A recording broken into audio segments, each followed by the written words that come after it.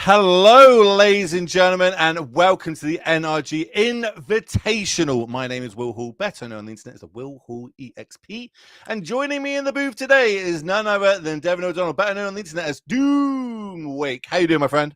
I am doing fantastic, Will. We have got 8 players to find. We got to find out a top 8. That's what I was trying to say. We got to figure out the 8 players who will be battling out for that $10,000 prize, and I'm very excited to get started today. Well, maybe people are just tuning in. Maybe they missed the action yesterday. Let's break it down a little bit more in the numbers. I love numbers. Over the course of the year, we've had 1,250 plus players battling it out across the year trying to get to this event. Over 16 different events took place across 6 different states, and we are here this weekend with 24 players. That is it, ladies and gentlemen. It's a 24-player small tournament structure. 3 different formats they're going to be battling out on. But as you said, Doom, by the end of today, we're going to find out who's in that top 8, and more importantly, who is number 1, who is going to be the NRG champion. And it wouldn't be NRG without a bunch of prizes, over $35,000 on the line. Let's see how that breaks down. Talk me through it, Doom. Yeah, so we talked about first place is that $10,000 and a Pro Tour Chicago invite. That's the first Pro Tour of 2025. Second place, $5,000. Top 4, $2,500. Top 8, $1,000. And even if you only get 9 through 24th, you still get $400 plus $50 a win, even if you don't make the top 8. So tons and tons of cash prizes, along with that NRG Champs trophy as well. Exactly. This is just worth the grind, right? Worth going all yeah. year, putting in the work, putting in the effort to not only just get here, because you get a bunch of swag as well, but to get $10,000 and a Pro Tour invite. That is a good Christmas present, Doom. Oh yeah, absolutely. And these players also, get a jacket for entering the event, nice little jacket with their name on it, NRG Champs jacket. And yeah. So, we talked about the prize pool. We are going to be starting off today with standard, and we actually have a small metagame breakdown that we can show you here. If we can switch over to that slide. So metagame breakdown, we have 8 of our 24 players are playing Dimir midrange, 4 Golgari, 4 mono white caretaker, 2 Gruul, 2 Floodcaller, 2 Domain, 1 mono red, and Will, last but not least, somebody who may be in our feature match area this round, that 1 Simic Merfolk player, Nikachu flying the flag for our Merfolk brethren. Yeah, it's really interesting. We're going to talk about this a lot throughout today, as you did yesterday, about, coming into such a small field. What you potentially could be going against. Someone's playing Merfolk in this tournament this weekend, and how you want to, attack that, especially if you're in a team and that number's a bit narrows down. But as you mentioned, we have got some players sat down in the feature match ready to go. And we're starting off with elimination magic for everybody out there. If you just tune in, it's a little bit different how we're doing it today. Basically, the players want to get 8 wins. You get 8 wins, you're going to lock yourself in that top 8.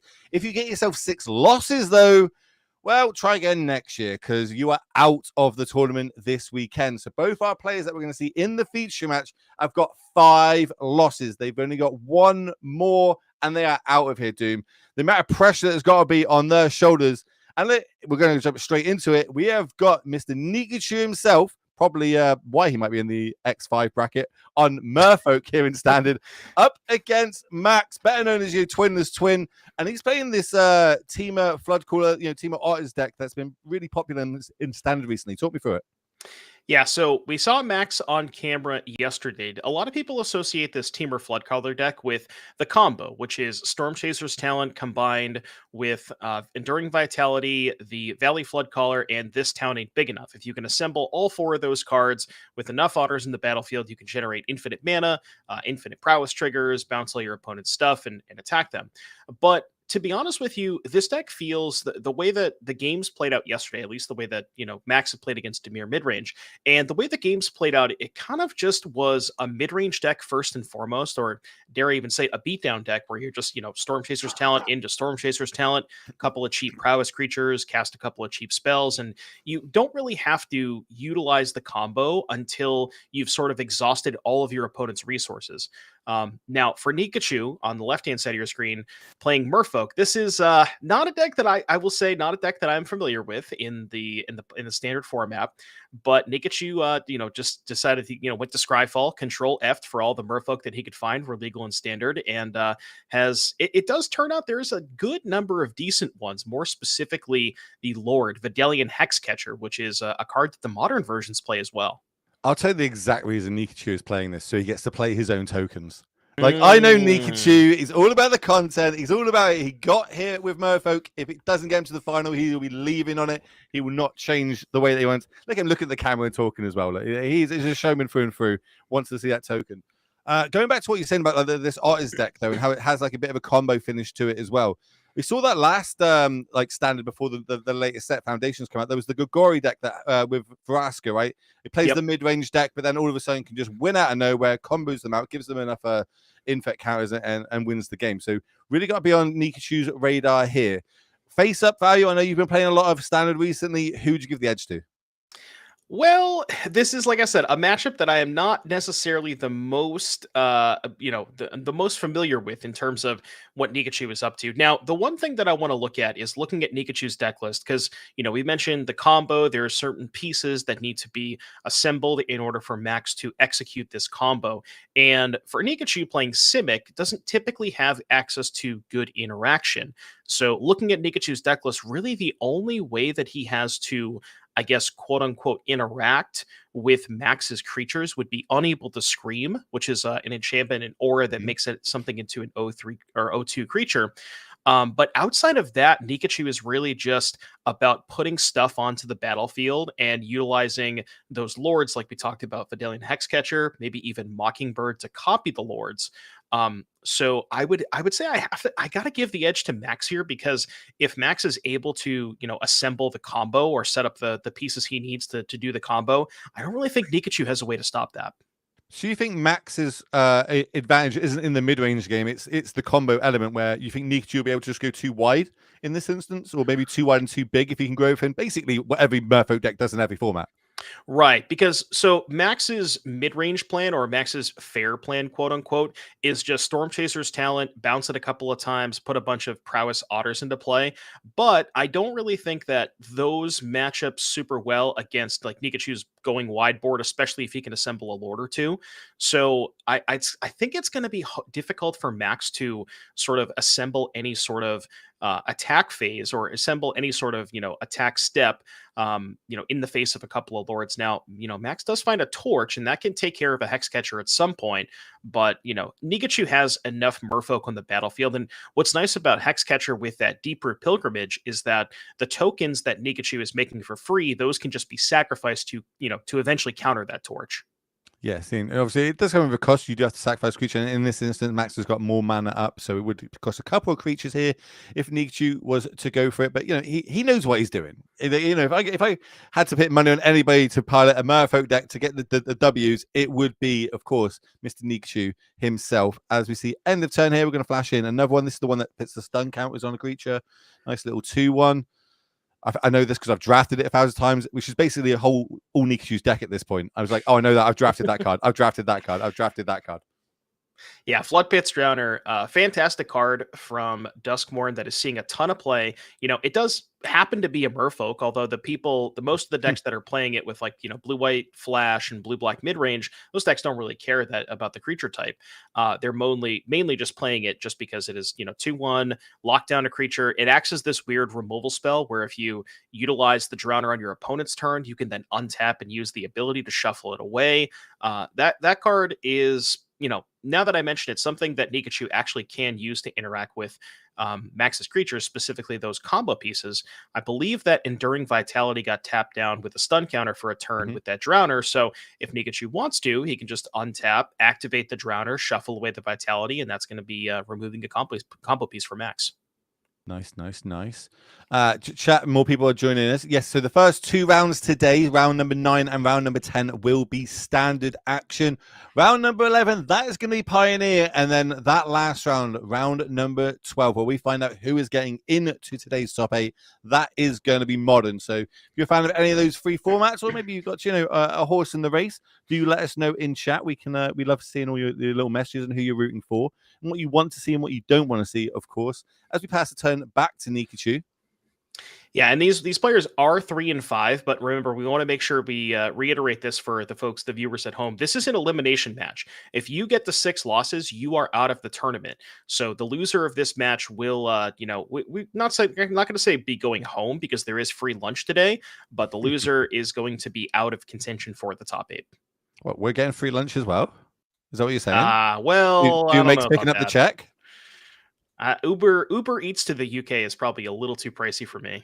We don't even have Uber Eats, especially not where I live in the UK anyway. You can get the violins out now, chat. It's fine. It's a hard life we've got to live here. Nietzsche in the tank, kind of saying what he wants to do. Max is holding up that passage over there. Nietzsche knows about the removal spell, and Max does have one basic mountain in the list that could go get fetched up. It will be the 4th land, so will come and play untapped. It's a kill spell at the ready. Nietzsche is wondering, how does he navigate around this? He does have 1 Lord in hand already, but decided not to deploy it because obviously it can just get shut down. But then maybe this is the point you want to deploy it, while Max is trying to tap down low on lands. Yeah, well, I was going to say the awkward part is Max could respond to the Lord and then cast the torch, but you're kind of okay with that if you're Nikachu, because you'd much rather have one of your random other creatures, one of those Mistway spies, getting hit by the torch rather than the Lord. So yeah, so that's exactly what's going to happen. Nikachu is going to shuffle away that vitality, and I mean, one thing we didn't talk about was these Mistway spies, which is, for all intents and purposes, effectively just a 1-mana 1/1 flyer that has Merfolk. The ability on it's not going to be relevant here. But what's important is that they are flyers that have the Merfolk creature type, and with those lords, that could represent a reasonable clock here for Nikachu. Well, at the minute, we're just chipping away, just adding more 1/1s to the battlefield. At some point, we're able to get multiple lords down. These 1/1s turn to 2/2s, into 3/3s. They turn them all sideways. We've seen what happens with Master of Waves. It is Master Waves, isn't it? It used to say a little bit of play in Standard and Modern back in the day. That card should have been in Foundations for Nikachu. That should have been a plant. Look, we'll have to pass it up the chain to Wizards. Like, come on, all the Merfolk players out there, they need a little bit of help here. Well, I mean, they gave him Flood Pits Drowner. How much more can he ask for? Yeah, sure. that all-star. All right. Going to combat. We're turning everything sideways.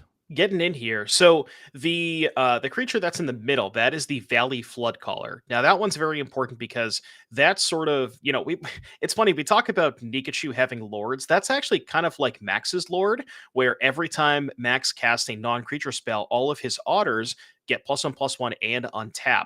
So if Nikachu makes some kind of crazy block here, Max can say, okay, well, play a spell, kill one of your creatures, pump my creatures, kill one of yours, pump my team, and that this block could potentially get out of hand. The math is going to get really weird if Nikachu decides to deploy that Lord as well. So this turn could get a little strange here. Tell me what's like the strength of the Team Exotic deck? Why would you bring that this weekend to this tournament with only 24 players in it? I think the deck just has a lot of resiliency, right? It has a lot of ways to amass card advantage, specifically with Storm Chaser's talent plus this town ain't big enough. That lineup is pretty good against Dimir because you can just keep them off tempo a little bit by bouncing their stuff while also picking up your talent, making sure you keep putting creatures in the battlefield, and it gets to a point where they have to respect your quote unquote mid-range plan. But then if they use too many removal spells to keep pace with your mid-range plan, then eventually you can just get to a spot where you can combo them out. Does it line up well in the meta, or is this just like, I feel like knowing Max and his style of play, loves blue cards, loves red cards, loves Phoenixes and Murktide, etc. This is the closest thing that he could find in Standard. It's going to give him the most choices of filtering through his deck, as long as it's got that extra little combo piece. He is called Twinless Twin after all. Yeah, big combat step here. So Max is currently Nikachu blocked with 4 Merfolk. Max has currently cast 2 spells, so that this town ain't big enough, plus the Storm Chaser's talent. So by my math, I believe the Flood Caller is currently a 4/4. Correct. And we know about the Torch the Tower in hand. So Max could maybe torch the other Mistway Spy to make it a 5/5. It looks like maybe he's content with just letting this trade happen. We'll see exactly what I'm Max wants to do, though. You gotta think, remember, Nikachu has got a instant speed Lord that he can deploy this turn if needs be. Mhm. So if Max was to fire off, the only he's got no extra red mana at the minute. He can only have access to the one, and I think this is where we're going to see it. So here comes the remind me the name of it. Vidalian Hexcatcher. That's it. Hexcatcher comes in. Oh, so Ooh, why Nikachu's this on the actually gonna stack? yeah, we're actually gonna fight over the Storm Chaser's talent, which is interesting. So remember, those creatures are now 2/2s because they do get pumped by the lords. So Max can say pay 1 for this, then maybe Nikachu sacrifices the other Mistway Spy. Max pays another 1, but then Nikachu has 3 2/2s lined up against the 4/4 Flood Caller. So that would still end up, trading it in combat. If Max decides to say not pay for the talent and then torch the Lord, Nikachu sacks the Mistway Spy, Max pays. This is going to be interesting to see how this combat plays out, because Nikachu can protect that Hexcatcher from the torch if by sacrificing 2 things. But then Um, that's not enough to be able to kill the otter, because the otter will be a 5. Will be 5, right? At the minute it's 4. This makes it 5. oh right, because he would have to sacrifice the spy and Yeah, one of the tokens. which is Yep, so that's going what to he's happen. doing. So So you torch is presumably going after the Hexcatcher.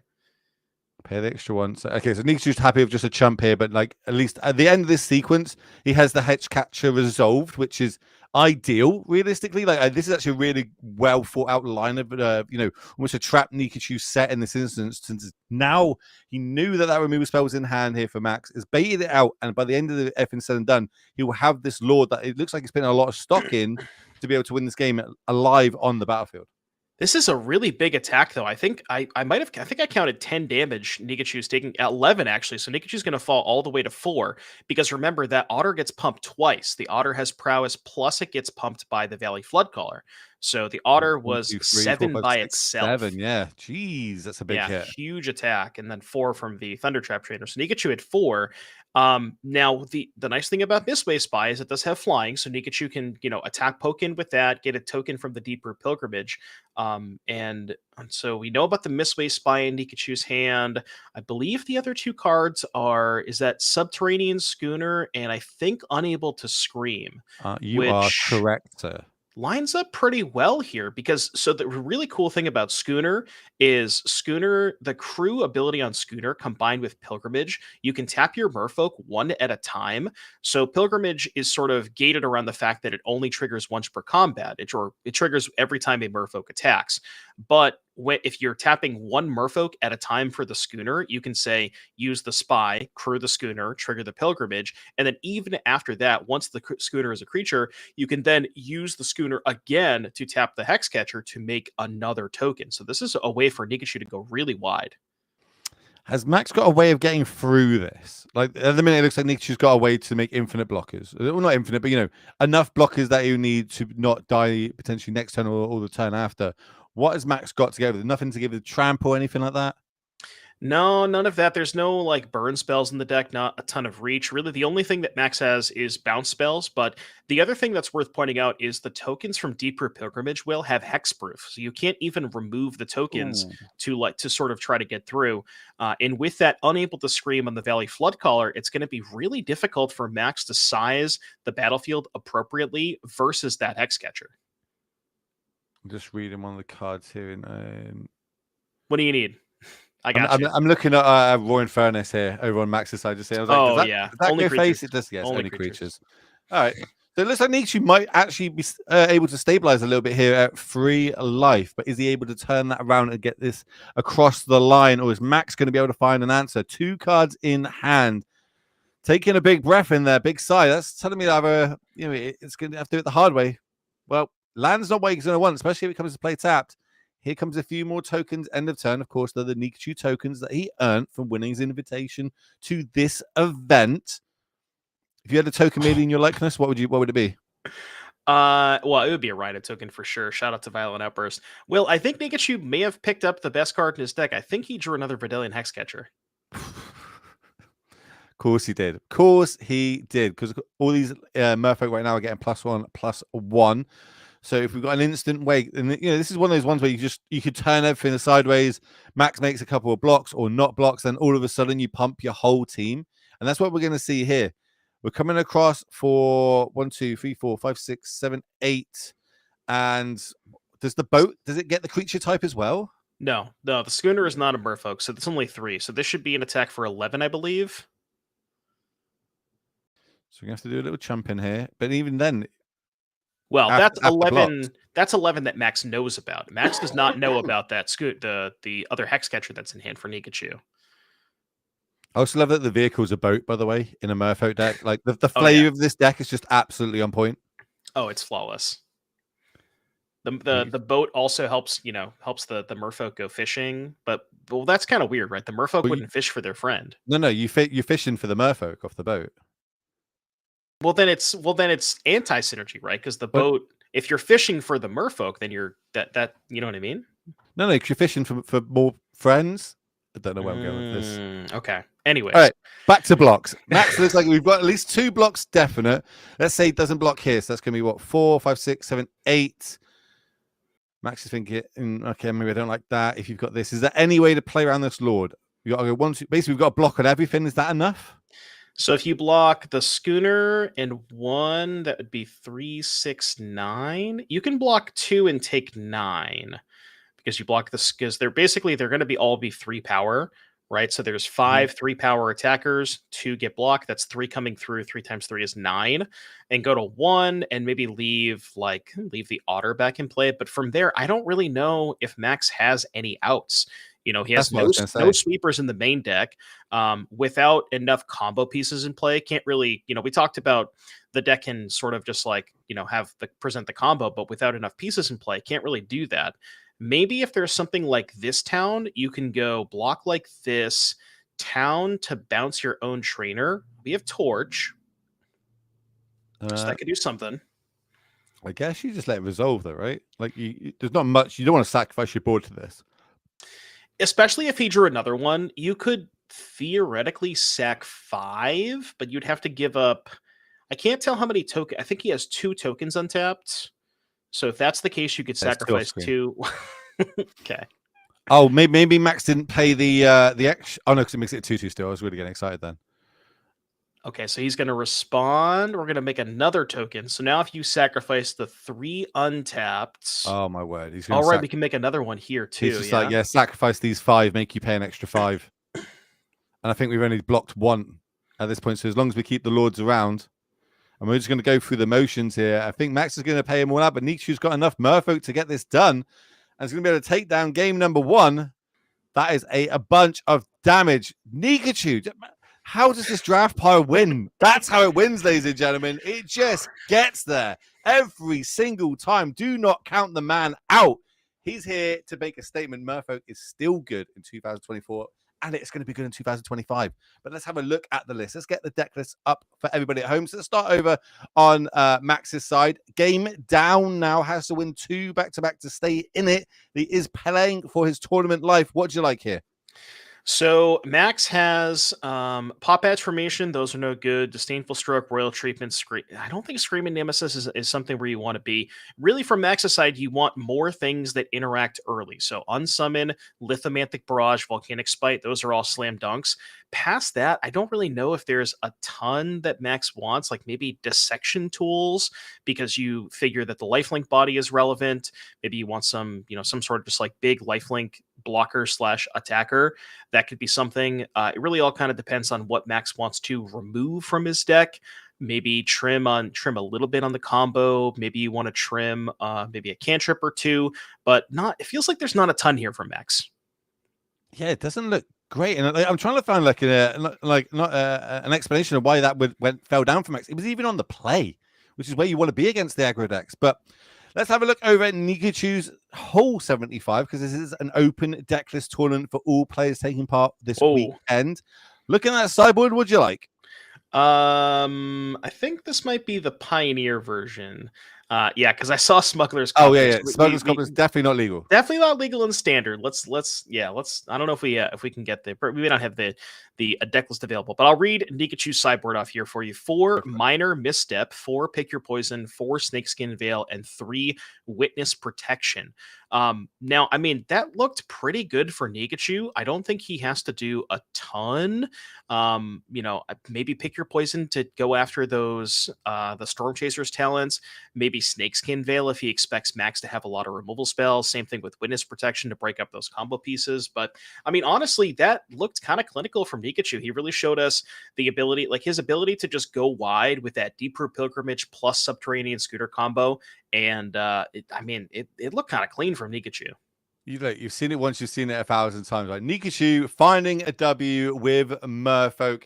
He just gets it done every single time. And I want to talk about it being an open decklist tournament and sideboarding, because it's really interesting to me, this dynamic of, it's almost like a mind game. You're playing your opponent 2.0 at this point. They know what I've got. I know what they've got. I think they're going to bring them in. So I'm going to bring in X. You're going to bring in Z to counter that. Do I not bring in X? So your Zs are not usable. How do you go into a tournament of 24 players, knowing open deck list on what sideboard cards to have in your deck, and 2 to, how do I win this mind game? Well, open decklist is also kind of interesting because you can sort of like mind games your opponents and maybe like sneak a 1 or a 2 of in there that maybe they're like, well, I don't want to play around this card because there's only 1 copy, but then the situations where you have it, it's kind of backbreaking. Like, I'm trying to think of an example where maybe you have a Rest in Peace in your sideboard against your graveyard hate opponent or against your graveyard opponent, and they have very specific cards that they have that interact with Rest in Peace where they don't necessarily want to bring them in because you don't have a lot of other targets, but if you draw the Rest in Peace, then they're kind of KO'd. So there's some little mind game things like that.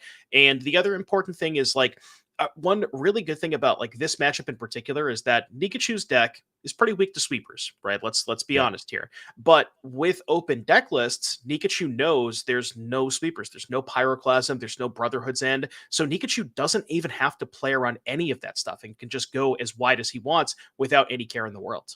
That's huge. As an aggro play, knowing that there's no sweepers coming, that you just deploy your whole hand on the battlefield, it's absolutely insane as an aggro player. And Nikachu's going to be extremely happy that he doesn't have to, play around them. I always go back to the open deck list sideboard, and I think some decks benefit more than others in open deck list. Is that a reason potentially why you'd bring Otters?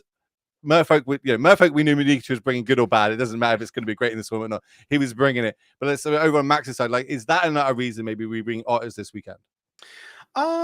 Potentially. I think one thing that's, a little bit important about this deck is the presence of Anoint with Affliction, because the not the Valley Flood color, the Enduring Vitality is the combo piece that has sort of built-in protection against removal spells. When it dies, you get it back. But the thing about that is the mid-range decks have at least a lot of them have started adopting more Anoint with Afflictions. So knowing exactly how many Anoints your opponent has, you can be a little bit more maybe liberal by, with casting those vitalities early on, to knowing that your opponent has less copies of Anoint. You're not worried about that thing getting exiled. So that could certainly be that could certainly be a part of it. Well, for everybody at home that maybe you're watching this, maybe you want to take part in this, you want to be here, you want to be at the invitation, you want to be battling out for your share of $35,000 with a PT invite. Well, we've got some future events coming up next year, so you need to get them on your diary now, nice and early. Doom, talk me through this. So the February 1st and the 2nd, we're going to be in Chicagoland for a 10K showdown and a 10K team trial. A lot of team events here. May 10th and the 11th in Chicagoland as well. $10,000 showdown, 5K trial. March 15th and the 16th in Madison, 10K showdown and a 5K trial. And last but not least, June 28th and the 29th in Indy. That's a 10K showdown and a 10K team showdown. I gotta say, Will, NRG bringing back the team events, you love to see it. I was about to say, that's the one that we're going to, right? Me, you, and Mason, but we're going to head to that one. We're just going to turn up, give Norm a real big headache of being able to find himself a bunch of casters for the weekend, because we're all going to be down there. I have an idea. What if we played Merfolk in all 3 formats? I'm game if you are. And as you say that, it looks like Nikachu's joining his opening 7, which of course is all Merfolk, but he needs a little bit of land to go along with it. So we'll be throwing it back, going to 6. Max looks like he's happy with that opener. This is round number 9 for anybody just tuning in of 12 Swiss that we have today. And we're doing things a little bit different. We are playing 3 different formats in these last 4 rounds. We've got standard round number 9, standard round number 10, pioneer round number 11, and modern is round number 12. Where we're going to find out who is in that top 8. And then a little bit later on this afternoon, we pass it over to the next Casa team. They're going to be crowning us a champion and awarding not only their share of a big bunch of money, but more importantly, that Pro Tour invite to Chicago next year. That is huge. The hometown Pro Tour. Maybe not for Will, it isn't, but for the NRG series. The NRG series, yeah. I've never been to Chicago. I would really like to go to Chicago. I just hear it's going to be really cold this time of year, so I was like, nah, I'm not going to go that way. Yeah, Chicago is a little tough this time of the year. I'm sure Norm, our broadcast partner, knows a lot about that. As we see Storm Chasers talent on turn 1, that's kind of exactly where you want to be here for Max. Just get the pressure on the battlefield early, and especially combined with as we talked about, this town ain't big enough to reset these Storm Chasers talent. Can give you a lot of bodies and allow Max to. I think Max's plan here is you kind of need to try and race, where maybe it's a race to try to set up the combo as fast as possible, because as we talked about, the beatdown plan, not so great here, because Nikachu can go so wide. Well, Max also putting emphasis on, I need to keep the Merfolk deck down. If you got these creature decks, it's like it's the same in standard, pioneer, or modern. If you can keep the Merfolk count down, Merfolk cannot go big, cannot go wide. They need to really start, slowing it down a little bit, killing off just even the early 1-drops like this, as Max is doing, applying a little bit of pressure, making sure Nikachu has to set up. Remember, is on a mold of 6, so is down on cards as well. Yeah, Nikachu looks like we're being told from our table spotter that it appears that Nikachu sideboarded out 2 lands. That's what we're being told. I don't know if I necessarily stand by that decision, but he is who he is. That is so. My favorite player of all time, Mr. Tom Ross. Mm-hmm. He was very known for boarding out a land when he was on the draw. Okay, boarding out 2 lands. 2 is a bit much. It's a little excessive, and I'd love to hear from Nikachu why he did that. But there's always a method to his madness, right? That's the enchantment again, right? So now we're just basically need 1 Merfolk, and we can start pumping out loads of little 1/1 hex proofers. It's possible that Nikachu feels like he just needs a higher density of spells in this matchup. As we saw game 1, things worked out pretty well for him, but that's when things were firing at all cylinders, right? When he was drawing, drew multiple lords, had the schooner plus deeper pilgrimage, and maybe like you said, on the draw. I wonder if he also cuts a land on the play then. 1 on the play, 2 on the draw. What's the point in playing the land? Full stop. If you are, it's craziness. It's madness. We'll have to speak to him about it. I'm sure he'll end up making a video on all this as well.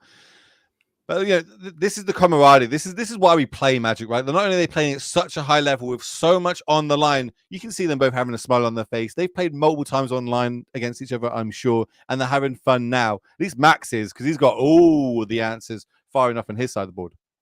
Yeah, that's a paw patch formation coming in out of the sideboard here for Max to take care of that deeper pilgrimage. That does make a lot of sense.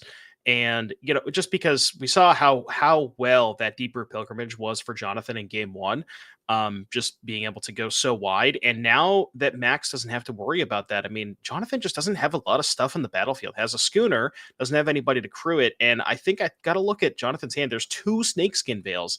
A good card when you're protecting against kill spells, but not when the board is clear. No, not all. Everything seems to be going well for Max here.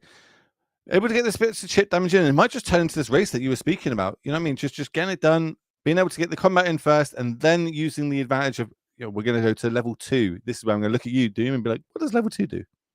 So level 2 on Storm Chasers talent for 3 and a blue. When it becomes level 2, you can return an instant or sorcery card from your graveyard to your hand.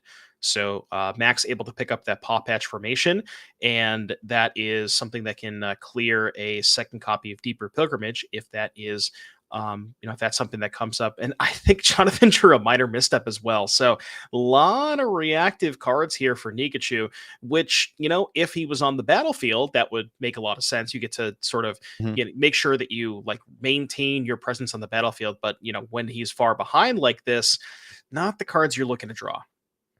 Well, Murfolk's just a tempo deck at the end of the day, right? Like it tries to get a big board on the battlefield nice and early, and then after that, it kind of holds it up with protection. No matter what format it is, if that could be in Legacy with Force of Will, it could be Force of Negation in Modern, going all the way down to here in Standard, having to play some subpar counterspell, should I say? But maybe that's what we deserve here in Standard, makes it a little bit more open. Max, in the tank, trying to decide how does he want to deploy things. Knows that Nikachu's got to have something. He's not deploying any threats. Yeah, 4 cards in hand. What could they, little this is like the classic when collected company players pass the 4 mana, it's pretty obvious. But Max knows something's up. We're tapping 6 mana. Oh, I love it. We're going level 3, Will. Love it. All right. Well, going back to you again, talk to me about level 3. Well, if we can get it up on screen for the people at home that may not know this, level 3 is 6 mana. And whenever you cast an instant or sorcery spell, you make a 1/1 otter with prowess. So this is a way and Max has a ton of cheap instants and sorceries that he can cast here. So especially in combination with the vitality to give you access to more mana, this is going to make a ton of otters here for Max. I don't like to call games early, but that seems like just in itself a game-winning play. As long as Max has got a good, handful of spells, which I imagine he does. His whole deck is full of, I think, 19 in the main. So if we could start just firing them off, doing whatever their ability is, as well as gaining extra otters, maybe we're going to see Max be able to go wide in this time around and take this game and to get us to a game number 3. Yeah, Nikachu finds a cryptic coat, which is good, but I don't really know if that's going to be able to keep up with, Max making an otter every time he casts an instant or sorcery spell. And yeah, this is sort of, I guess this is Max's version of Deep Root Pilgrimage, right? But it's, Max had to invest 11 mana and Nikachu only has to pay 2 for his. So scoreboard, I guess. But yeah, this is going to be really tough for Jonathan to come out of this. Max is a very methodical player. Yes, it looks like he's pretty far ahead at the minute. Loads more lands, loads more spells, got a lot of advantage going on. Doesn't want to give Nikachu a chance to get out from underneath this. Needs to get this nail in the head. So remember, both these players are 3 wins, 5 losses. And the name of the game this weekend, ladies and gentlemen, is you need to get that 8th win. If you get 8 wins, you are locked into the top 8. But if you get that 6th loss, that's you. You are out of this tournament. You have to try again next year. Here comes a little bit of combat. Looks like we're going to animate the big boat, go into blocks. Yeah, so I think what happened is Max attacked with the vitality, and Nikachu crewed the boat, and then decided to block the vitality. And then in response, Max played the Valley Floodcaller, which gives the Roaring Furnace the ability to be cast at instant speed, and then is going to cast that to presumably deal 2 to the Schooner, which will have it trade for the Vitality. The Vitality would come back. But importantly, that's an enchantment. That's not an instant or sorcery. So that's not going to give Max an otter here. So not able to deploy more stuff onto the battlefield just yet. But presumably, I mean, and even here, Nikachu doesn't have a ton of pressure on Max, and Max has the ability to just flip those furnaces at some point, right? Has plenty of mana to do so, and presumably that extra card every turn for Max will give him those instants and sorceries he needs to, get the talent going. He's really just setting up at this point, right? Like he's really getting every single card is going to add extra advantage to it, to the point where we're now getting more otters. If we start flipping the saunas, we start drawing extra cards, and just from that, I just can't see a way Nikachu being able to fight back to turn this into a W. But if anyone can do it, it is going to be the Merfolk Master himself on the left of our screen here. Does need some lands though. Maybe sideboarding those 2 out were not the best game plan. Well, I mean, he needs lands, but he also just needs creatures. His hand is so reactive right now. It's 2 Snakeskin Veils, a Minor Misstep, and a second copy of Boat, where obviously has 2 caverns, so can't really cast the Unable to Scream and the Boat. You can't cavern on Boat to cast vehicles, unfortunately. So Nikachu unable to do that. But what do you reckon? Go ahead. What do you reckon Kevin's name in? Wizard, maybe? To be fair, I wouldn't be half surprised if that's something that Nikachu actually did. But we're going to destroy the Scream end of turn, so it gives us back our Otter Lord, which is not good news for Nikachu, especially with just the 2 colorless up from those Cavern of Souls. Yeah, and one thing that's worth pointing out is Nikachu drew 4 sideboard cards this game, and the sideboard cards do not look very good against Max's, non-combo game plan. So I almost wonder if maybe Nikachu is going to reconsider boarding in this much interaction, like having access to Snakeskin Veil and Minor Misstep. Maybe that's a little too reactive. Maybe maybe Nikachu is going to change it up a little bit on the play, and it could just be a play draw thing where he wants more interaction on the draw and then more, I just want to beat you down on the play. So it'll be interesting to see if he goes back to the well for game number 3, presumably, because we're probably heading there. Yeah, like I think I fully agree with you, and I think this is something that, that can happen, and it's good that everyone can see it. Sometimes you over sideboard a few things. If I bring these 5 in, you take these 5 cards out, you've diluted your actual main game plan by 5. But in fairness, Max has had a lot of the answers that he needs in this game. Like, so after sideboard, it looks like the advantage has gone to Max. Not only has he got kill spells, he's got the ways of getting the enchantments off now. He's got an ability to build his huge board, as we're seeing right now. And Nikachu's just sitting there, kind of smile on his face, like, well, the inevitable is going to happen. We're going to be going to a game 3 momentarily. It was just a land underneath it. And now, is this lethal now?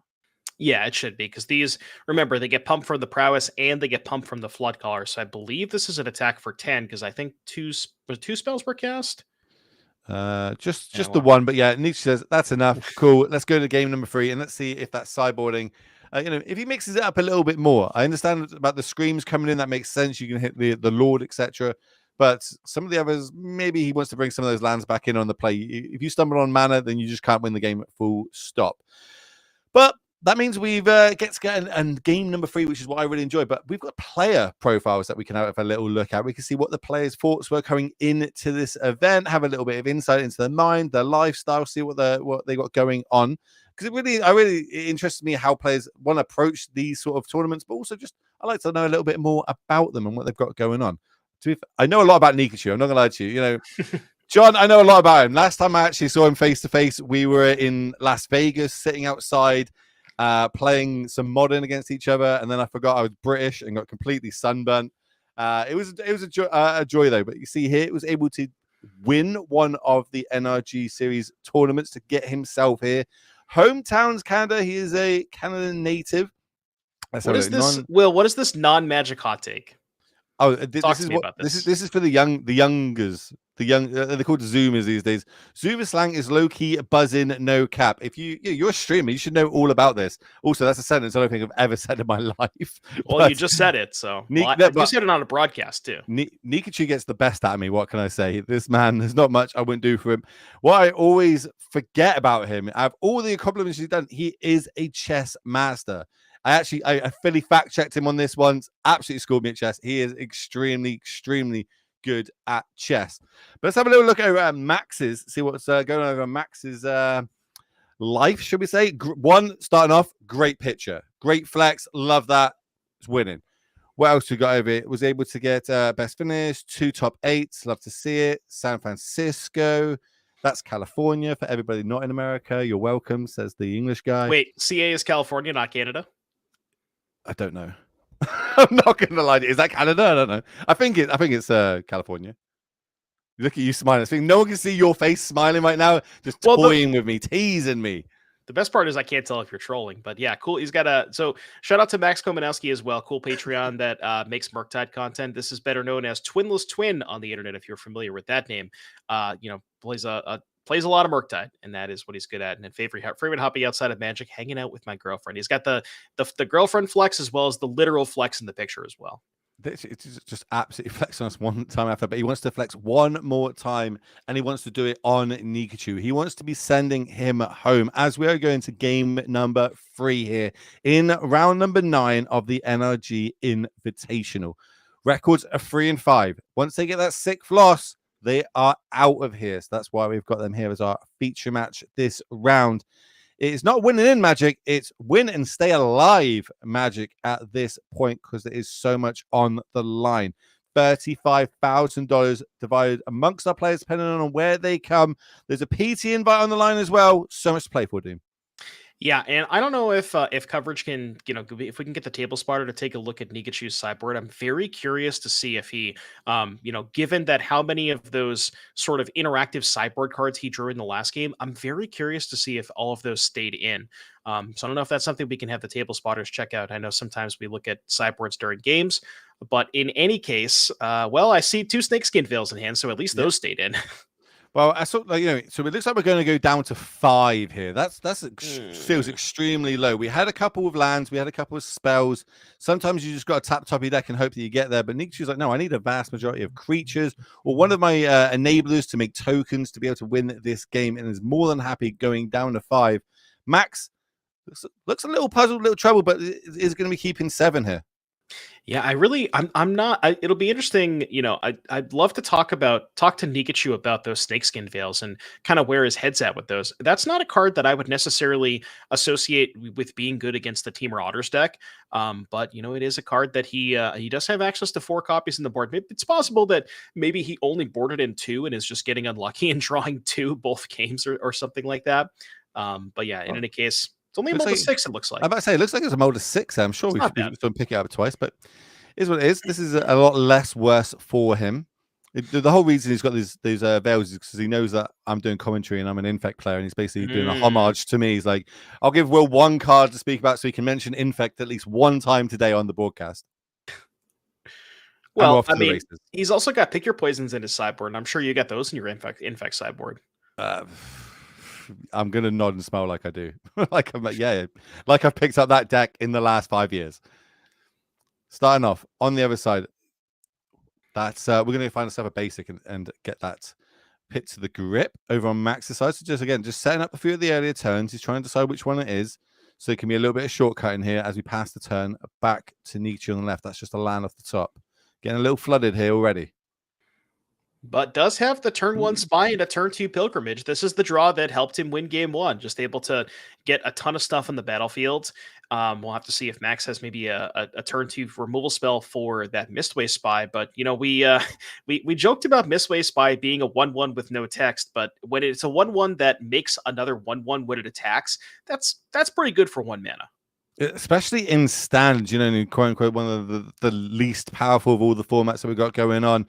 This is extremely powerful, but Max has the ants there, gets it off the battlefield. Nikachu has a little, puff of air blown out, and now draws the land, the lord that he was after to really advance this board. And would you fire off here just to get there's an extra 2 points of damage you could have got in? No, so I think what Nikachu is choosing to do is potentially hold up, we're going for Cryptic Code instead. I actually thought that wasn't unable to scream, so I misread that. So this makes a lot of sense as to why you wouldn't want to cast the Lord, because you'd much rather develop the Cryptic Code. I was thinking that maybe he would want to get Max into a spot where he taps too much mana for a spell, and Nikachu can surprise the Lord into play and maybe sack a Merfolk to counter a spell. But this Cryptic Code is a pretty good one here for Nikachu. That is a way to provide some pressure even without the Lord. It's a 3/2 unblockable. And then he can, if he starts flooding out, that's the flood insurance. If you draw too many lands, you can use the code to bounce it, reset it, create some more bodies, and that's a way for Nikachu to make sure the threats keep flowing. Did we miss off this trainer? I think we had a little miss there off the Thunder Trap trainer. Get 4 cards. We get to pit. Look at the top 4 cards of your library. Reveal a non-creature, non-land card from among them. Put it into your hand. Put the rest at the bottom in in a random order. So yeah, it looks like we've got a little miss. I think that was just lands and creatures there. Nikachu would take that. You take all them every single day, especially in this sort of tournament, which is so high level.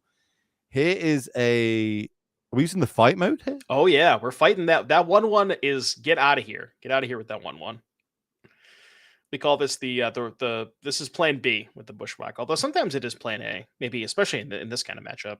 Remember, the Merfolk is just a little 1/1. The trainer is a 1/2. So if Nikachu was to turn it sideways, Max has got to smell that potentially there's a Lord coming down. Ooh, yeah. Does Max block him? Oh, love it. I was about to say, let's go. Love it.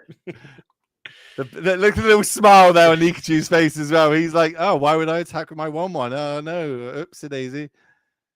See, this is on Arena. You would just do the oopsie mode. Yeah. Try and really There's bait it out. there's no IRL oops though. Still, I think the best one to this day is LSV with the pen flick of that token. Oh, the He's just like, settle? yeah, oh my Nothing will beat goodness. that. One of the best plays in Magic history. If you haven't seen it, ladies and gentlemen, make sure you go check that out on the YouTubes. But Max he's smart this game. He's played it a few times, like no blocks, I'll take it. It's just 1 point of damage. Going to drop down to 13. Nikju is going to kind of rebuild a little bit. Cenote Scout. So I don't know if we can get Mistwave Spy up on the screen, because I know it has a kicker ability. I've never ever seen it cast with the kicker ability, and I honestly kind of forget what the kicker does. I know it's just a 1/1 flyer for one. But if we can get that up on the screen for the folks at home. Is it like +2 counters or something All like right, that? here it is. So, oh, it's disguise. So when it's turned face up until end of turn, when creature you control deals commenters investigate. Okay, I thought it was kicker, not disguise. My bad. Okay. No, well, you were right the first time. It is just a 1-mana 1/1 flying Murph. Yeah. Okay. It's a 1-mana 1/1. Nikju plays his land, 1 card in hand. We know that that's a Lord. Max on the other side, trainer, free land, has land drop available to him if he wants to do it. I advise that he would. There it goes. There's the islands that we've known about since turn 1. Good basic as well. Nice basic of choice there. What are your basic choice at the minute? Are those Foreign Tempest? Is that what those are? I believe it looks like it's definitely Tempest. Yeah. Yeah. Foreign Tempest, you're right. I like the was it whatever the most recent unset, the space one. Oh, okay, yeah. They are. Nice. I like those basics a lot. I'm on the Pixel Secret Lair ones currently. Oh, come on, Will. Oh, dude, come on, they're great. You're not a fan of the 8-bit? It's hard for me to get. It's hard for me to get behind those ones. I respect your decision, but personally, not for me. So Nikju now going to turn just the 2 sideways this time, because Max has passed us home with 4 mana open. What could he be representing here? So Max could have this town ain't big enough, and maybe he's trying to set up a spot where he goes, block with a Thunder Trap trainer, this town to say maybe bounce like the Cryptic Code and the trainer, or maybe bounce the Manifest token and pay the 2 to, because I believe the Cryptic Code token, I believe, is the pay 2, but decides to no blocks. And Nikachu is, we're just gonna hold up the spy. I wonder what's in Max's hand then with the no blocks there. Here's the order. Well, that makes sense. Now, how can we turn this around? Nikju, remember, down on cards is on the play, though, going into game 3, and both players fighting for their life in this tournament. Yeah, and what's interesting is we haven't really seen the combo come to fruition, like the actual full setup, the full combo setup, and I wonder if that is potentially on the cards here. I can't quite get a good look at what Max is working with, but with that, Valley Floodcaller already in play, if he has something like Enduring Vitality, can maybe try to pop off a little bit here, and he knows that Nikachu doesn't have a ton of instant speed interaction. I think I can see at least a Roaring Furnace and 1 land out of the 4 cards in hand. Might even be double land at this point. So definitely down on options, what we can be using. I think Gamayar Coast is the card I see. Then that's the one that we're going to play. What else have we got here for Max? 5 lands. Needs to kind of stem this pressure that Nikachu is applying. And by that, of course, I mean, get in there for some damage. Can't win the game if your opponent's life total does not go down to 0. Yeah, and the nice thing about the Valley Floodcaller is it gives all of your non-creature spells flash. So, stuff that you would normally not be able to cast in combat, like this Roaring Furnace, Max can still fire that off because of the Floodcaller. That's such a cool little interaction. So we're going to go after the 2/2. Nikju deciding I'm guessing it's resolved at this point because it's on the battlefield with a counter, so we can't try and counter that right now. Well, what's funny about this is Max only has 2 cards in hand, and Nikachu has that Lord, and the Scout's a 2/2, so he can play the Lord to make the Scout a 3/3, and it would only take 2 damage. I don't hate it. If anything, I like it. Because Max is going to have to use some resources if he wants to stop the Lord. If he does it, he goes down to 1 card in hand, which isn't going to be enough to kill the 2/2. And I think what Nikachu is thinking about now is if Max has another kill spell, that could work out pretty bad, because then if you kill the Hexcatcher, that would remove the boost on the Cenote Scout, and it would die to state-based effects. So this line does kind of get broken up if Max does have a second kill spell, but I don't believe that he does in hand. But then can Nikachu really play around that? Is it a game-winning line to play around? So he's going to play into it. And Max doesn't look too happy to see that now on the stack. It's going to go back into the tank. What are these last 2 cards? So the artists have got +1/+1 and have untapped, but we are in the middle of combat.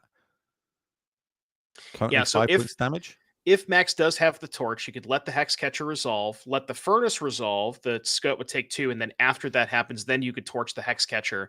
But then I guess if you torch the Hex Catcher, Nikachu could he could only sack the Spy and the Token. Max would have 2 mana left over. So I think it still would work.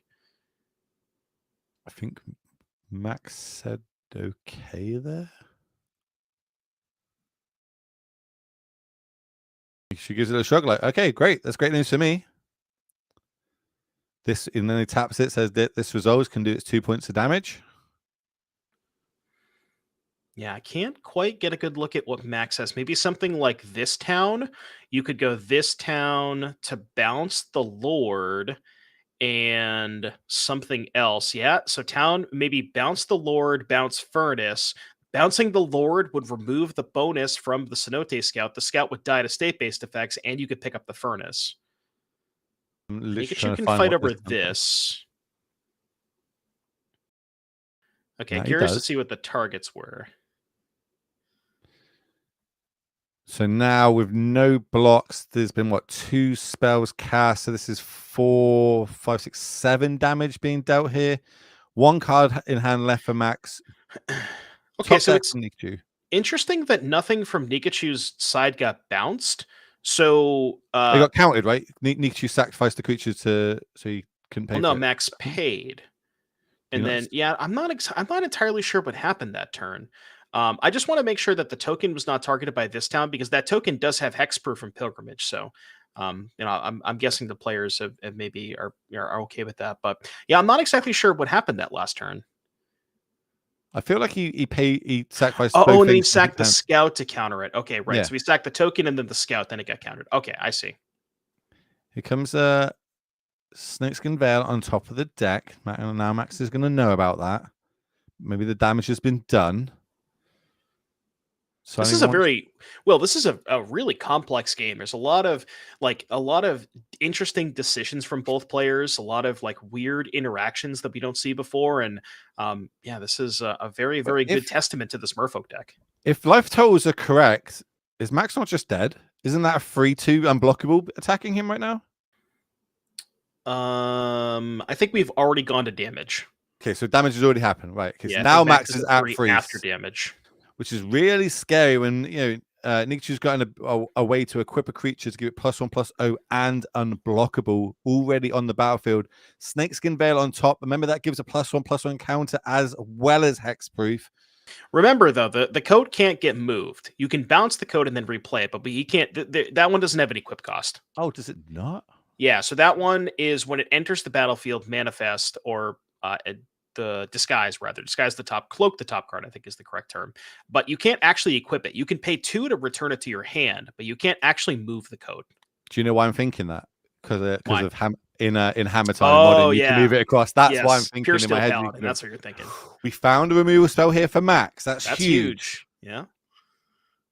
That's going to buy him a turn of reprieve, but even then, this is going to get really tricky because you have to spend the cloak on Cryptic Code has Ward 2, so you have to spend all of your mana. Oh, no, it's not good enough because you tap 1 mana to torch the cloak, you pay the 2 for the ward. Nikachu can just sack the Spy to counter it, and that's 3 damage still coming across, unless Mac has an untapped land.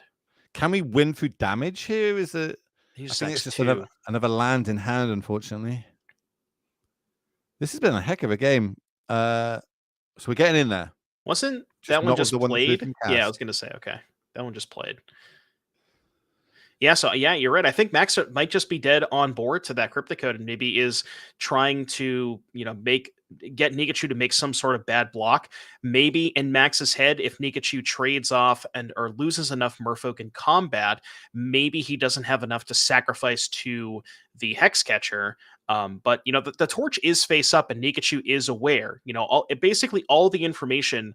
Well, not all, because Max does have one unknown card, but everything but that one unknown card is known information. So Nikachu can do his best to see if he can play around. Check this. Taps it. Says ward. Max says sure. I'll pay the 2. And now you can even just sack the scout that blocked, because it's going to die anyways. Sacrifice this. Max says, yep, GG's. There's the handshake. We're going to see Nikachu survive, move to 4-5 record here. Max, unfortunately, that is going to be his NRG Series Tournament Invitational gone. He's going to have to try and qualify for next year. I'm being told that that's the end of round number 9. We don't have a backup feature match for you all, so we get to have a nice little break while we set up the next round here in number 10. Any final thoughts about that game, Doom?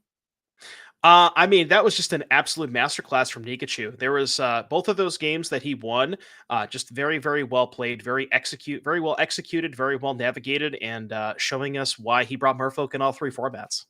Yeah, if you're a fan of the fish, I'm pretty sure we're going to see a bit more of it maybe this weekend, because he's playing it in all 3 formats. Standard, Pioneer, and Modern. That is going to be the next 3 rounds here on this channel, so you don't want to go anywhere, and we'll see you shortly.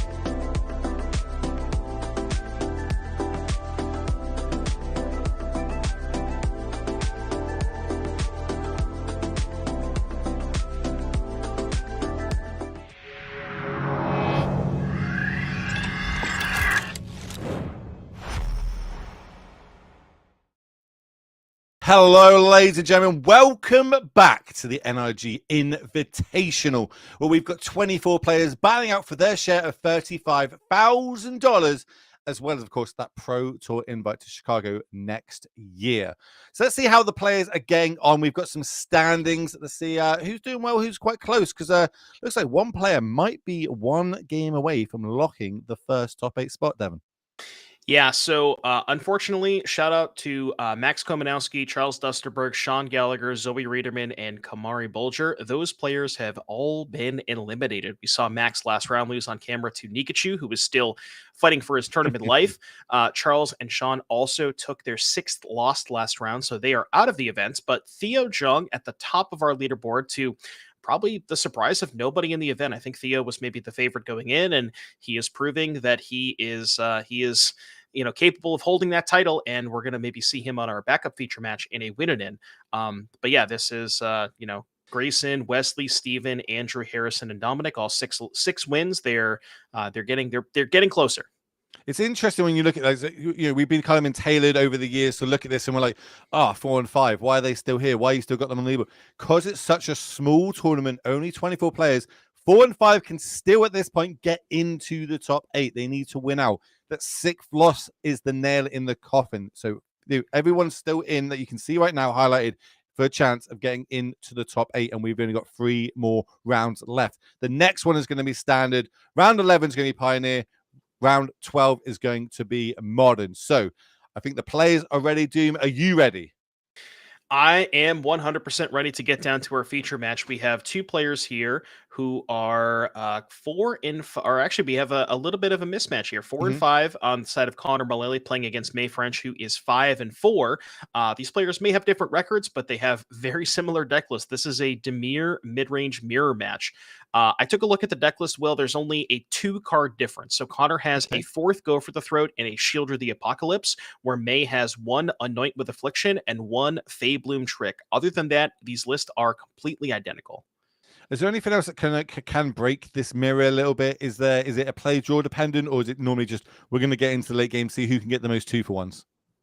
Play draw certainly has a part of it, especially when you factor in a card like Kite of Bane of Nightmares, which these players are sporting 4 copies of each. Ooh. And that card on the play when you have it, turn 3, attack with a creature, Kaido pickup. It is very difficult to beat that. But there's just going to be a lot of jockeying for position in this type of matchup where both players want to make sure they control the battlefield, and does not, basically neither player wants to get kitoed, so they're going to try everything they can to make sure that does not happen. So Connor with 2 mana up, representing maybe something like a Floodpit Strider to tap down the Mockingbird. And what's interesting for May, you'll notice that she played the Mockingbird on turn 1. Not the most, maybe not the most common play to see here, but that is because she was setting up for a potential Kaido. Yeah, so I think it was turn 2. I think she was holding up that cut down in case any shenanigans was happening. But as you said, both players now jockeying for position. Connor's just land, go, maybe 2 mana up. Maybe we've got something end of turn. I think we've got count. Well, it's not counter spell, but a way to counter in the grip. But we're happy just to untap. Connor playing for his life, as you said. 6 lost, it will be out.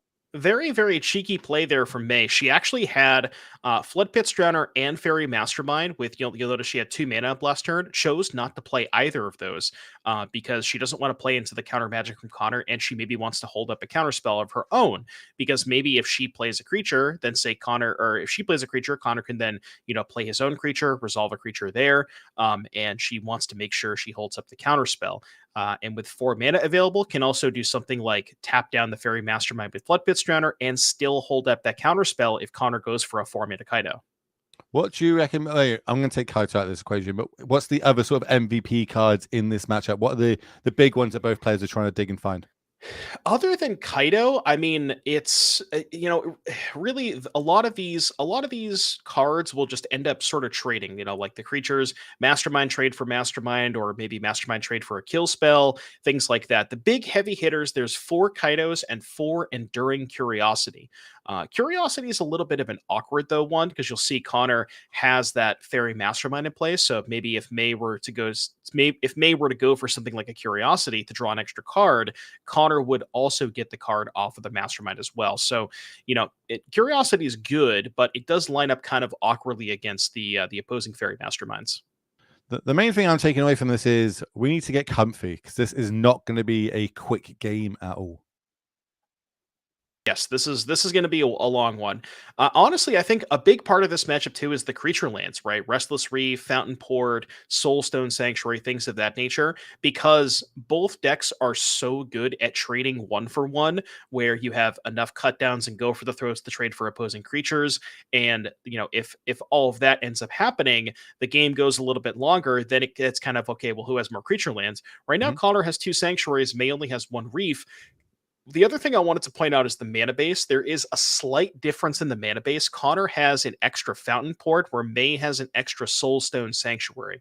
And I think I'd rather be the one who has the Fountain Port, because that one, being able to provide an endless stream of attackers, does seem like it definitely makes this matchup a little bit more difficult. End of turn here, we're going to see May flash in this Fairy Mastermind. We know how good this can be in this matchup. Going to get in there for 2 points of damage. Invitational card, of course. If you had an invitational card, what color would you want it to be? Invitational card, huh? You're putting me on the spot here. Maybe red? Red? I would associate red with you. I think I'd probably be greedy and try and go for like a 2 color. I don't know if that's a compliment or not. I can't tell. No, that's a compliment. Yeah, I feel like you're a very good, accomplished aggro play. You like turn things sideways. I think red's your color. Okay. Chat, tell me if I'm wrong. We do have a question here for chat. So it is a little bit awkward where players, yes, they do need to, players who get to 8 wins are automatically qualified for top 8. And if Connor wins the next 3 rounds, he will only be at 7 wins. But remember, we won't necessarily have 8 people that get to 8 wins. So after that, it comes down to tiebreakers. Or if the thing that is guaranteed is we've got a lot of magic until that point. We'll keep you updated every round with, of course, the standings and what's on the line for every player that's going to be in our feature match. This instance, though, Connor is playing for his life. If he loses this game, will be out of this tournament. May does have one loss to give to still be in the chance of fighting to get into the top 8. Only 24 players, so even with these records, everything is live. I think Connor's stepping away from the table a little bit. Going to ask a judge a question. Any idea what that question could be in this instance? Or let's just talk about May. Let's talk about May. Let's just go for it. Break this down for me. So May French is 11 main events played. Her best finish was first place. She did take down one of our events here. Number 1 top 8. Indianapolis is her hometown.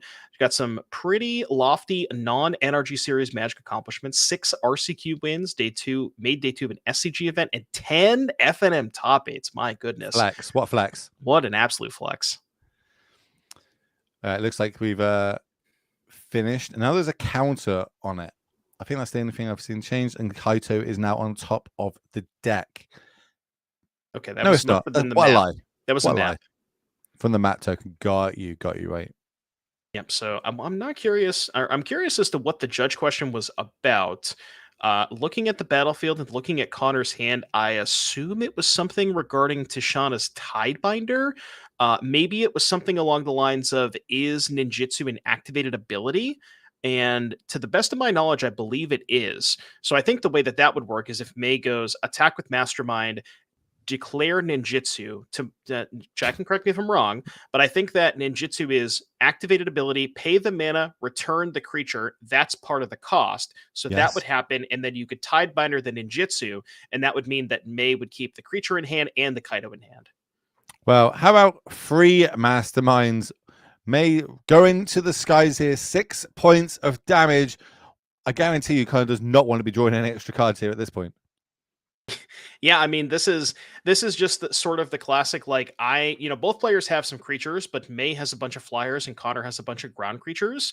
And this is just kind of turning into a pure good old fashioned race. Connor has 7 power in play. May's at 15. If Connor has an untapped land, can maybe go to fire up the other sanctuary. But then remember, May has that Restless Reef, which can take care of, can profitably block the Tidebinder and the Soulstone Sanctuary. Ooh, Like we Connor got picked up a kite. Kaido. Yeah. Also, Mockingbird in hand as well. If we do want to try and get ourselves a flying blocker.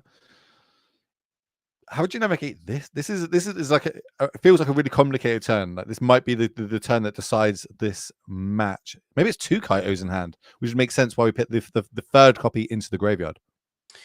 Yeah, so there's a Mockingbird here for 0. I wonder if this is going to copy the Soulstone Sanctuary. So I've done this with Mutavault before. I'm pretty sure that if you copy a Soulstone, it enters the battlefield as a land, but it would enter as basically a copy of Soulstone that wasn't animated. So May, in response, is going to pay 4, use the ability on Fairy Mastermind. Both players are going to get to draw an extra card, but because Connor draws that extra card, May draws 3. yeah, May's going to get an extra 3. Nice little ancestral there, and then we're going to use cut down on the Mockingbird. That's a great turn there for May. So I wonder what the Mockingbird was copying then. Anyways, not sure. So yeah, May's going to come in with these 6 damage in the air, and Connor doesn't really have any sort of way to get lethal. We can animate the Soulstone end of turn. Connor has 10. Even with a kill spell, that's not quite enough. And I think May still has a Flood Pit Surrounder and a cut down in hand too. Yeah, 2 Flood Pits. Yeah. I think May's going to have the resources. That turn there, being able to draw 4 cards in your opponent's turn and then untap with all these flies. May just doing a little bit of math. It's like, yeah, we got this. I've got this. Do I need to do anything now while you're tapped out to make sure it resolves? Says no, passes the turn over in upkeep, tap it down. Connor says, yep, you've got me. We're going to go to a game number 2, which means we get to look at both of these players at sideboards for all you beautiful people at home tuning in here to the NRG series. So let's start over on Connor's side and see what the 75 looks like. Because, of course, this is an open decklist tournament. Both players get to do this as well as me and you, Doom. Yeah, these deck lists, I will say, they're going to look pretty similar. So it looks like this is Connor. So Connor is working with 3 Negates, 3 Preachers, 2 Anoints, 2 Gix's Commands, 2 Shielded the Apocalypse, a Blot-Out, a Disdainful Stroke, and a Tishana's Tidebinder. Now, when it comes to the Dimir mirror match, I think one of the more important things is just mana efficiency. You want to make sure that your cards line up well against your opponents, that you're making efficient trades. Not exactly sure where you want to go in terms of cutting cards. I could see the Tidebinders. 3 mana, there's not a ton of things that it hits. I guess it can hit Kaido, but that lineup is a little bit more awkward on the draw. Connor maybe wants to go towards something like Anoint with Affliction to have more cheap removal spells. You could maybe go towards something like, it's weird, like Gix's Command and Shieldred seem like they're appealing, but they also don't line up super well against the counter spells. So man, then at that point there's only 2 spell stutters, so it's a lot of options here. I think the Anoints are pretty good. Past that, I'm not 100% sure. Maybe Preacher on the play, but potentially not in the draw. I was thinking Preacher because it's not like a card that you would assume that your opponent would bring in. Maybe this is a way of us to be able to kind of like win that mind game war that we're saying, because it is open deck list. Maybe May wouldn't be expecting Preacher come in, and it does dodge removal like cut down. So we'll see how it goes. Let's have a little look at May's side, see what the minor differences are between both of these deck lists. So here's May's. Talk me through it. Pretty similar. 3 Preachers, only 2 Negates. May has 2 Duresses, an Anoint, a Blot-Out, 2 Gix's Commands, a Malicious Eclipse, a Shielded the Apocalypse, a Stab, and a Tishana's Tidebinder. So it looks like May, remember how I talked about mana efficiency? May actually has a couple of Duresses and a Stab. So potentially could want to go towards those, because those are pretty mana efficient plays. Duress can handle stuff like Kaido. There are a decent number of misses. This deck is, pretty creature heavy, so it could be a little risky to bring in something like Duress. But man, when you get to hit a Kaido or even just a kill spell, just that pure mana efficiency seems pretty important. So I would look towards maybe the duresses, maybe the stab, and potentially the anoint. Again, it's tough trying to figure out what you want to cut. Maybe Tishana's tie binders can go. Maybe it's possible that you could shave an enduring curiosity because those kind of line up awkwardly against counter spells. But it's this is a very tricky matchup to figure out how to sideboarding in, and it also kind of matters what your opponent does, because if your opponent maybe trims their curve down a little bit, and maybe you have to kind of match them. You want less top end. It's a very tricky matchup to sideboard in. Stab, remind me, -2/-2 enchantment. It's just disfigure. It's instant Yeah. black, -2/-2. Just making sure I'm with that. Right, it looks like players are coming to the end of sideboarding and shuffling up. So we're going to head back down to the match. Connor playing for his tournament live here in the NRG Series Invitational. If picks up that 6th loss, will be out of today's tournament. So needs to win 2 back-to-back on the play. I think this is a one-lander. Would you keep a one-lander in this deck? Is that viable? Because Connor says no. Not on the play. Maybe on the draw. Even then, it's like your one-lander would probably have to have something like Spyglass, like maybe 1 or 2 Spyglasses and a one-banner removal spell. But even then, it's like you do kind of need to hit all of your land drops. That's how I know that, standards in a good place. That Spyglass is actually a real, genuine playable card in this format. Yeah, exactly. It's seen played for not just in this, but for multiple sort of seasons now or formats of standard. It's out there. But Connor's got himself a keep, so we're off to the races. Yeah, his hand's kind of awkward though. I saw, so I think he has a 2-mana creature and a Kaido, but his next 2 lands are Fountain Port's Soulstone Sanctuary, and those 3 lands those do not ninjutsu Kaido on turn 3. So this is a bit of an awkward mana draw here for Connor. Would you play a Mockingbird out just as a 1/1 fly, just to have a creature to be able to threaten ninjutsu, or are we going to try and get a bit more value out of that? Depends on your hand. I think with this particular setup, you didn't need to do that, because if May taps out on turn 2, you can just go end of turn, Drowner, tap the creature, untap. If you draw that colored source, then you can, go colored source, attack with Drowner, pick it up for Kaido. I think Connor didn't really need to do that because he didn't have the colored source, and May didn't tap out. So Connor chose not to cast a creature there because, May was representing a kill spell. There's that 1 copy of Stab at the sideboard. Fired off straight away. Oh god, and Connor drew a second Kaido. These colorless lands, they are powerful if the game goes long. Not where you want to be in the first couple of turns, though. I think that's 5 Kaidos Connor's now seen over the space of these 2 games. Mastermind is going to come in for 2 points of damage. Before damage, here comes a little bit of ninjutsu. No, it doesn't. And here's that interaction you spoke about. May gives a little shrug of the eyebrows, like, oh, okay, yeah, you got me there.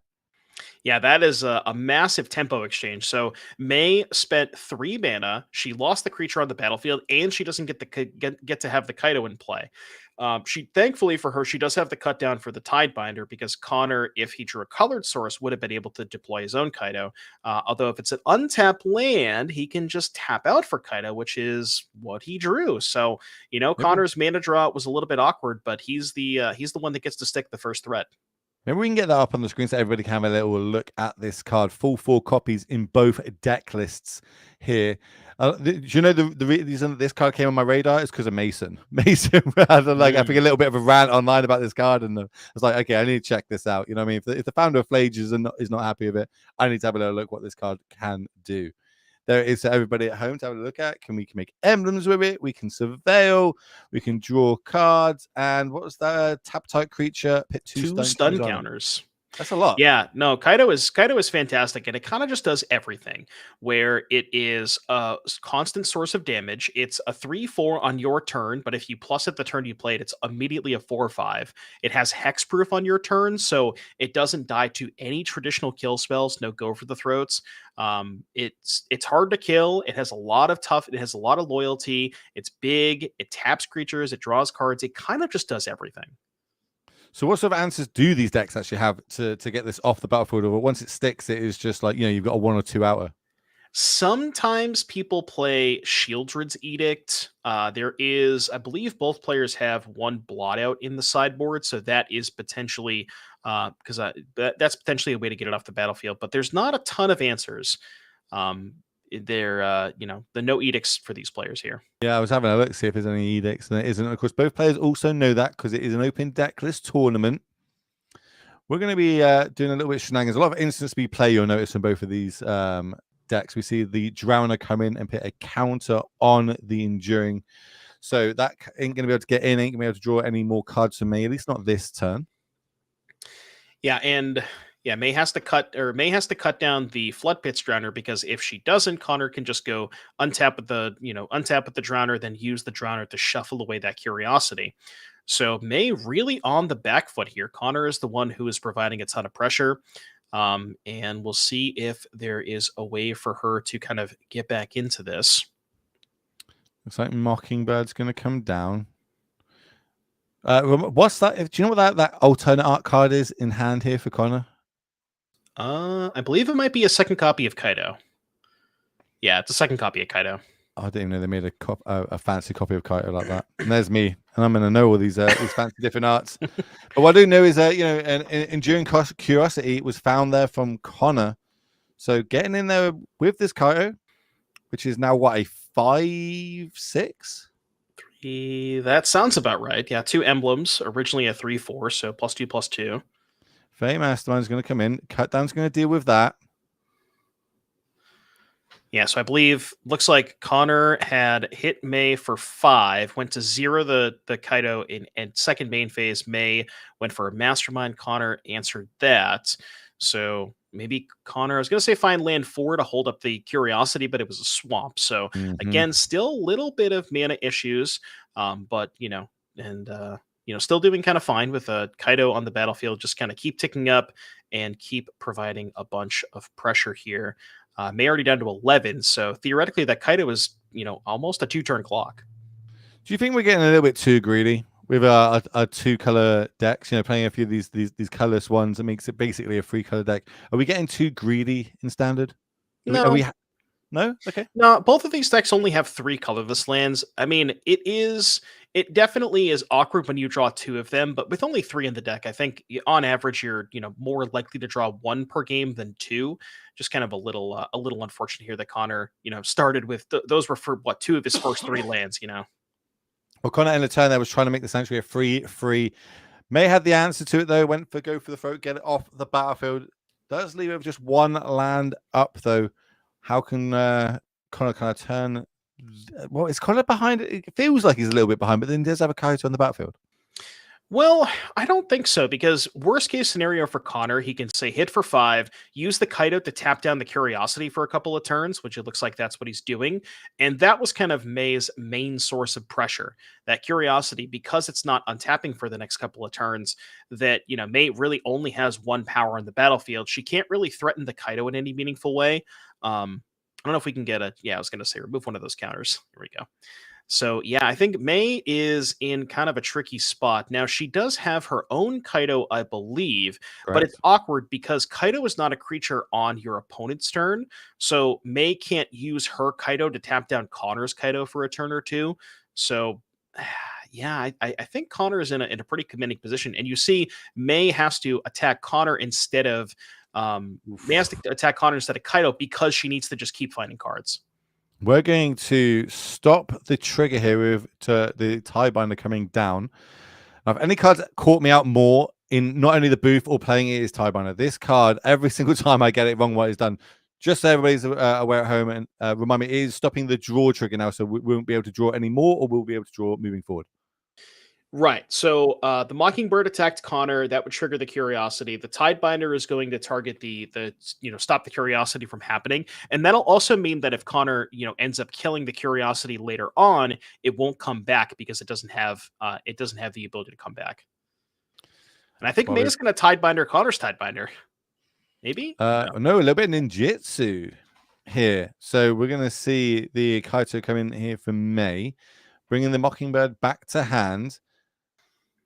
Yeah, and because she's at 6, she has to lock down that Tidebinder, but I believe she is dead if Connor finds an untapped land.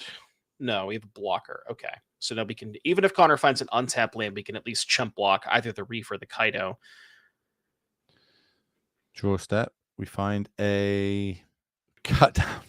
Is that exactly what we need to be able to get the blocker out the way? Yeah, kill the blocker plus the Kaido. That should be 6 damage.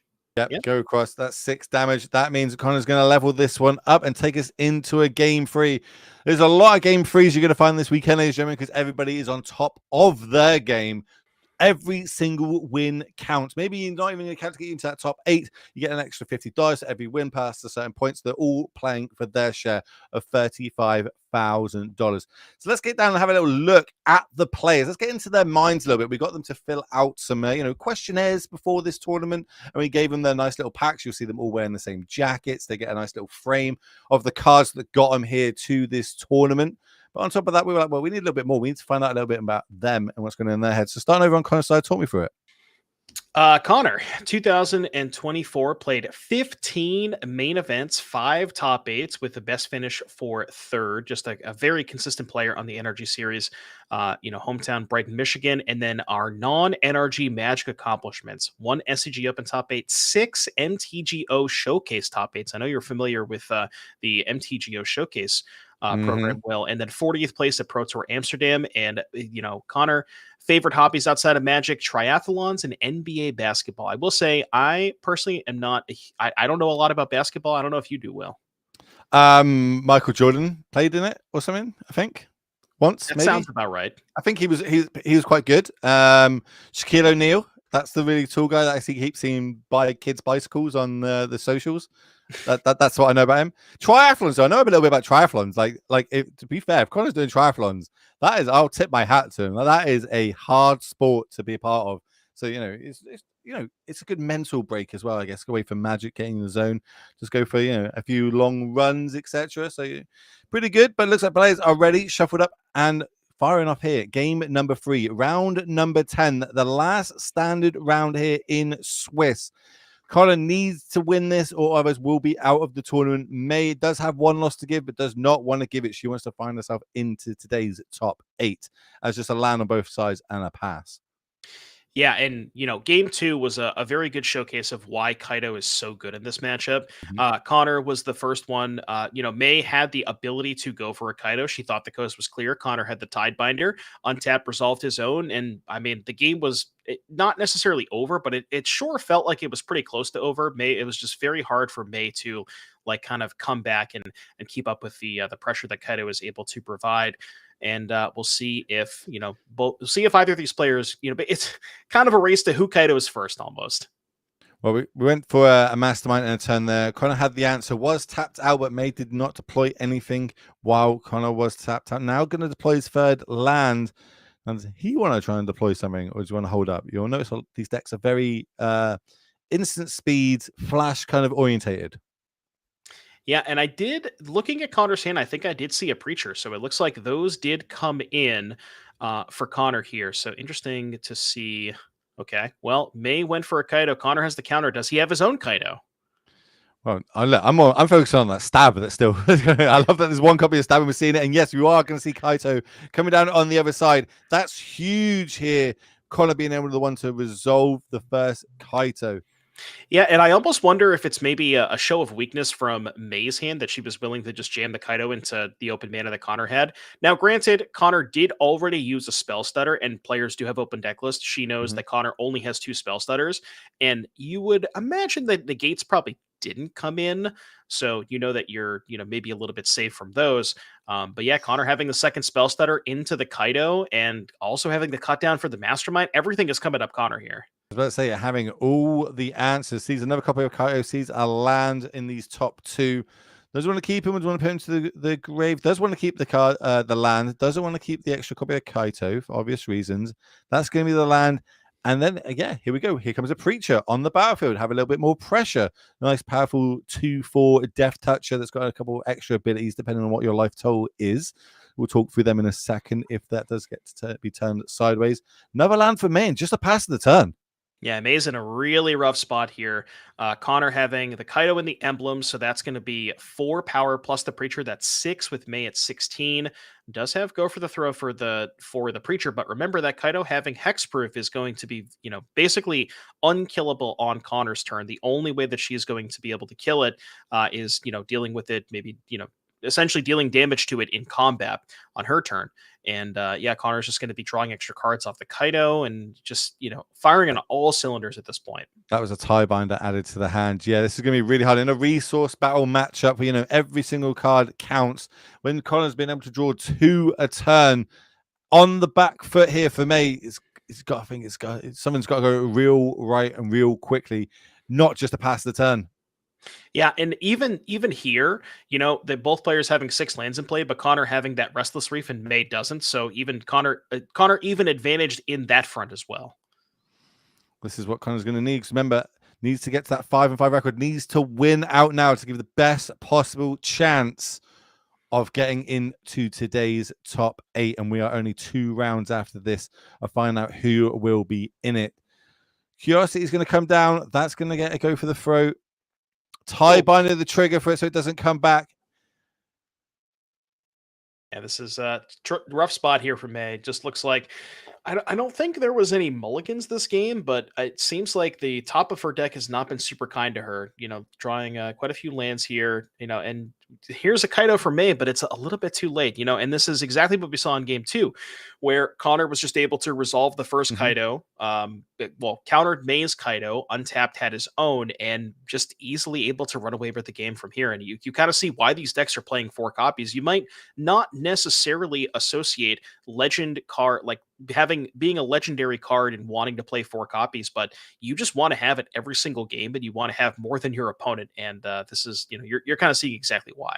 I wonder if, going back to that turn 4 where she tapped out for the Kaito into Connor's open mana, if maybe we were meant to do a bit more, bluffing in that instant. If our hand was a little bit weak and we were able to slam this down, would Connor have slammed his on turn 4 if we had the 4 mana up on her side? Maybe that's how she might go back and watch this game and break it down a little bit, because she's really going to have an uphill battle in this instance to get this game turned around. Connor, more cards in hand, more creatures and resources on the battlefield, and of course a higher life total. May passing the turn back. Well, yeah, I think a big thing this game is, remember, going back to turn 2, right? Connor used a spell stutter on May's Fairy Mastermind. And again, we talked about these players have open deck lists. They know that there's only 2 copies of spell stutter in their respective deck lists. So I think May just weighed the options of, well, how likely is it Connor drew both spell stutters? Pretty unlikely. And that's just the way it broke down. It's like the risk to reward. Like, what's the reward if this resolves? How far ahead am I? Here comes a way. We're going to try and tap down that tie binder on the other side. Is there another cast spell? We can stop the trigger here. We can see a tie binder, and that is what is going to come down, stopping the trigger. Then the kill spell. This is 1, 2, 3, 4, 5, 6. That's 8 points of damage. That is going to be Connor surviving, going to a 5-5 record, dropping May French down to a 5-5 record. So both players still live to possibly get into today's top 8. Such good back and forth magic there, Doom.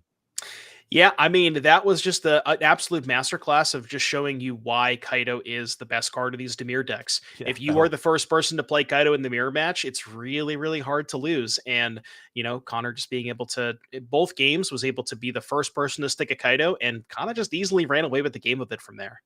Yeah, maybe having hexproof was a little bit crazy, but doesn't matter. We've got more magic for all you beautiful people watching here today. We're going to go into our backup feature match, game number 3. And if it's the one I think it is, we potentially could be locking our first player into today's top 8. So let's get down to that matchup and see where we are at. Oh, we're going into straight to the point where we're drawing opening hands. Mono red aggro versus Gruul Prowess. I don't think this game's going to take very long, Doom. No, I don't either. This is game 3. Theo at 7 wins. He's the only person to be at 7 wins so far in our event. He is playing for the top 8 here. Any win for Theo from now on up until the end of the next 3 rounds is going to be a lockup for top 8. And Theo playing the Gruul version of the red aggressive deck, and Bob playing mono red. Now, the differences here, the green cards. I want to pull up Theo's deck list just so I can double check here. I know that some versions play... Let me take a look. I'm going to get the deck list pulled up in a second. You put it up while we kind of talk about this. Even with Theo at 7-2, even if he lost the last 3 rounds, there's still a chance could make it into the top 8 today with the tiebreakers, with being the leader so far this weekend. This is also the player that a lot of players said they wanted to dodge. They did not want to play against Theo. really respecting, the power on how powerful he is as a aggro mage. And on this one is on the back foot, going to be dropping down to, I believe that's an extra 1, 2, 3, but maybe around 16 life points. But over on the other side, we've got a Screaming Nemesis coming down, but it's going to be on defense here as a 3/3. Yeah, so Theo is taking a look at the green cards just to give you an idea of what the differences are. Theo is playing 4 Innkeeper's Talent, 2 Snakeskin Veil, and the Questing Druids are in the sideboard. So that's kind of the big differences between these lists. But both players are sporting the full 4 copies, I believe. Yeah, 4 copies each of Screaming Nemesis. I don't know if we can get that card on the screen, but that card is an absolute menace in these red mirrors because the most common way that you will be, or I guess the only way that you'll be removing creatures from the battlefield in these red matchups is either trading for it in combat or using a burn spell on it. And in either of those instances, you are never ahead in the exchange with Screaming Nemesis because you're either trading 2 creatures for it or you're trading a burn spell and a creature for it. So it's really, really hard to get off the battlefield in these matchups. Also, it's just a really cool, well-designed card, in my opinion. I think everything it does, even the name Screaming Nemesis, is a great part of this. And as you say, it's going to be great on defense, as there's no direct removal from either side here. It's all going to be damage-based. Here, we're going to go to combat. Theo's just going to push that Screaming Nemesis in front. Go, yeah, I'll block here. What you got? And it looks like Bob has a Monstrous Rage. Now, there's an interesting thing where Bob could actually Monstrous Rage the Swift Spear. Yeah, I like this because that's going to trigger prowess on the Challenger, right? So the Challenger is going to be a 3/3. The Swift Spear is going to be a 5/4, right? So Challenger trades for Nemesis, 3 damage, can be targeted anywhere for Theo, but the Swift Spear is a 5/4. So, Bob is not going to lose 2 creatures in this exchange. So pretty heads up play here for Bob. It's also not that I don't think it's going to become relevant here, but also Bob now can't gain life, right, for the rest of the game. Is that? Yes. Bob is playing mono red, so there's no life gain here for Bob. Yeah, like I don't think it's relevant, but we could keep everything up to it. But just 2 lands left in hand here for Bob. It's kind of out of gas, and Theo's still at a relatively high life total in an aggro mirror where it's at 11 life. How can you turn this around? How can we drop Bob down from 16 and get on that front foot? Starting off with another mouse. Yeah, and honestly, this game might actually come down to the creature lands, right? Bob has a Soulstone Sanctuary in play. Theo not currently. Theo has 1 copy of. Let me look at the list. 1 copy of Restless Red Giant for Theo versus 2 copies of Soulstone for Bob. So Bob a little bit slightly ahead in kind of the creature land heads up, but has a Manifold Mouse here that's going to provide the copy of the Offspring token. Yep. So this in the beginning of combat, you can target any of your mice. They're going to get double strike or trample. And this guy, it's kind of wasn't on people's radars to start off, but this plus a bunch of pump spells can be a big chunk of damage in one turn. As we can see, end of turn here, we're going to put ironically 4 mana cost of spells into our exile zone. One of them being Screaming Nemesis, the other one being a Monstrous Rage. That's a pretty good 2 cards, and this is sort of you get to highlight the reason why Theo is playing green. Questing Druid being just a straight up 2-for-1 in these kinds of matchups is massive, and this is kind of the advantage that you have when you are playing green versus the non-green version. Theo just getting a nice clean, effectively a 3-for-1. Theo got to use those 2 spells and still has the Questing Druid available for a later turn. So yeah, this is you're kind of seeing exactly why some of these players are choosing to play green in their red prowess decks. And the mana is quite good as well at the minute in standard, right? Yeah. Like, in this, you see, look, we got 4 mana, all of it can produce greening. It's pretty good for Theo moving forward here, but how are we going to utilize this and turn this corner? Because any pump spell off the top here for Bob could just be lights out for Theo. Yeah, so Theo doing some math here, because as you mentioned, the Manifold Mouse being able to give double strike trample. If a Monstrous Rage comes off the top for Bob, Theo has to make sure he has enough toughness to survive, right? So for example, if Bob does find a Monstrous Rage, you can attack with everything. If Theo puts Nemesis on, say, I guess you would put Nemesis on Swift Spear, Challenger on the Manifold Mouse. Rage on Manifold Mouse gets it to 4 power. 4 times 2 is 8. 8 minus 2 is 6. So that only has Theo taking 6, and you get the Nemesis trigger. So, yeah, I mean, Bob empty-handed. Not sure if we really have an easy way out at this point. Right, it's going to be deep in the tank thinking about it. Has the option as well, of course, making our land a 3/3. Don't know if that's going to come into it all, but it will be a mouse, so we could give it double strike and trample. And remember, it has vigilance with it as well, so you know, a way of being on defense as well as offense potentially. But in the tank, a lot on the line. Remember, Theo with a win here locks up our first competitor into the top 8. Bob at 5-4 record. It's going to be a little bit harder to get into that top 8. We're not quite at lose and out magic, but doesn't want to be close to it. Wants to really start racking up these W's. Yeah, it looks like Bob going for a Soulstone Sanctuary here, which not the best against Nemesis. So if Bob attacks with the Soulstone, Theo, block with Nemesis, Theo could then choose to deal 3 damage to the Swift Spear. Maybe Bob just is okay with making this trade. Well, he's coming in with a 3/3 vigilance, double strike, and trample.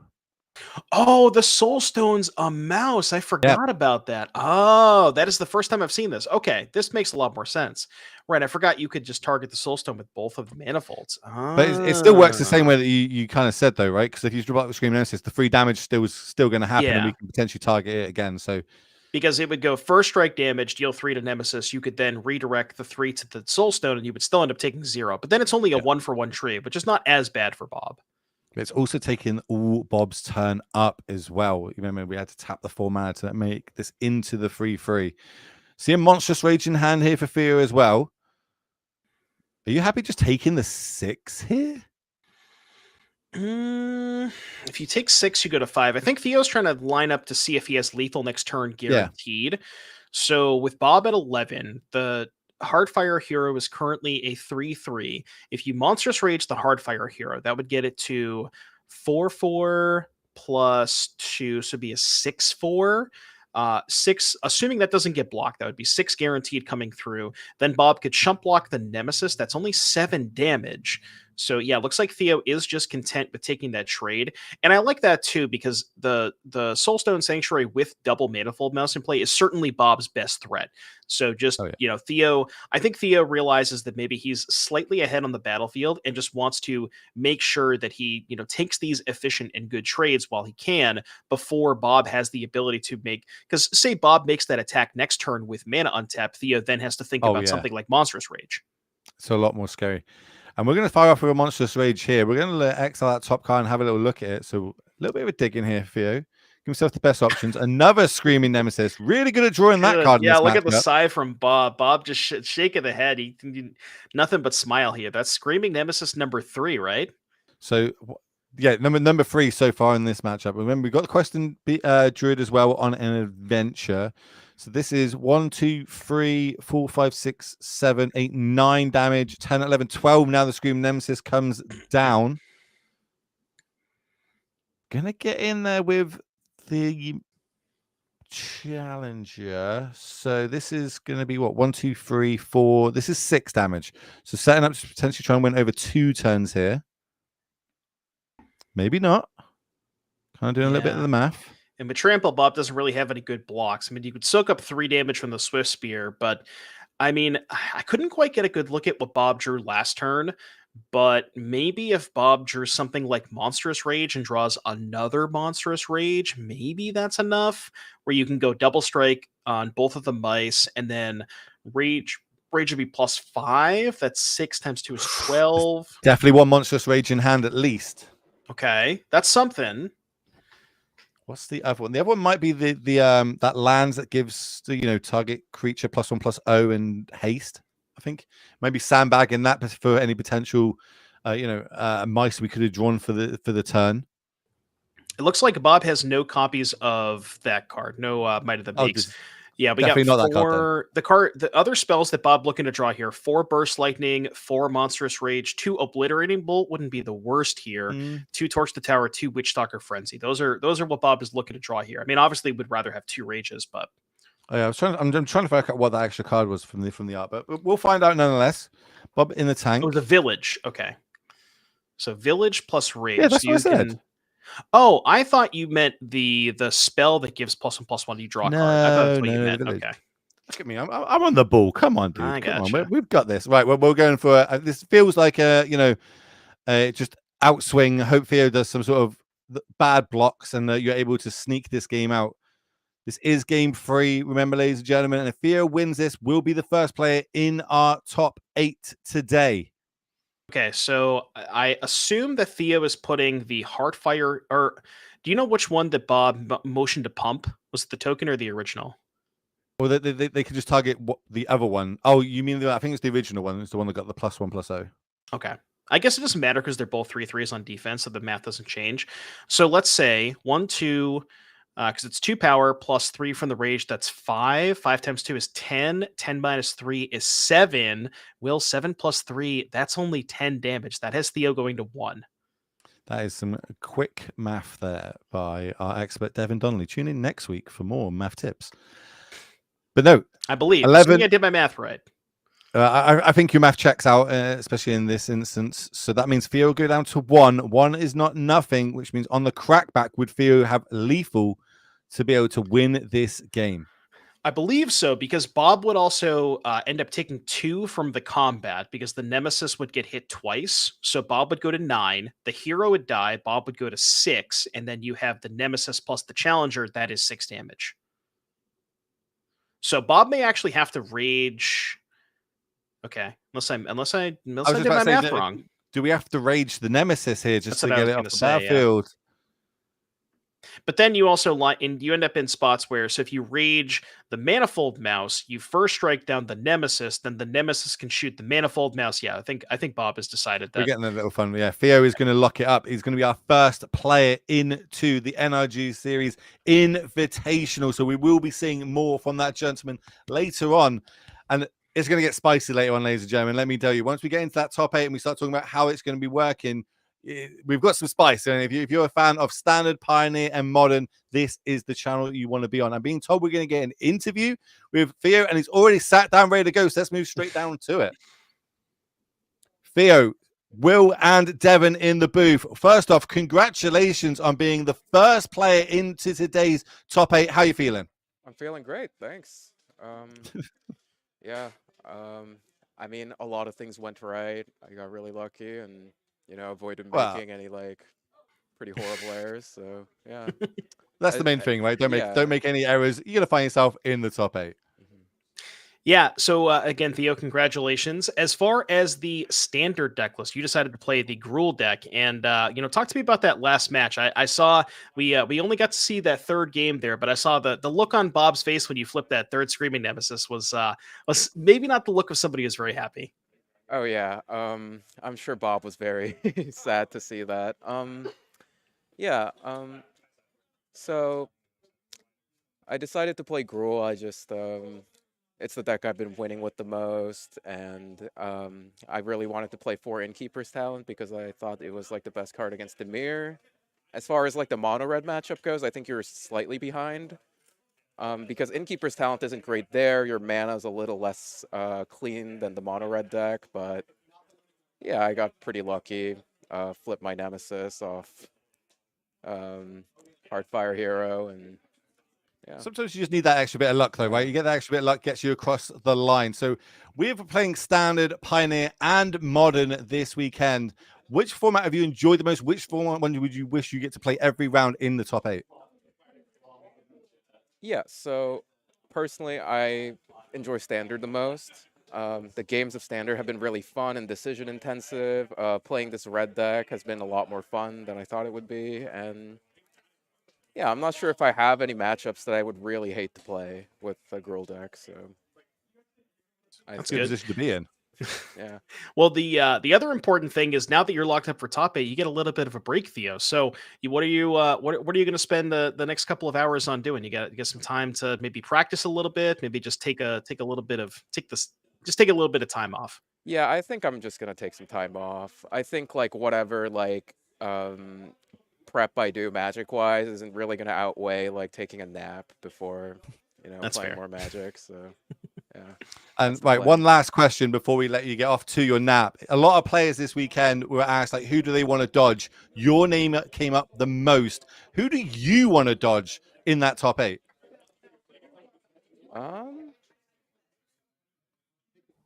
Yeah, I can't really think of anyone.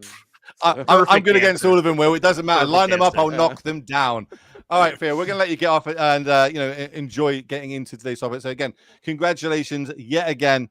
We're going to come back to the booth where we're going to sign off for a real quick turnaround, and we're going to come back with round number 11, which, remember, is now Standard is done. We're going into Pioneer for the next round. So, I'm Will. That's Devon. We'll see you after this break.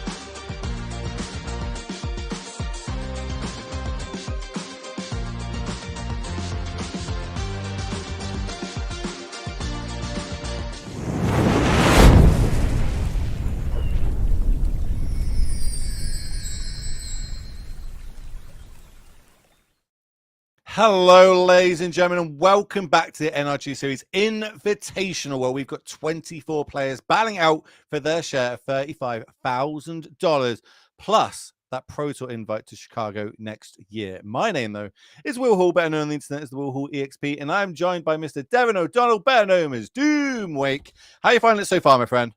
It's been a really awesome day of competition. We have seen one player emerge as victorious on their way to top 8 in Theo Jung, and we've eliminated quite a few people along the way. So, we'll have to see exactly what else we have on tap here. So, yeah, Theo Jung, you see here, Theo is going to lock up the 1 seed, and then for Justin, Ken, Max, Charles, Sean, Zoe, and Kamari, they are all out of competition, but everybody else is still fighting for their spot in top 8. Remember, the name of the game is get to 8 wins before you get to 7 losses. And player in our feature match here, Dominic Harvey, is going to try and lock up that number 2 spot. Yeah, we've got a lot. There's still a lot of magic in play. Even the 5-5s, we say 8 wins is the lock. Well, 7-5, that's going to put you in sweating, in the whole tiebreakers kind of scrum going on. But we've got 2 rounds of magic before that as we are moving into round number 11, which is Pioneer. So let's have a little look at the meta game for Pioneer this weekend for all 24 players that turned up. While we get that slide for you all at home momentarily. What would you have played this weekend in Pioneer if you turn up, Doom? Probably Is It Phoenix seems like the safest choice, as that is the most represented deck. Although then the game is pretty spread out from there. 4 Rakdos, 3 Sacrifice, 3 Prowess, 2 Orzhov, 2 Rakdos, and then a couple of 1-ofs there. So yeah, I think I probably would have registered Phoenix. I don't know if you've had the opportunity to play this, but the artist talent version of Phoenix just takes the deck to a new level. I have not played it yet, but we'll get to see it in action because, as you said, in our feature match now, we've got quite a bit of Phoenix floating around there. So it's not like it's a new deck out of nowhere. We've seen Phoenix multiple times in Modern. It's now in Pioneer. It's doing real good results in Pioneer, especially a lot of the RCs. So if the players are ready, let's get down to it. Let's see where they're at and who we've got going head to head. Connor, we've seen him once already today so far, battling for his tournament life at 5-5. If he loses this one, he is out of the tournament. Reverse that over on Dom Harvey's side on the right of our screen, 7-3. If he's able to pick up the W in this game, he will be our second player locking up the top 8. You'll notice both players have lists in front of them because this is an open deckless tournament. How does that affect the game moving forward? The fact that you get to able to see my opponent's deck list before we play out the match? Well, under normal circumstances, you get to sort of know exactly what type of interaction your opponent has. We mentioned before, like aggressive deck playing against sweepers, you get to know how many of those are available. When it comes to this matchup specifically, I will say these deck lists are only 2 cards apart. Dom has an extra Prof's Eidetic Memory and an extra Torch the Tower, where Connor has an extra Fiery Impulse and an extra Sleight of Hand. Those are the only 2 differences in the main deck. Now, I will say, for Connor's side of things, I think I would rather be on the extra Torch and the extra Profs, because both of those cards are quite good in the mirror match. Torch being able to exile a Phoenix, and Prof's Eidetic Memory, especially when combined with something like Artist Talent, is a way for you to just kind of make a huge creature. You don't have to rely on the Phoenixes. You can just kind of have a random body like a Picklock Prankster or something like that, load up counters on that, and Profs is such a huge card in this matchup. We're going to see both players didn't like their opening hands, so going to go down to 6, keep the game nice and fair. I understand, lads. I appreciate that. Is there certain cards that they're looking for in the openers? Are there any key ones that I need to have a couple of cantrips early, or maybe I need to be able to have an early Picklock Prankster?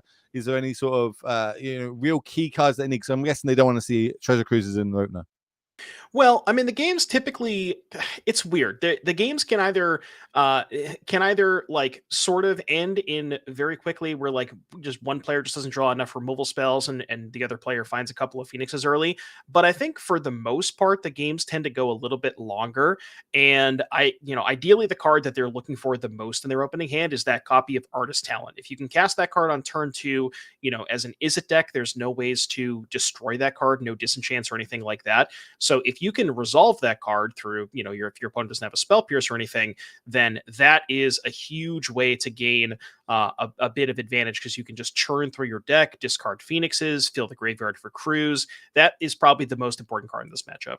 I think just with Phoenix in general, like that's why this deck's so consistent and so good in this format, is it sees so many cards in the during the course of the game. You're probably going to see at least like the top 30 cards in your deck, so you can find those cards, those key bits that you need. And while you're doing that, you're still doing your game plan, which is of course getting Arc Like Phoenix out of the graveyard and turning it sideways.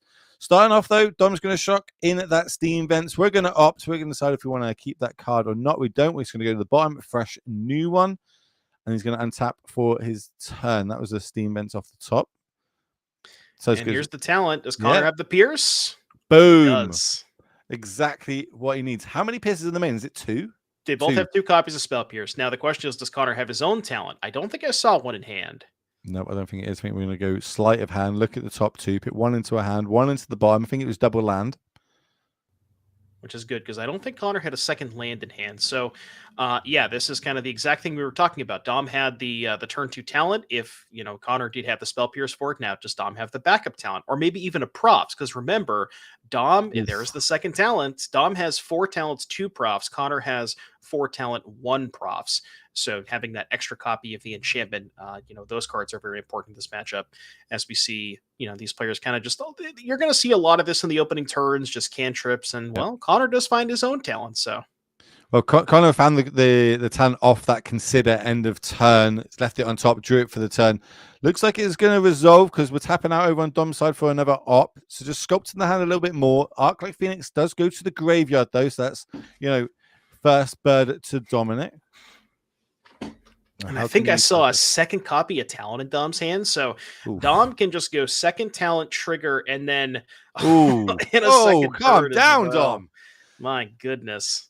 So now every spell we get 2 loot effects, and we've got 2 Phoenixes in that graveyard. I think the other card I see is Into the Flood more in Dom's hand. Yeah, both players have 1 copy of Floodmaw. So, I guess you could make like a bit of a tempo play here if you want to maybe bounce Connor's talent to make him spend a couple of mana on it next turn. That'll maybe tie up some of his mana. Could also save talent for like if Connor goes for a big Profs, put a bunch of counters on something, and then you could bounce that with talent. But yeah, Dom's not going to be able to get back the Phoenixes this turn because, the Artist Talent is an enchantment that does not count towards your 3 spells. And yeah, it looks like we are going to just go for that tempo play. I think I like this from Dom. Going to get rid of a Lightning Axe. That's going to go to the graveyard. And then second trigger. Spell Pierce is now in hand. So I think Dom was thinking about discarding the Spell Pierce, but I feel like Dom has the read that Connor doesn't have land 4 in hand. And if I like this, not discarding the Spell Pierce. So if Connor doesn't find land number 4, Dom might be able to just, slam Spell Pierce on that Artist Talent if Connor just immediately puts it back on the stack. Well, in response, we saw Connor with the opt. Remember, this was at Dom's turn. So that's what I mean. Like, I think if Dom was trying to find the 4th land there, if he could have played the 4th land with the Spell Pierce, because now Connor just gets to recast it here. And that's what we're going to see him do. Does have a little fish now, because of course, that fish is it's a key part of this matchup, getting the little chip points of damage in. Dom has shocked himself twice to this point, so we'll drop down to 15. There's the 4th land here for Connor, and just passing the turn back. Yeah, so Dom, I believe the other card in hand was Picklock. So basically, I think Dom debated on discarding the Picklock to try and find land 4 for the Pierce. But then if you do that and Connor has the land to pay for the Pierce on the talent, then it gets kind of awkward because now you're down more resources and you don't have the Picklock anymore. So Dom kind of choosing to, weigh his options there. A couple of options here too. I think he picked up an op for the turn. So you could go, lead on, you could lead on Picklock, discard Pierce, and then see if you can find a land off of the talent. But without land 4 is not necessarily going to be able to get those Phoenixes back quite yet, but has a lot of looks at it with the talents at least. I think we're kind of just in another set. We're really looking for a treasure cruise at this point. Spell Pierce is going to go to the graveyard. I think that was consider found. Opt is going to go to the graveyard. Bit more loot. Again, we're really trying to find a treasure cruise, and he finds one. That's the first card getting snapped off, going to the hand. More than enough cards in that graveyard. So if we're able to go treasure cruise here, it resolves, and we can find a land plus a spell that costs 1. We will be able to get those Arc Like Phoenixes out of the graveyard and start getting the beatdown plan turned on. Yeah, and presumably, Dom's going to look at 5 cards between the cruise and the crews and the 2 talents if he so chooses. So Dom gets to look at a lot of cards here. And what's important is that even if there is a Phoenix drawn off of the crews and Dom has another spell to play after that, then Dom can discard the Phoenix that he finds off the crews to then get those also onto the battlefield. Connor considering here that maybe they're trying to find a spell pierce to see if he can fight over this cruise. One left in the deck in the main. It's going to go digging for it. Doesn't find it. Did find a Arclight Phoenix. It then gets discarded. So now he's got at least one of those in the graveyard. Here's the 1-mana spell that Dom needed. Third one for the turn. So we will see Arclight Phoenixes come back out of that graveyard and potentially be getting turned sideways. Dom's still filling up this graveyard. Man, look at, we're just turning and burning on both sides here at this point. Yeah, I mean, this is what, turn 5 of the game, because Dom did miss a land drop, but, Dom's almost gone through more than half of his library at this point with those 2 Artist Talent. You kind of just see exactly why that card makes this deck so much more explosive and efficient than it was before and consistent. Just being able to turn every single one of your cantrips or spells or anything into a rummage gives you more discard outlets for Phoenix, fuels your graveyard for crews, digs you deeper into your deck. It kind of just does everything this deck wants to do. Another consider was found. I think it was an Opt and a Treasure Cruise in hand here for Connor, as well as, did I see another Phoenix or? Oh no, yeah, I did see the other Phoenix because it's in the graveyard. We've already got rid of that from the consider end of turn. So here comes Treasure Cruise while Dom is tapped out. 1 mana draw free. Is that good in Pioneer? I mean, I would say it's pretty good. Okay, cool. Just making sure. First, we're going to get our little loot effect. We're going to discard a card, draw a card, or rumble, isn't it? Rummage? Rummage is the right one. Right word of saying it. And also, do remember, Connor does have 2 profs in his deck. So this is what, spell number 1. If there's a profs in hand, you could go profs, discard off of the talent. Then if Connor can find an untapped land, you could go spell, get back 2-3 Phoenixes plus all of the draws. Because remember, the profs counts all of 4 Phoenix oh my goes goodness. into the graveyard. Yeah, so I think untapped land is good enough here for Connor if there's a profs in hand. Don't think we've got it. Opt is going to happen. Lightning Axe is going to go to the graveyard. Another card's turn. This is the most consilient spell we've cast this turn. I'm pretty sure we're getting 12 power back out of that graveyard. Yeah, so it's just a question of, does Connor find an untapped land here? Because I believe untapped land with profs in hand is lethal. And there's the untapped land. There's profs. Now talk me through this line of what's happening. I know everyone's picked it up, but what does profs do? So, profs makes your opponent concede the game for 2 mana, but it puts a counter on a creature at beginning of combat for each additional card you've drawn that turn. So remember, all of those Artist Talent triggers, that's additional cards plus the crews. That was more than enough to assemble lethal there for Connor. Happy days. Okay, right. We get to look at their sideboards. It is an open deck. There's tournaments there. If they get to look at them, we get to look at them in the booth. So let's start over on Dom's side. It was pretty mirror-like in the main. What about this sideboard? What'd you like? So for the sideboard of the Is It Phoenix Mirror is kind of interesting, where you like, excuse me, so you want the cheap counter spells to be able to fight over stuff like Artist Talent, Prosthetic Memory, and ideally Crews. But it's, Dispute can line up a little bit awkwardly, because if your opponent just casts Crews on turn 4 with 3 mana open, maybe that's not necessarily, going to counter it per se. I like Annul a lot in this matchup too, because again, Artist Talent and Prosthetic Memory are such a huge part of this matchup. The other question is, do you want additional threats, right? Dom has access to Crackling Drake and Third Path Iconoclast.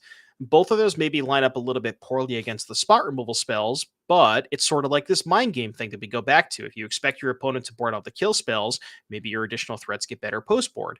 So the Ledger Shredder too, that card is fantastic in this matchup because, again, both players are basically double spelling every single turn. So the Shredder, the counter spells, the Shredder that disputes, and the Annul for sure. Maybe you could consider some copies of like Iconoclast or Drake. All right, let's have a little look at Connor's list, see if the sideboard's any different. Here we go. What'd you like? Okay, so a lot of similar cards, but I actually kind of like a lot of what Connor's doing here. So he has an additional copy of Annul, which is good against the talents and the profs. He has a third copy of profs himself. So for those keeping track at home, post board in the 75, Dom has 1 profs, Connor has 3. So advantage to Connor in that department. Only one dispute, but made up for it with the second annul, and then has an additional third path Iconoclast instead of the Crackling Drake, which if you were going to bring in additional threats, I think I'd lean more towards Iconoclast than Drake because it is more mana efficient. So a lot of these players are kind of sort of working with the similar cards, but I think the way that Connor has situated his main deck and sideboard, I like his positioning a lot better in the post-board games. Do you think it's it can come down to play draw dependent? Obviously, we saw Connor there on the play, was able to get on the front foot, take advantage of that. Now Dom is going to be on the play. Do we sideboard for that instance? Am I going to bring in the because I got to stop what Dom was doing, turning and burning, or is it not going to be too much? We're going to get into that mid game range where really play draw isn't too dependent. So I think where play draw really matters is when it comes to the additional threats like third path Iconoclast and Crackling Drake and things like that. Those cards, especially third path Iconoclast, get a lot better when you're on the play versus the draw and you're able to kind of get on the front foot. But other than that, I think play draw, I mean, it could matter if one player is able to get a couple of Phoenixes really, really quickly. But for the most part, I think it is not super duper relevant. All right, well, the players are just coming to the end of shuffling, so we're going to have a little look at Dom's player profile quickly, see what he said, because I've known Dom for years. When he used to live in the UK, he used to live down my way. Me and him have battled out many and many times. This is before his Titan days, I might add. This is why, it was kind of fair back in the day. Now he'd completely destroyed me. Talk me through all this and his accomplishments and his special talent. I'm more surprised that you said before the Titan days. I don't know. I didn't think that Dom. I thought Dom has been playing Titan his whole life. But used to be he used to be a combo guy. Like back in there, I think the last time we played, he was trying to bring like Size of Insanity out of his graveyard and stuff like that. So I see. It's been a while. Yeah, so 6 main events played, best finish first. Notably for people who may not remember, Dom was the individual who took down back-to-back weekends. I believe the only player in history to do so. Norm can fact check me on that. From Toronto, his non-NRG Magic accomplishments, quite a few here. Pro Tour LOTR top 4. Quite a flex. Mana Traders Invitational Champion and 3-time SCG Open winner. And yeah, that special talent pile shuffling. Is that considered a talent, or is that what are we talking about here? That's Dom Harvey humor right there. That's what that is. I've got a really cool story about that. His top finish, obviously at Pro Tour Lord of the Rings, but we'll say that if we do end up getting to a game 3, as both the players are off to the races. You'll notice, everybody that's just joining in, Dom is at 7-3. Where Connor's at 5-5, and normally this is like a weird pairing, a weird matchup. Like, how does this even work? Well, because there's only 24 players, Dom has probably played everybody else that's at a similar record, or they've either dropped out at this point. So it goes all the way down, and the way it works is he has been paired up against Connor, where Connor takes one more loss, is out of the tournament. 6 losses, you are gone. 8 wins, you are locked for the top 8. So 2 dynamics here. Connor fighting for survival. Dom fighting to get into that top 8. I'm just going to play a Steam Vents tapped here. Consider. Yeah, this is sort of the typical Phoenix opener. Both players just casting some cantrips. Dom maybe respecting Spell Piercer, or maybe he doesn't even have the artist talent. You said, "Ooh, does that mean we have a talent here from Connor?" No, I saw Anger of the Gods in Connor's hand. Interesting. Okay. We've got a couple of Picklock Pranksters. Here comes Thomas Orb. So we've got Thomas Crypt. So we can exile that graveyard. And this is where me as a stupid caster is, I don't know when I'm going to fire that off. Am I meant to fire it off to stop treasure cruises, or am I meant to just be able to try and catch as many Phoenixes as I possibly can? Well, that's kind of the beauty of playing something like Tormod's Crypt. You have the option to do it whenever you want. Now, there's a weird thing where, like, say for example, your opponent has 6 cards in their graveyard with a mana untapped. They go to cast, they're casting a cantrip. Maybe you want to respond to the cantrip with the crypt to make sure that to cut them off of cruise. But I think for the most part, these players want to ideally be, cutting their opponent off of casting that cruise, or at least making it cost a little bit more mana. Well, here's Ledger Shredder for Dom. Spell Pierce is going to cast, so it's going to be the second spell of the turn here on Connor's. That is how it's working out, right? Second spell, Connor's. Now we're doing the Connive trigger, or do we miss it and now we've got the Spell Pierce? I don't know if... it's Dom's turn, sorry. It's Dom's turn. It's Dom's second spell of the turn. That's why he's doing the trigger. what I don't know is if Connor cast the Free the Fae in response to the Shredder. That's what I'm trying to figure out. Oh, okay. Looks like it wasn't the case. Treasure Cruise is going to go to the graveyard, so a +1/+1 counter getting added to that Ledger Shredder. Nice alternate art just to throw us off here in the booth. Connor is going to start off his turn with a sleight of hand. Look at the top two, put one into my hand, one to the bottom of my library. I think, again, it was double land for him. Kind of repeating game one. Yeah, and this is why Ledger Shredder is so good in this matchup, because again, it's just sort of like almost making it so that Connor can't play a second spell. Like if you saw Connor's hand, he had the Artist Talent in hand, but chose not to cast it because it would trigger the Ledger Shredder. So this is, really putting a hamper on what Connor can do. Now, I believe I saw a Spell Pierce and an Annul in Connor's hand, I think, so maybe holding up that as well. I definitely see the Annul. And Spell Pierce, you're correct there. We see it pulled to the front. Probably going to see this fire off after the triggers have happened here. Yeah, so I think there's also an Artist Talent, which is going to be 2 Connives for Dom here. Dom bringing in the Anger of the Gods as well. Yeah, very interesting. So I guess both players leaning towards that anger, and I wonder if that is maybe you just like maybe you don't expect your opponent to board it in, or you expect them to think that you're not going to board it in. You can catch them off guard, but it is good at cleaning up some Phoenixes if they're if one player has a draw where they have a couple of Phoenixes in play pretty early, and you can just kind of snipe them with an Anger of the Gods. That's a pretty backbreaking play. Hear me out. It's open deck list. Both players fully aware there's Phoenixes in both. They've boarded them out for other threats and then brought the Anger of Gods in to catch their opponent's Phoenixes. I don't know about that. All right. Well, look. All I'm saying, crazier things have happened. A null being cast here is going to stop that test. That's going to go to the graveyard. We're having a little graveyard count. 5 cards in there because Treasure Cruise is what we drew for the turn. Exile the graveyard on the other side, put the 6th card in there, meaning that this Treasure Cruise is only going to cost 2 mana. First spell of the turn. 3 cards getting added to the grip. And I'm very curious to see how many copies of Lightning Axe these players kept in, because, as we see, both players featuring 4 copies of Artist Talent, they really don't have a lot of Ledger Shredders. Both players only have 1 copy of Shredder in the main. Dom has a second in the sideboard. So, if there's only 1, even 2 copies of Shredder in the 75, how many copies of Lightning Axe do you even want to keep in a situation where it doesn't really have any good targets outside of Shredder? But, Dom happened to drop both Shredders, and a Lightning Axe would look really good here. Well, look at this. Land drop missed here for Connor. This now means that Dom can double spell, starting off by playing the talents round Spell Pierce, which Connor does have in hand, and is now able to just go off to the races. Opt is going to be cast. Second spell for the turn, deciding how he wants to stack the triggers. It looks like Ledger Shredder, Talent. So a lot of cards are about to be seen here. That's going to be land to the graveyard for the first one.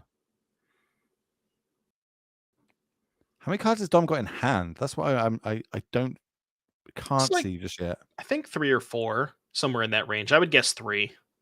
I think it. See, I'm looking at it and I'm like, it could just be 1 here. Be 1. It is 1. Okay.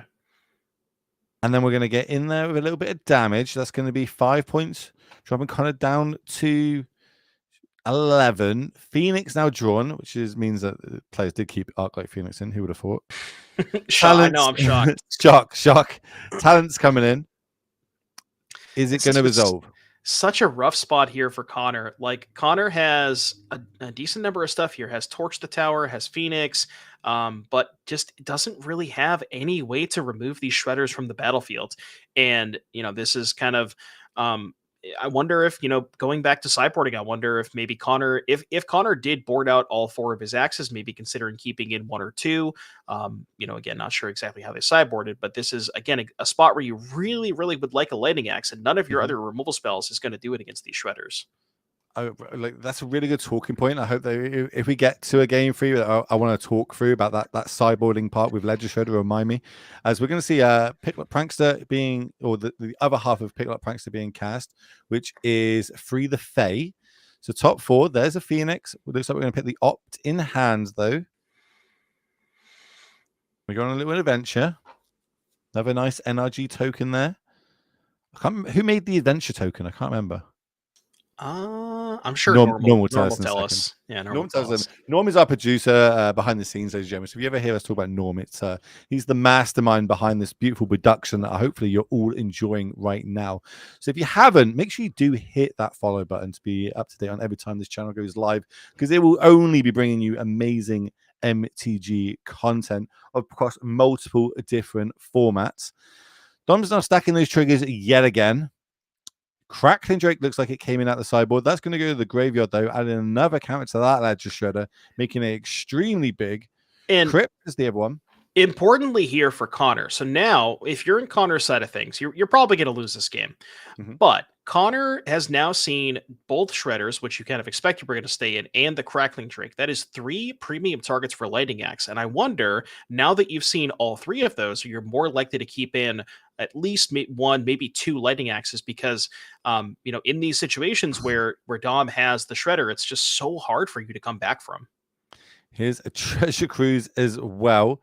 And I think, yeah, kind of like, can I just see your what you've exiled so far? Is it worth keep playing? Is it worth to try and have a little look at what's in Dom's deck, just for to kind of understand how he's sideboarded to make it even better when we go into game number 3? Absolutely. Yes, that is exactly, I think at this point these players just want a lot of information. I'm not trying to say that the game is 100% over, but it's going to be I am. very, very tough for Connor to come back from this. And I think Connor is just trying to see more stuff out of Dom, to see exactly how he sideboarded. And like I said, that discarded Crackling Drake may not seem like a big thing, but that is a lot of information to be gained. Yeah, it's a way to justify bringing in those lightning axes, as you said. Here comes a torch that's going to go aim at the Phoenix to potentially maybe buy us another turn or 2. We're going to discard an Arclight Phoenix ourselves. Speaking of information, it's Raja's token that is the on the adventure one that we've got. Well, there you go. And that's enough for Connor to scoop it up. Dom going to take it down game number 2, which will take us to a game number 3 here for both of these two players. We've got Connor, of course, playing for his life in this tournament.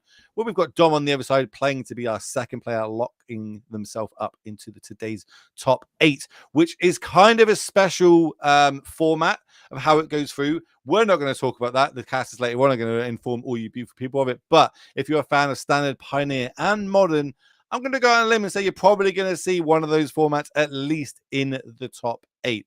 But here, this is the Pioneer round, number 11. Number 12 will be Modern. So we've seen what the deck lists are. Maybe there's a bit of change in it. In fact, let's have a look at the deck list. Let's just have a little look what it'll be like now. Now we've got a bit more information over on Connor's side with those lightning axes that you said. So now the information that you've got from that game number 2, how would you kind of mix it up then? And especially, of course, remember, we're on the play in this one. Right. It's tough. I mean, Ledger Shredder certainly looks a lot better on the play. And Dom, unfortunately for Connor, Dom only has 2 copies of Shredder in the 75 and just had them both in the first couple of turns.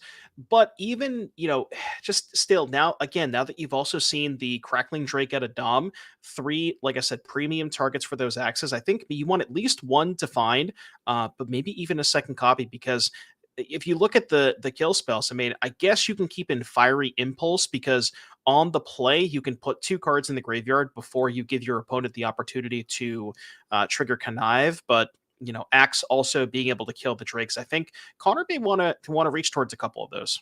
So yeah, that reminds me of what I was going to ask you. So Ledger Shredder with its open deck list tournament, I know that Dom has only got 2. Dom happened to draw both of them. Obviously, I've probably not got my lightning axes in the deck, or if I do a very small number of them. Are you scared? Is this like a trap to get into? Like, my opponent had the 2 copies, sure. What's the chance that they have the second 2? But am I now going to change my sideboarding up, ideally diluting or making my game plan worse because I'm now scared of Ledger Shredder? Or is it just one of those ones as a player you've got to accept that they just had both copies and were able to kind of snowball away with it?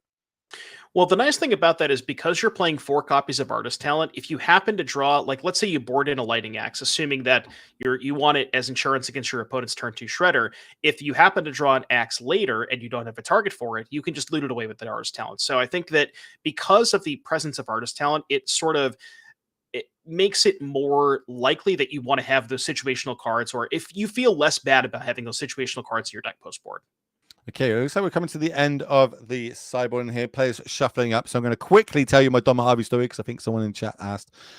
For that Pro Tour, Dom was basically locked for 9th place with a win in the final round of that Pro Tour. And look, he knows I'm going to tell this story, so he's going to buy me a bit of time. The way that tiebreakers and everything was working, he was locked for 9th place at that Pro Tour. The only way he could make 8th is if he wins his match and the 4th feature match at Pro Tour of the Rings somehow ended in a draw where both players were playing for a winning in. So the way it all kind of filtered down and worked out is that final table, both players went to time. I think it was like an ensnaring bridge was involved and Yep, Khans. I remember that. Some crazy shenanigans that took a long, long time. And the way I think players were, I was at that table, players were talking about, conceding but because there was a language barrier, the time took a little bit too long for it to happen. And the judges needed a result there and then, and it ended up being a draw. Mm-hmm. So immediately from that, I, of course, walk across to Dom, who's surrounded by a bunch of his friends. His game is over. He is not aware that this game just went to a draw. And I went over to him and I gave him like a fist bump and said, "Congratulations." And he looked at me with the most weirdest look, like, why? Why are you giving me a fist bump for 9th place? This is like, is where it's really nice. It's actually really bad. But I was like, no, they just ended an ID. I think you've just snuck in 8th place. And then I just, kind of walked away as he got mobbed by all of his friends because, and again, everyone thought he came 9th place. It was just a really nice moment for, a player that I've known for so long to weirdly be the person to tell them that they managed to make their first Pro Tour top 8, which is, of course, a dream for all competitive players in Magic the Gathering. So that's my story. You either liked it or you didn't, chat, but I'm going to take that one to the grave. I really, really do like it. But here, game number 3. Dom is playing for yet another top 8. Just needs that one win. Connor fighting for survival, needs to stay alive, needs this W right now. And of course, Dom, in these early turns, we're just setting up on both player sides. Yeah, Dom had the option to go for Artist Talent. I did see a copy of that in his hand, choosing not to play that, maybe holding up a counter spell. And that's 2-mana Milfoil. Swing and a miss. I mean, he had a Phoenix, so it's not that bad. The awkward bit would be now is if he misses his land drop. That'd really 3 lands pass. And I don't know if he's picking it up to actually cast it there. No, he's just going to put it back on an adventure. Just taking a look at it. Taking a look at the beautiful artwork. There is a land. Does have the land. Here it is. Here comes Spell Pierce. And yep, got the answer. It's going to go straight to the graveyard. So, and I wonder if Dom was thinking about not playing his talent because now he can actually go talent with Pierce up. There's the annul. Does Dom have a second Pierce? He does! Boom. That shows how much emphasis both players put on that card and how important it is in this matchup. Dom Harvey now assembling 1-0 in this game number 3. Yeah, that's a backbreaking turn right there. Dom, heads up play, not playing the talent into Connor's open mana, really, really patient, especially having double Spell Pierce, able to just pierce Connor's next turn, land 3, Artist Talent, pierce your Pierce, and I mean, we're this resolved Artist Talent. You've seen what it's been able to do the first couple of games. Now, I mean, Connor able to resolve his cruise, which is nice. This is the 3rd spell, right? So we can get a Phoenix back? Oh, no, second spell. But I did see a Consider, so. I also see, I think I see Into the Floodmoor. So we could use that to bounce the talents back and kind of time walk a little bit Dom on the other side. Gonna shock it in our Steam vents. Connor definitely not out. Going for Free the Fae, finding a second Phoenix, maybe? No, but does find a Mystical Dispute. They're a lot worse once your opponent knows about them. Just getting in there for 3 points of damage, past the turn back to Tom. Yeah, and notably Connor milling a copy of Profs there as well, which is certainly one of the cards that he, maybe not at this point would want, but I guess with the Phoenix in play, that would be pretty nice. So that is one less that Dom has to worry about those. From the favor on Dom's side, the first card we're going to get rid of is an Arclight Phoenix into the graveyard. And you'll notice like with players watching or people watching at home with Arclight Phoenixes, we don't tend to kill them too often. Once they're like on the battlefield, we kind of leave them there because other than that, there's not a good way for us to get them, exiled. That's why we have to bring things like these Anger of the Gods in out of the sideboard. Well, remember, so Dom has 2 torches, Connor has 1. So that is something. Presumably, those were kept in. I think I remember seeing a torch towards the end of the game in Connor's hand, at least for game 2. So not sure if they were in here. There's a crypt here for Dom. That's a good way of stopping Phoenixes from coming back. Yeah, and that is a non-creature spell that will trigger talent. So if Dom can find a second Phoenix, I think Dom is just looking for a land here because there was a cruise. Crackling Drake's in hand. Cruise is in hand. Mystical Dispute is in hand, and that Spell Pierce. So yeah, really looking for a fourth. Connor helping him out here. And this is a good thing, right? Like, at the end of the day, yes, there's a lot on the line. $35,000. Yes, there's an invite to to next year's Invitational. Yes, there is a Pro Tour invite on the line, but yet both players still able to enjoy and have a bunch of fun here on camera for all of us here at home. Connor taking the top card of Dom's deck, and Connor was the one who slope yielded for a land. You'll love to see that. That was a beautiful sequence there. So I got nothing for you. I am fully F6. I am tapped out here. I do see another Phoenix in hand here for Connor. That's free information, though. Now he knows what kind. Now he knows one card. That is probably the best flex we are going to see today for Dom's. Like, you can have some free information here. Yeah, because if it's a land, you're dead. Yeah. All right. How can Connor respond here? So huge turn. Now that Dom is tapped out, Connor has the ability, if he has something like a Profs, could really set up a big turn. I think I saw a talent as well and a Phoenix. So if he goes talent, play a couple of spells, get a second Phoenix back, this is the turn where Connor wants to try and pop off. Are we meant to use that into the flood now, though, to pop the crypt? But then we don't really get much. We don't get anything from it. But that crypt's really going to put, the brakes on to this turn for Connor. It's tough. I guess what you could do is you could go Flood Mob, bounce the crypt, then play the talent, then play cantrip, discard Phoenix, and just hope to peel a land. But it looks like we are going. I wonder if this is now going after the talent instead. Then looks like it is. Fish token given to Dominic. Gets a nice little 1/1. And draw for the turn. Dom is missing land drops though. Big grip of cards. How does he want to kind of navigate this turn going forward? It's in the tank. Probably one of the best players in the tank, though. Do you ever think that like every time you watch Dom, he will spend minutes in the tank, then all of a sudden it will be the quickest play you've ever seen. He's thought about it all and he will just play it out. He's not going to tank about it a lot and then play the turn out quite long. He's very, will think about it, do it, done, move on with the rest of his day. Yeah. Well, the play he decides to come up with is one made a draw 3, which I think we talked about this earlier. We say that's pretty good, right?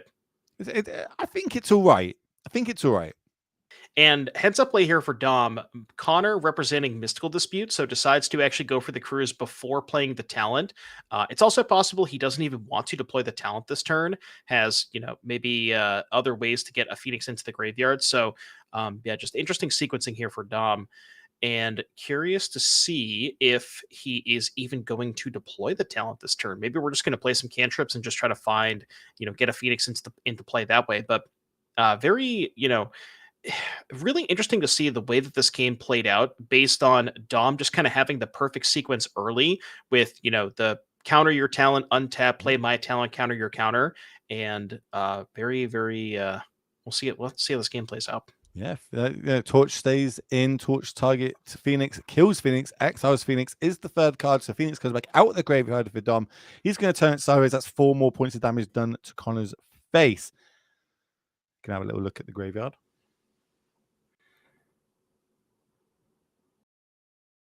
Yeah, now we kind of see the opposite here. Now Connor's the one that gets to untap with an artist talent, and we'll have to see if there's anything like the Prof's Eidetic Memory to potentially be able to like get a really big attack this turn. Although without a creature already in play, the way that Profs works with Phoenixes in the graveyard is you need to have the creature in play when you go to the combat phase. So you can't actually Profs onto the creature that comes back.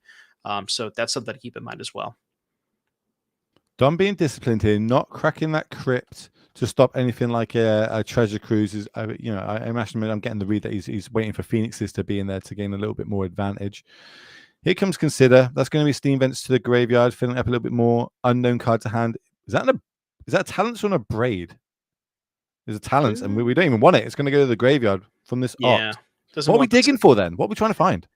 Honestly, probably just Cruise, because you'll notice that each time Connor casts one of these cantrips, he's like looking at Dom, giving a little bit of the head nod Yeah. to see if Dom wants to pop the crypt. He's trying to bait Dom into popping the crypt because he has a Phoenix in hand. Because if Dom does pop the crypt to stop something like a Cruise, then Connor can just go cantrip, discard Phoenix, get it back. So, very, very, like you mentioned, very patient here from Dom, really wanting to, knowing the battle that he's trying to fight, just trying to make sure he saves that crypt for the Cruise. And it's a weird spot here for Connor. You saw him like kind of agonize over what to discard. If he discards the Phoenix and then if he says discard Phoenix, Dom will almost certainly pop the crypt in response to the cantrip. So then even if he finds Cruise off the cantrip, he won't be able to cast it. So as long as he kind of keeps up this gambit of not putting the Phoenix in the graveyard, he still potentially has outs to find the Cruise. But he just says, no, you know what? Phoenix down. So Dom not popping the crypt here. That's a little surprising. There is a mystical dispute in hand for Dom. Maybe sitting on that in case a Cruise was to come down. Because we now hit our land drop for Connor, does have a Spell Pierce as well. Well, I think, I was going to say Connor might have a counter spell to fight over this as well. Yeah. So, very interesting to see Dom not pop the crypt there. It's almost like Dom didn't pop the crypt because he wanted Connor to cast the Cruise into the dispute. Yes, but now that's what I was getting at. He is going to get punished by the Spell Pierce. So here's our little cat battle. Both players out of mana and resources now. So the Treasure Cruise will resolve. I think that was a crypt of his own over on Connor's side. I imagine the words is going to combat is about to happen. And we're going to see this getting popped. Exile in that graveyard. One of them being a Phoenix. Only 2 Phoenixes left for Connor if all 4 are still in the deck. It's also possible that Dom felt like he wanted to get a second Phoenix out of the crypt and, weighed the risk of potentially letting Connor Cruise with a counterspell back up because he really wanted to get a second Phoenix out of that. But Connor found his own crypt. See that there? Dom picked up the Exile Zone and was looking at how many counter spells were left in there. So maybe he's got something he really wants to resolve moving forward here. There's a crypt in, but the thing is, so Connor's in. If we play the crypt this turn, sure that resolves. The graveyard at the minute is big enough for a cheap Treasure Cruise, but realistically, you want to get that Phoenix in the graveyard first before you pop it. Yeah, and I wonder if Connor. It almost seems like, so we're going to go take a look and see what's exiled. You'll notice that Dom, no Phoenixes in exile or in the graveyard, where Connor has 2 downs. But Connor looks like he is valuing fighting over Cruise, which does make sense.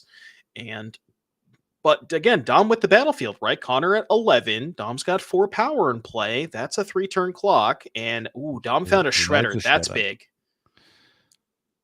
And a Profs, Will. My goodness. Big turn for Dom. So this means that we're going to get 2 counters on a creature this turn?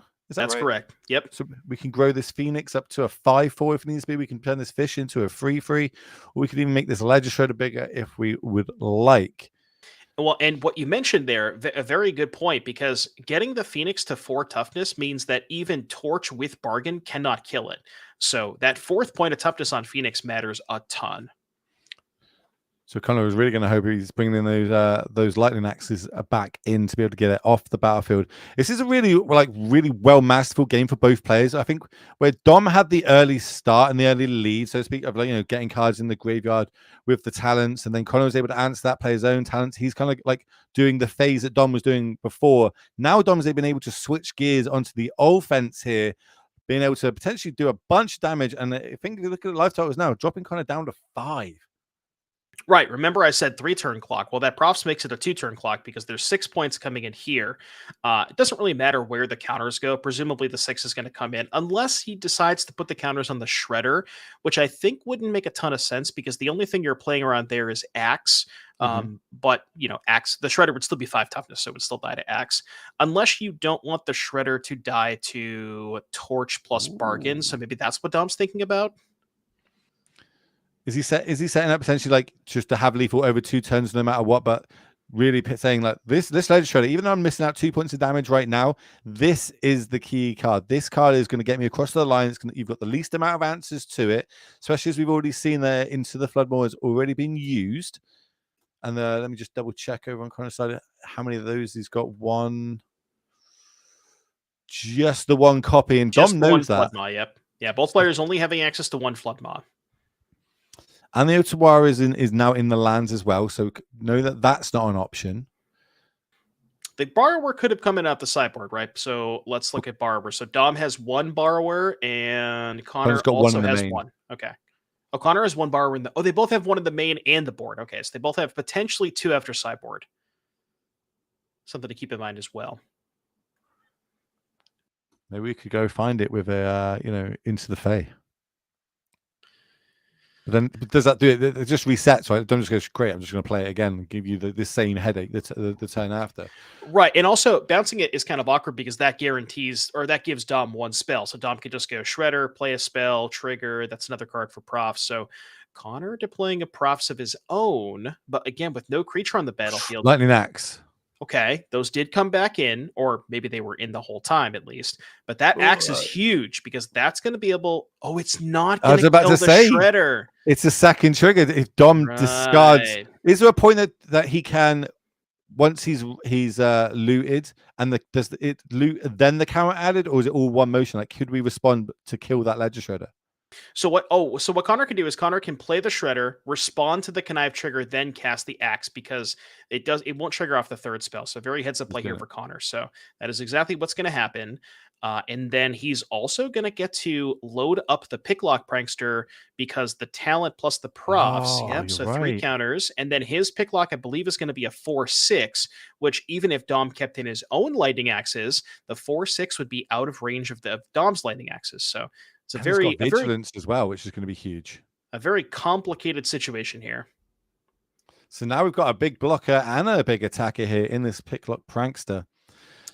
Dom over on the other side, though, we know he's got a few answers to it, but yeah. So now it's going to come down to does Dom find a Borrower if they were kept in? Presumably they were, because Borrower is good at removing large creatures out after like a big Prof's turn. So if Dom can find a Borrower. So there's Ledger. I think we're going to see Talent. We are going to see Talent come down, trigger the Ledger Shredder. That's an opt. It's going to get rid of the Phoenix that we had in hand. So that's going to add a +1/+1 counter to the Ledger Shredder as well. Talent is going to resolve. 1 mana up for Dom. Still got a land drop if he chooses to use it. And has Dom gone through the Flood Maw yet? I don't think he has. I don't think so, no. I know just Connor. We see Connor's at the very top there, but I don't think Dom has seen his Flood Maw yet. So that is available as well. Might not even still be in. Like there's a chance that there's one of the cards he's pulled out. We've seen a lot of cards come in here for Dom Harvey on the right of our screen. It's gonna have another little look, see what cards are left in the deck here. Connor's gonna do the same. This is the funny part where you just you go through, okay, how many removal spells have you gone through? How many counter spells have you gone through? How many bounce spells have you gone through? And you mentioned with these players having access to open deck lists, it's a lot easier to kind of figure out what their opponent could have in hand because they've seen so many cards. They know exactly how many copies of each they have potentially available to them. It's a little bit easier to formulate a game plan when you have so much information. Here comes an opt. First trigger off the talents. We're going to get rid of this Mystical Dispute. Ops looks like we like that card, so we're going to draw it. So that's now 3 cards drawn for the turn. Treasure Cruise is going to make it 7 cards for the turn, right? No, it's not. He doesn't have enough. There's 6 cards in the graveyard. He needs 7 in there. Right. Okay, a little bit more information there for Connor. He's going to be super happy. I wonder if... Okay. Yeah, I don't know. It looked like Dom had gone like you mentioned it a little bit earlier. Dom likes to think through the turns a lot, go through the permutation. So maybe he just counted off a little bit, or was a little bit off on the math in terms of how many cards he would have in the graveyard for Cruz. Still in a pretty fantastic spot because remember the Shredder, or excuse me, the Picklock is currently a 4/6, so you can make the Phoenix into a 6/5. Attack with that. You could even attack with the fish too to give Connor the option to go to 1 life if the fish is blocked and not the Phoenix. But usually, I would attack with all here, right? Oh no, you can't. Yeah, just play the Shredder. Yeah. We attack with both the fish as well. I like that as well. And Dom just says, "I'm going to pass the turn back." Okay, so 13 life is maybe a little afraid of Connor potentially having a big turn, but again, Connor's aware of that Otawara, by the way. which is Yeah, next time could just bounce the blocker that we're going to have. remember, if Connor can find a bounce spell here, I guess we'd need 2 bounce spells, right? Because you need to kill 2 flying blockers. But even just, just Connor can make a giant ledger shredder and have the ability to potentially just push through a ton of damage here. Yeah, there's a cruise. This is going to be a rough turn here for Dom. So that's 7 cards getting exiled. Loot effect. We're going to pick the first ledge. Well, another ledge shredder in the graveyard. That was an Anger of the Gods. Yeah, I was going to say I was a little surprised to see Dom not attack, but I feel like maybe he thinks that he's, basically not going to say guaranteed, but he's very likely to be able to win the game next turn as long as he gets a turn. So forcing Connor to have 2 bounce spells as opposed to 1, maybe that's what Dom was thinking last turn, part of his logic. I see another Phoenix. I see an Anger of the Gods, a sleight of hand, and I think an op. So we've got a lot more draws here over on Connor's side, but we are running out of mana. We do need mana to cast these bounce spells if we're able to find them. We can't split up the counters either. So if we're able to get multiple Phoenixes on the graveyard, splitting them up, that's not really an option here. I think Dom might have missed a connive too, because the cruise was the second spell for Connor. They're doing library checks, Will. I got to look at Connor's library. We're not at that point yet. Surely not. It's less than 10, I'll tell you that. Here's an opt. It looked like it was less than 10. This Phoenix, which we know is the 4 Phoenix because 2 are in exile. Spell Pierce. But the library count may not matter if Connor just kills Dom this turn. Which I think is... Lightning Axe was the card found. Reasonably likely. So that's not enough, right? We need Lightning Axe and a bounce spell. So first yeah, okay, so this is the very anyway. So first Lightning Axe gets us another card deeper. Yeah, and I think, Connor, so the interesting part about when you get to this spot in the game with Phoenix is that based on what you sideboarded, kind of exactly what you have left in your deck. So let's say Connor, for example, if he has both borrowers in deck and only has 6 or 7 cards, he can, he's sort of run the odds as how likely I am to find that specific card. Because I believe a borrower would be lethal. It would be 100% lethal. So yes. maybe that's what Connor is thinking. Or even another Lightning Axe at this point is lethal. Yeah, so, if there was multiple axes kept in. So that's an axe. Phoenix is going to get hit with that. Did we do our loot effect? Or have we already got it? He's tapping 2 mana. What happened? What did we miss? Are we missing something? We're going to play this Picklock Prankster. I think we're just going survival mode. I don't think we're digging for the win at this point. So 7 counters on that Picklock Prankster. Return both of these Phoenixes. It's entirely possible that... Are we thinking about what lands?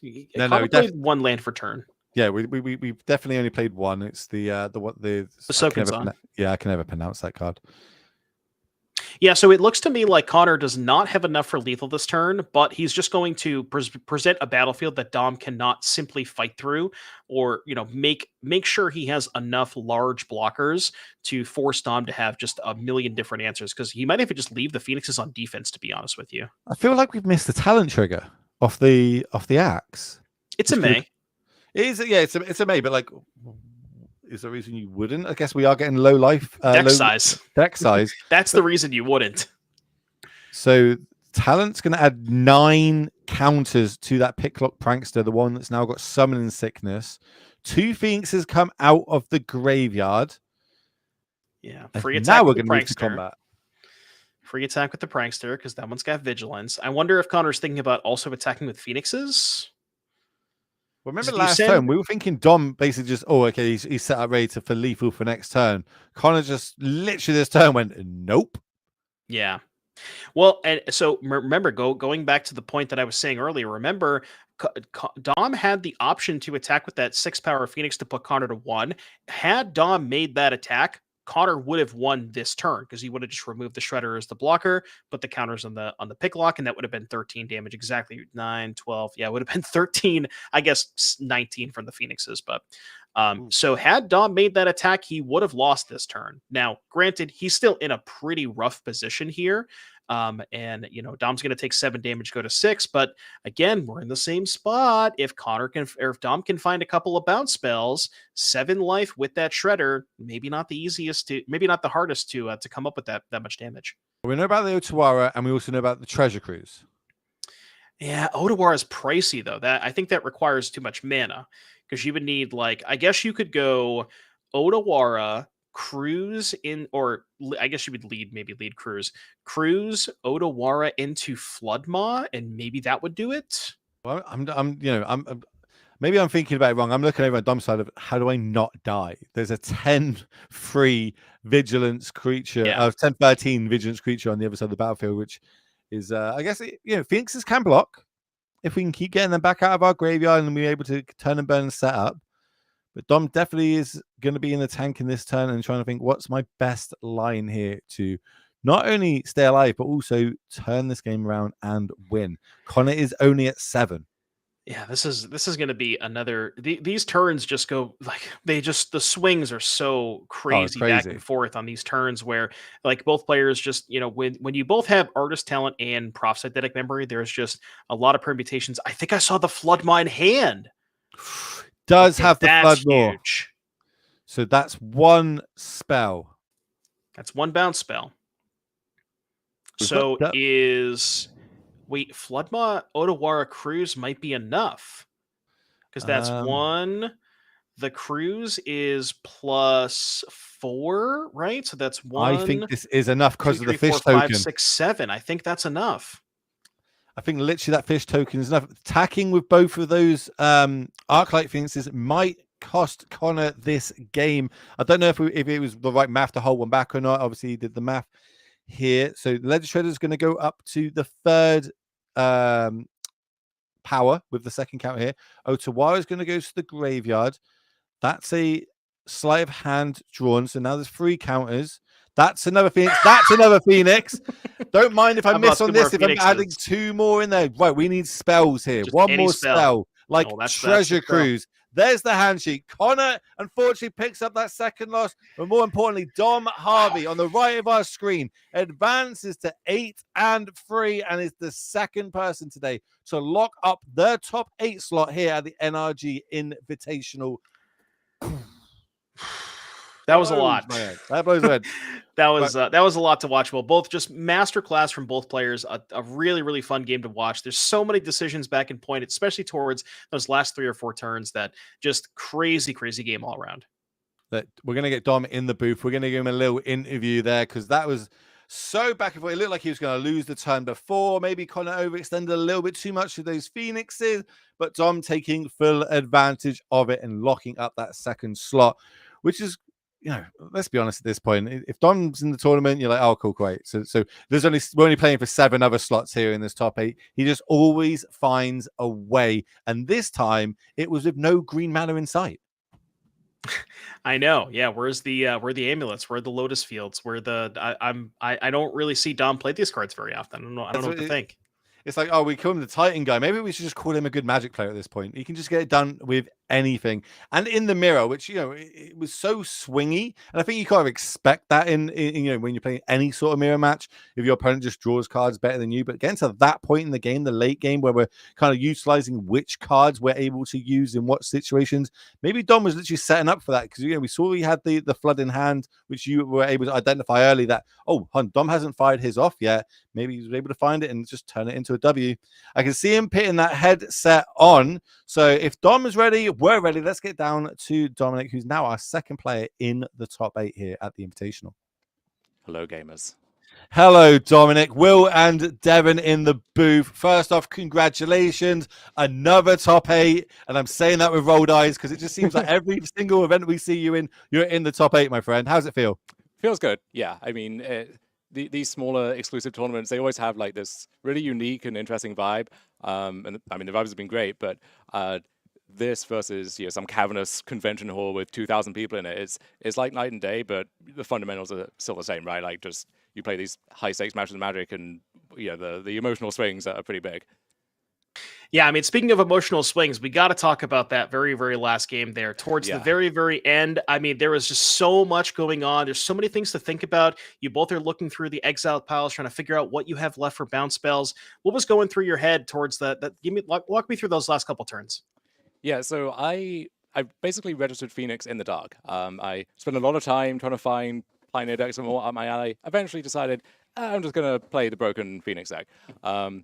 And as a result, I don't have much experience in Mirror specifically, where it very often does come down to both players are going to see their entire deck, and you have to keep track of what's been played, what hasn't been played, like what combinations of 3 specific cards, if they find them in this order, is going to get it done. And it's a lot. So, I mean, you saw me make some mistakes there. Connor said he did too. Like, it's very difficult to actually map all that out properly. I figured once I found my profs that I could probably close the deal from there, especially with some of the Phoenixes gone. But then Connor found his own profs, and as he said, like, if he was going to win the game, that was going to be how it began. And yeah, it was far too close for comfort, but managed to squeak it out. I do like it when like you're in the tanking for ages, and then you were like, right, pick up practice, and you just mill over. Oh, I've got 4 Phoenixes now. Cool. This is easy street now, and you're able to take the W there. So we're now going to go into your next CU in the top 8, where the formats are going to be pretty sporadic on how you see which deck you're going to play. Which deck would you prefer? And I think we all know the answer to this, to play in that top 8. But I'm going to make you say it. I would say Amulet, maybe. It really depends, because in Modern you get these very polarized matchups, right? Where some of them feel great, and then you're playing against a faster combo deck or something, and especially if you're on the draw, which hopefully I won't be for a while in the top 8, then that feels pretty rough. Whereas I'm playing the Dimir deck in Standard. That deck, you got a puncher's chance against basically everything, right? And so it feels much less swingy in that sense. And then Phoenix as well, right? Hyper consistent deck, lots of cheap spells. Like you're going to be in with a shot no matter what it is. So I would say Modern, but with a heavy asterisk. I reserve the right to change that at any time. Yeah, if they just happen to have 4 Blood Moons in the main, maybe I don't want to play that deck. I got you. Yeah, Theo, right, next question. Can I talk about this for a second? Theo put 3 Blood Moons in his sideboard just for me. And maybe other Amulet players. We all knew I would put them in the main. It's just for me. It's a hate crime. He even said I'd put them in the main against you, because also, these Eldrazi decks are floating around a lot at the minute, even though I'm not touched. It's great against them. But yeah, I would come for you, Dom, and you only, and I want you to know that. If I was there... I knew that already. I took that for granted. But he said he would have registered like the 4 Stony Silence and some other stuff, looking at this metagame if he had the chance. I tried to tell him that, didn't listen. So if I get Blood Moon by Theo in the finals to end the tournament, then I guess it was... It was meant to be. It was fate, yeah. Speaking of Theo, I know that a lot of these players have sort of talked about the player that they do not want to play against the most. Would that be your answer? Yeah, Theo would be my answer too. I saw some of the tier lists, fantasy drafts, substance out for this tournament, even just informally chatting among the players. Yeah, I think Theo is near the top or at the top of everyone's list, and he's just a hyper consistent player, right? So. No surprise to see him be the first one to make it into top 8 after leading the pack yesterday. And yeah, a final showdown maybe in store. We don't know. Well, I'm looking forward to that if that does happen a little bit later on. So we're going to let you go have some lunch, Dom, as the players are now going to have the lunch break. So we're going to come back to the booth. Hopefully, you have a great run in that top 8, my friend. Thank you. So we are back. We are now ourselves going to have a little bit of a lunch break, because this is the end of round number 11. We'll be back for the last round, where we find out who is going to be locking themselves into today's top 8 with round number 12. And that round is going to be Modern. So we're going to be back at, I think I just saw 1 CT, which is Central Time, I believe. I would say 1300 Central Time, but, I'll have a go at our producer in a second about that. So make sure you put that in your diaries. Everyone go off, go to the toilet, have yourself some lunch. And then by the time we come back, we'll have some Modern action for you and find out who is in the top 8 today. I'm Will, that's Devon, and we'll see you shortly.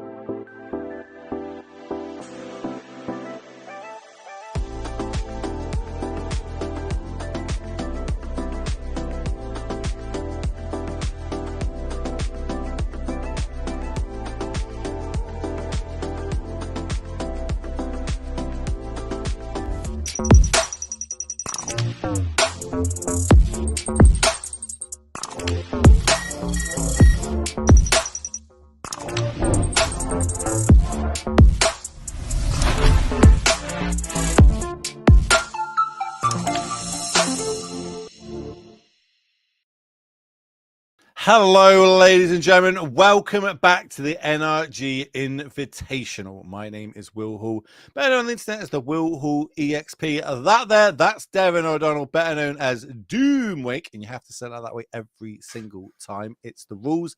I don't make them. I just abide by them. And you're joining us here in round number 12, the last round. After this, we'll find out who is in today's top 8.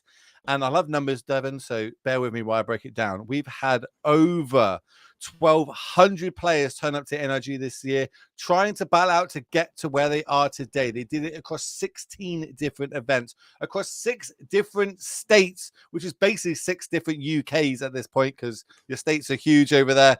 And we managed to win it down to 24 players, all battling out for their share of $35,000, a Pro Tour invite, and of course, an invite back to next year's 2025 NRG Series Invitational. So, Devin, let's have a look at how that prize money breaks down for everybody at home if they've just tuned in. Talk me through it. Yeah, players are playing for a lot of money on the line. First place is $10,000, a championship trophy, an invite to next season's NRG Champs, and I guess a Pro Tour invite for the first Pro Tour of 2025. Yeah, whatever.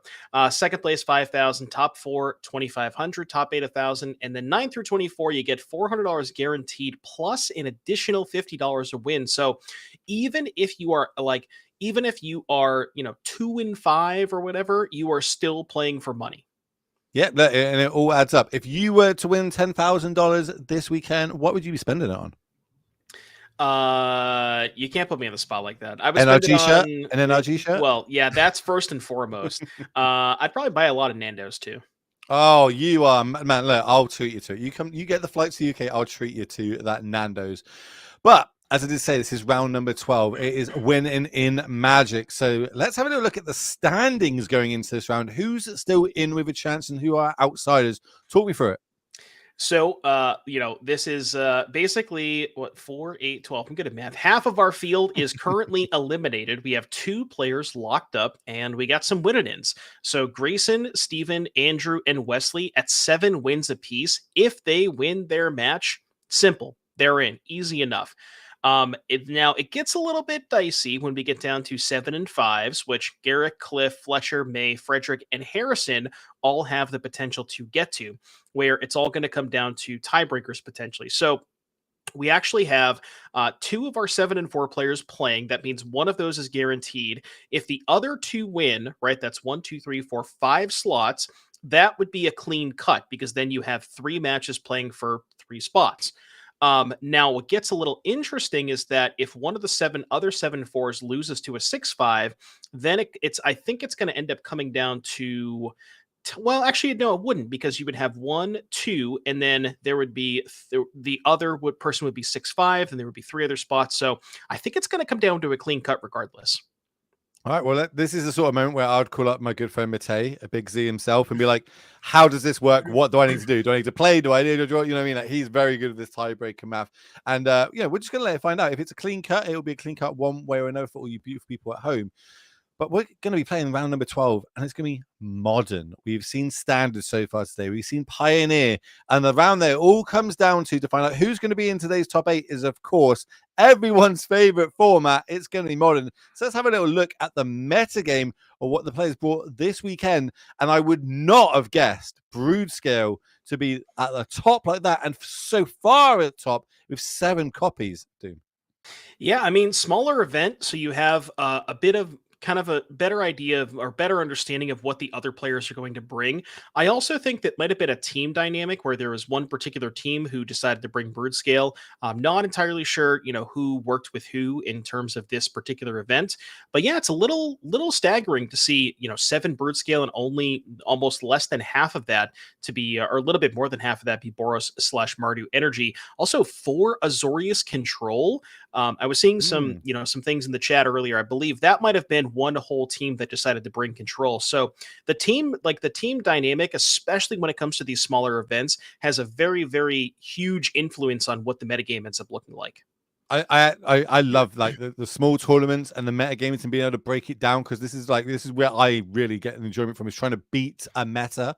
And in the vast scale of a 2,000 player tournament, it's extremely hard to try and beat that meta, because you could be playing against Merfolk or something crazy like that. In a small, tiny 24 player tournament, there's no chance you're playing against Merfolk unless Nikachu's in it. So being able to break it down and decide what I'm going to go against, and it looks like at the state kind of models in the minute is you got to play a fast combo deck or an energy deck. But in a small 24 player sort of field like this, we see it kind of diverse. I think I counted about 12, maybe 13 if you put Amulet in there for combo decks, which is over half the field. But the big standout is those 4 control decks, as you pointed out. If that team turned up thinking, hey, look, if Boris is, let's go, someone's going to be playing Boris / Mardo, this energy deck, it's too powerful not to play. Some people are going to be playing the Belcher deck to try and beat that deck because it's meant to be the energy killer. How do we go faster in that, or how do we bring a deck that's got the tools that's going to be good against these decks? And they've decided this Azorius control list, which I think, looking at the lists as well, they've got a lot of copies of a lot of good cards in those matchups, and that's what's going to bring us down to our main feature match, where we're going to see Azorius control going up against one of these mono red Ruby Storm decks. And you've got the deck list in front of you. They're going to have deck lists because it's open tournament. Let's break it down. Let's talk about this Azorius control, because this is a bit what I'm really kind of getting excited about. These 4 copies of Orange Chant in the main deck. Like, great when you start going against combo decks, right? So you're telling me that Orange Chant is good against the decks that's trying to cast 20 spells in one turn? Look, I'm not the expert role today, but if I was going to be in that, I would say that this is probably a key standout card in this matchup. Yeah, I mean, this is, maybe the single matchup that Wesley would not want to see the most. Typically, I think that the Storm decks are sort of built in such a way to have they're reasonable against the control decks. The counter spells, you can kind of just you can kind of just throw endless threats at your opponent, like Wishes and Past in Flames and things like this. But those 4 Orange Chants are going to be a lot to slog through for Wesley here. And then the other thing that's worth noting is Force of Negation, exiling Past in Flames. That's a big part of this matchup as well.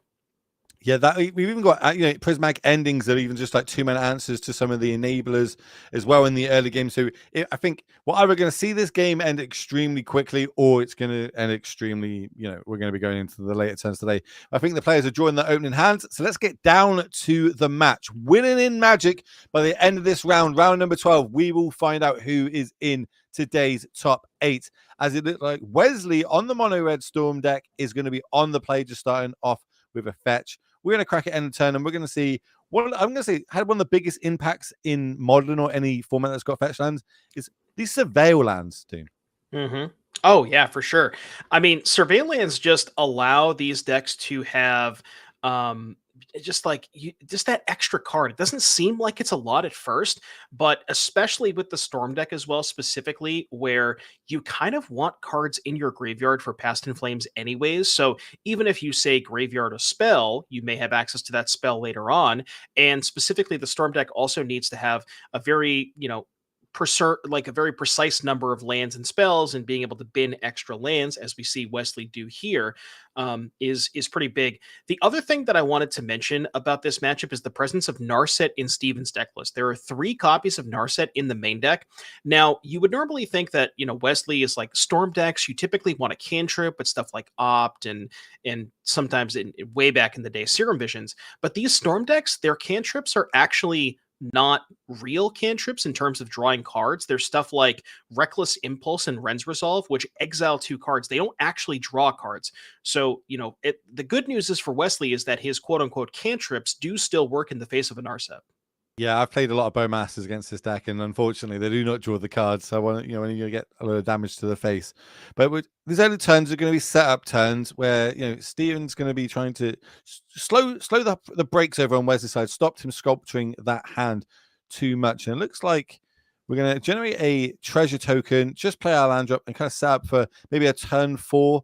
We're going to try and combo off here under some sort of counter magic from Steven. Ooh.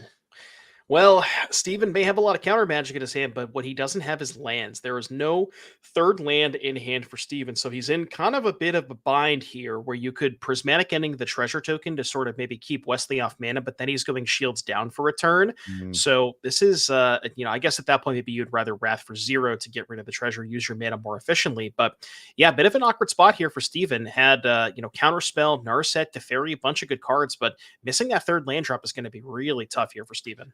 That Wrath for the Sky is not really good in this matchup, so we've got 2 copies of it in our hands, so we will discard one of them to hand size end of turn.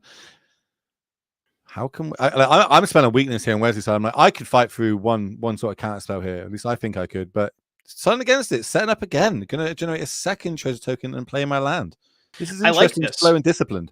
Well, this is also interesting because Steven is missing land drops, right? If Steven only has one counterspell available, Wesley can just say, okay, I'm going to untap. If he plays his land that's 5 plus the 2 treasures, I have access to 7 mana. I can easily fight through one counterspell. I present a threat, you counter it, and then I end up just going off and killing you.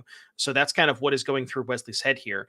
Now you'll notice there's, we see Mono Red Storm in the title, but there's various Jeskai lands. I believe those are only for sideboard cards. There's 4 Into the Floodmaw and 3 Silences in the sideboard for Wesley. So no non-red cards in the main deck at least. His hand doesn't look particularly great either, I must say. It literally just look, I think he's got another 2 land in that hand as well. I do see a Past in Flames, I think, and maybe a couple of ritual effects.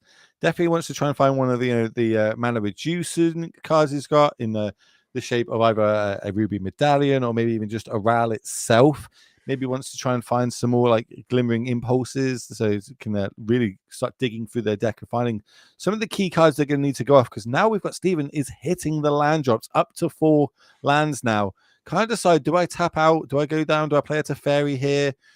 What do I need to do? Well, what I think he's thinking about doing is actually Wrath of the Skies for 0 with Counterspell up, because Wrath for 0 will blow up 2 treasure tokens on the side of Wesley, severely limiting the mana. And you mentioned Wrath of the Skies, maybe not the greatest card in this matchup. So, it's interesting to see if Steven chooses to go that route, which he doesn't, but maybe, potentially saving it for later. It can, for 4 mana, or, if you have some energy bank left over, it can end up hitting either a Ruby Medallion or a Ral.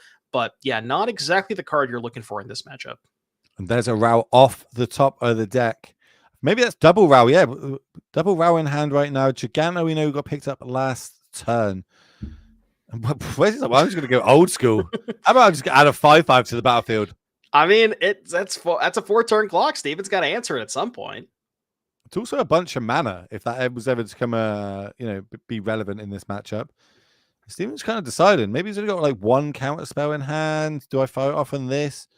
This is going to be He does only have 1 counter spell. I think the hand was what? Wrath of the Skies, counter spell, Prismatic Ending, Teferi, Narset, and then I can't remember the last 2 cards, but something along those lines. There is a Teferi in hand, so maybe it's a good target for Teferi to bounce to go another card deeper. But again, we have to tap 3 mana for that right now. Steven and Wesley are kind of jockeying for position. When is the right time for Wesley to combo off? Does he even need to get into that point? If this Giganta resolves and we're able to do it, that's a 4-turn clock, as you said. Yeah, Steven really wants to find land 5 here, because then you can go, like you said, Teferi to bounce the Giganta, buy a little bit of time, cycle, and then have land 5 to hold up that counterspell. But, I mean, again, Wesley with 7 mana, and you mentioned the potential double Ral in Wesley's hand. Maybe he doesn't even care about a single counterspell. He can just play Ral, say, okay, counter it. Then I can go play my second Ral, and then just kind of pop off from there. Is that white card in the middle of Diamond's hand? Is that an orange chant? It might be. I couldn't quite get a good look at it. It looks a little bit like it is an orange chant, which would be, again, a great one in this matchup, as we spoke about. That's what Lorian's revealed off the top. We're going to go land cycling that, make sure we can guarantee hitting some of our land drops, because, of course, we stumbled in those earlier turns. The later this game goes, who's it favor? See, that's tough, because Well, Wesley does have a lot of ways to kind of fight through counter spells. We mentioned specifically Past in Flames. That's kind of the big one. There are 4 copies of that in Wesley's deck list.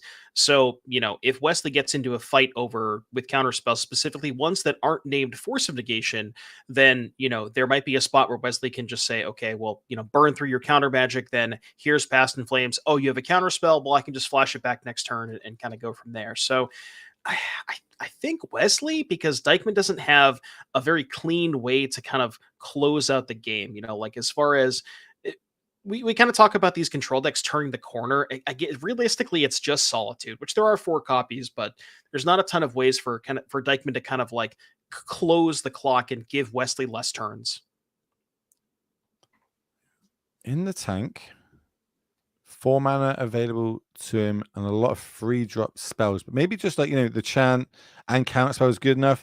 Does Wesley have enough resources to fire off to kind of start getting these resources out of Dykeman's hand to potentially then set up for the turn that he needs? But we're going to start with 2 mana here. It is going to be Wrath of the Skies for 0.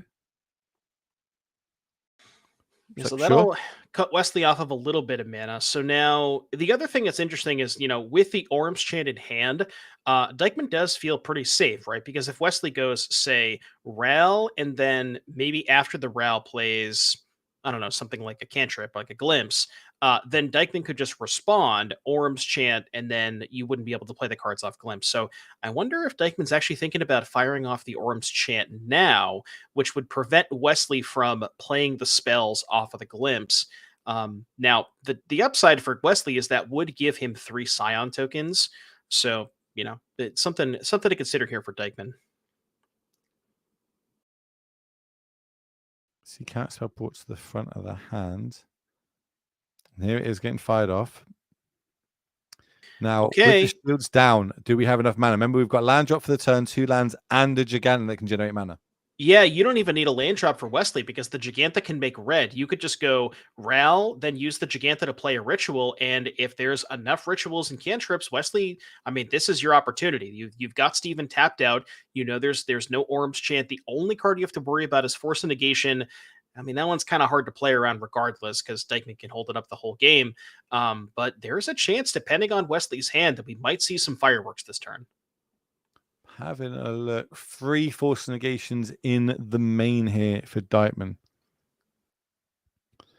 So let's have a look. Yeah, and the thing for Wesley against Force is there's not really a lot of counterplay that he has to it. The only option, the only thing realistically that Wesley can do against Force is wish for Orm's Chant or Silence to prevent Steven from casting spells. But that's that we're a long ways away from that. So if Wesley does have the ability to, even if it's say just Ral, cut like a couple rituals and 1 cantrip, he probably still has to try and go for it. As we see Ral into ritual, here we go, Will. And we're off to the races. Every commentator's dream is trying to keep up with Storm players and how quick they move with dice. So Storm count, I think, is at D20 there. So that's going to be 4.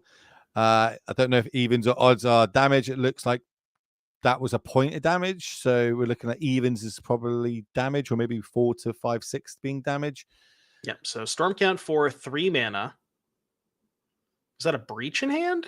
I see. No, it can't be breach. There's no breach in the main deck. I think it's a Past in Flames. I think that might be like a Doctor Who Past in Flames or something like that. Okay.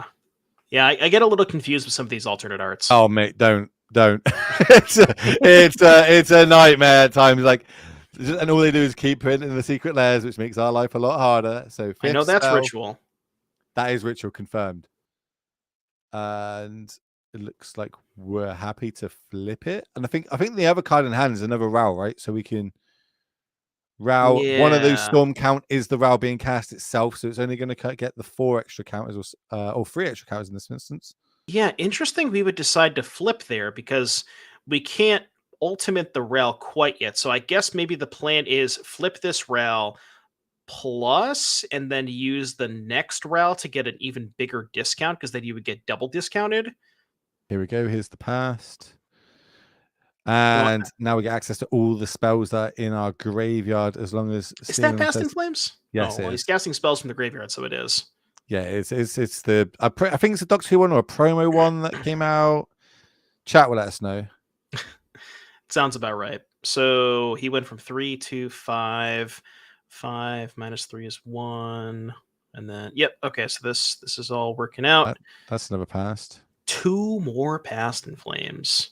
Let me just make sure that isn't anything crazy. And I don't believe Wesley has a way to keep going here. I think we're out of cantrips. Yeah, we have a Past in Flames and a Ritual in the graveyard. What he could do is play if there's another Ral in hand, you could play the Ral from hand and then cast a Ritual and try to spike and flip the other Ral. Because if you flip, then you can ultimate the new one. That's why I think this issue is a turn. I was about to say. So yeah, we used it 2 mana to play this. We've still got the Giganta mana up. So Giganta. The other question is how many instants and sorceries have we casted for Wesley? I believe because we're keeping track of the storm, but are we making sure we're keeping track of the instants and sorceries? 8, and we won the flip, which is exactly enough, right? He wrote down on paper that he took a damage. I don't think we won the flip. Oh no! Past in Flames, we can cast that, so we get 1 more shot at the apple. Is this it? We're gonna flip a coin to see if we're not gonna win the game on the spot, but we're gonna basically flip a coin to see if we're gonna still keep going. Choose one. Yeah. I think you have to use one from exile because remember those 3 are from. Well, the Glimpse puts the cards in the graveyard, so I guess it doesn't matter too much. But this one is 1 less mana. All right, here we go. Big flip. That's a 3 and it's an odd, so I'm pretty sure this is. Yeah, we're not going to the pen and paper. Here we go. All right, so now Ral is going to look at a whole bunch of cards here, and we're going to see if Wesley can keep going. So it comes in 10 loyalty. We're going to ultimate it. Top 7 cards. And only 1 mana floating, but as long as he can hit rituals off of this, he'll still have plenty of mana left over. There's a Manamorphose. Double Manamorphose. Okay, 2 Manamorphose. That was. Oh, is it top 8? I thought it was top 7. Reasonable hits. So 2 Manamorphose, a Glimpse, and I think a Reckless Impulse as well. So this is going to get him up to 5 mana. He's going to get the draw 2 off the Manamorphose and exile 5. So he's going to look at 7 cards.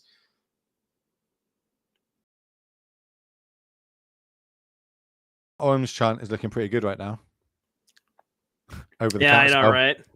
Yeah, that was tough. I mean, Dykeman maybe sensed a little bit of weakness here from Wesley deciding to go for the counterspell on that Glimpse, but I'm sure if Dykeman could take this turn back, maybe he would consider doing that. So a little bit of a risk assessment there, but Wesley kind of just Wesley's hand was good enough. And now, to be fair, Wesley sort of ran out of gas a little bit. Yeah, it came down to 1 dice roll. Yeah, this entire game came down to 1 single coin flip, which depending on your thoughts, maybe is a good thing or a bad thing.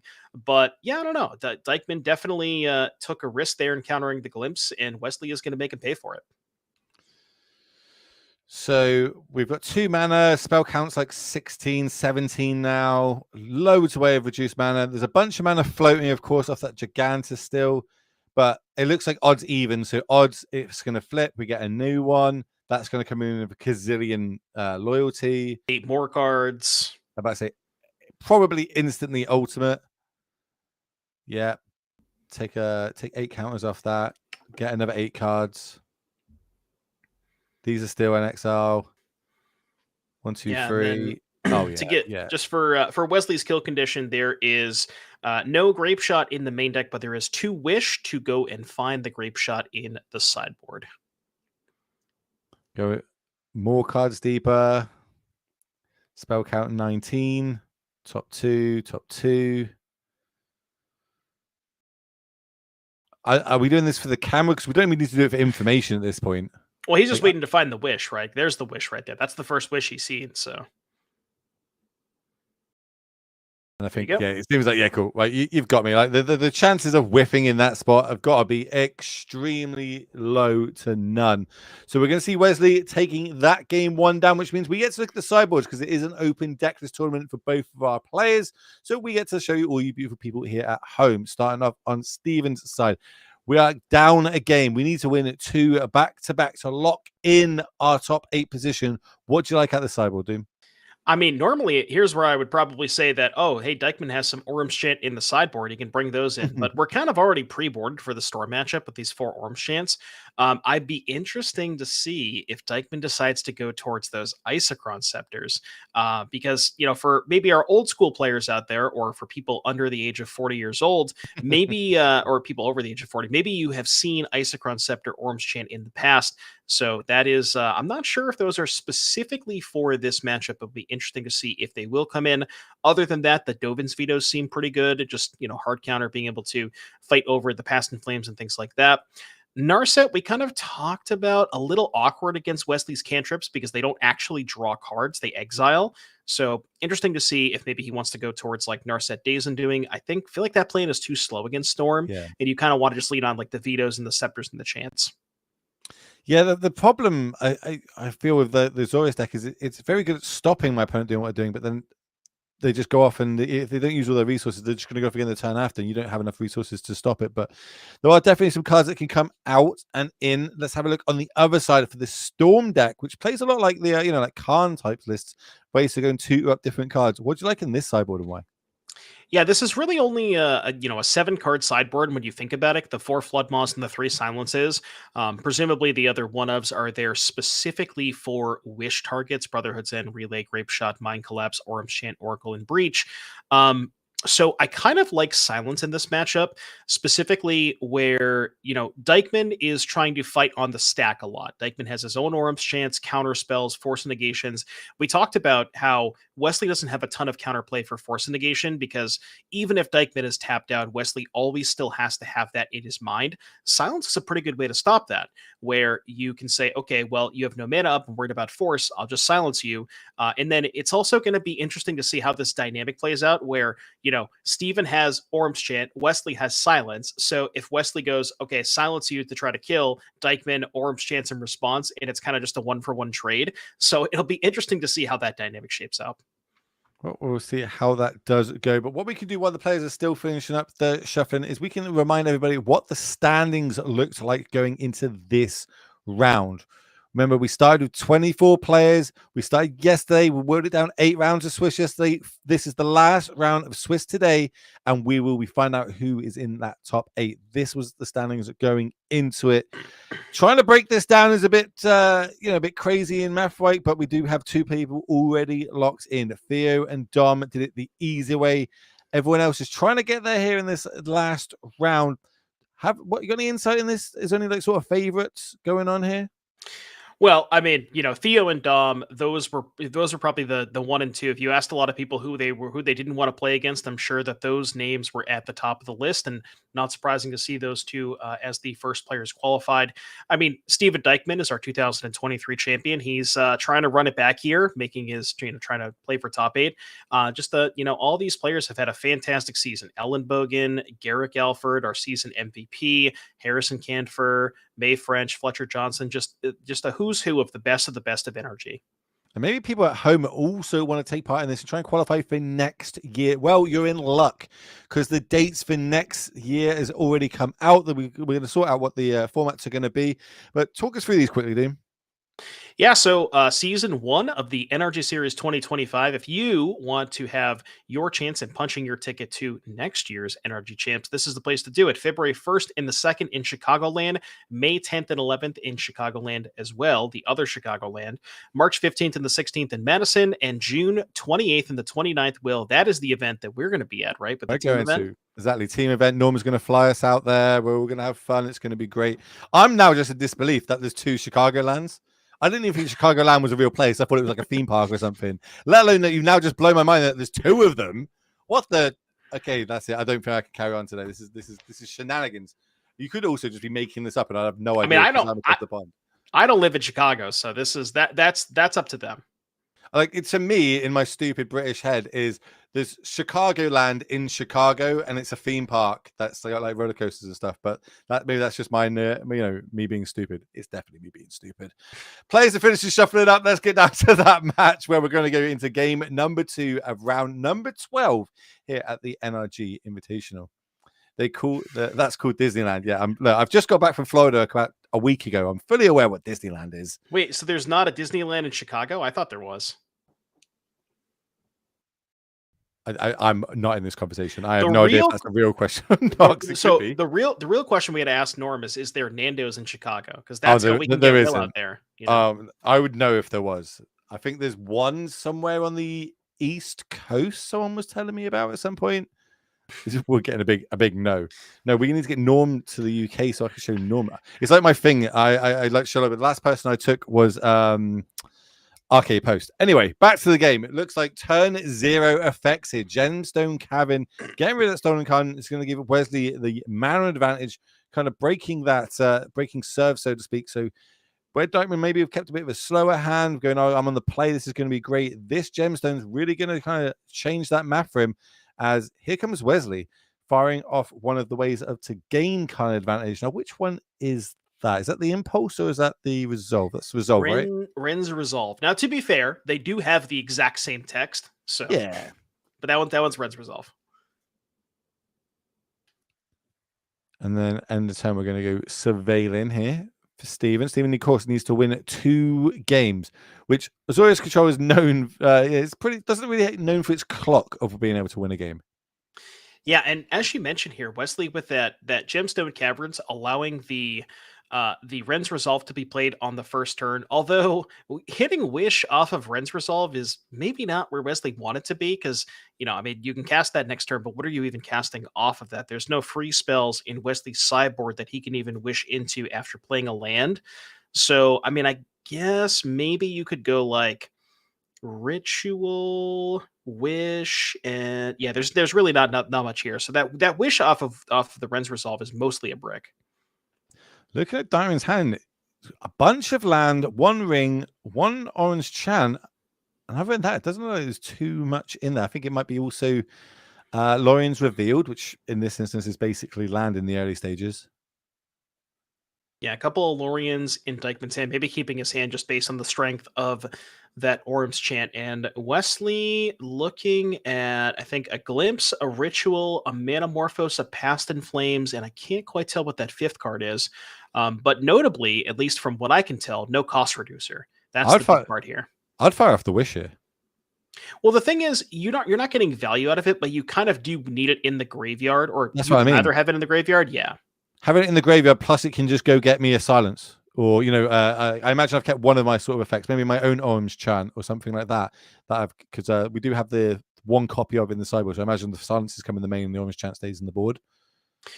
Remember, the Wish, you have to play the card that turn. So if Wesley casts Wish, the Wish just says you may play a card you own from outside the game. So if he casts the Wish, he can't play it this turn. But notably, just having it in the graveyard is better for the Past in Flames. I don't know how in all the games of Modern I've played, and you can tell I'm not a Storm player. I genuinely always thought that was just put it into hand, because normally they're in the same turn.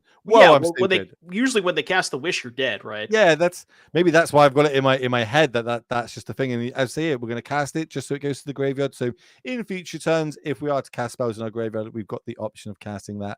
Here comes the Lorien's Revealed. End of turn, going to Island Cycle.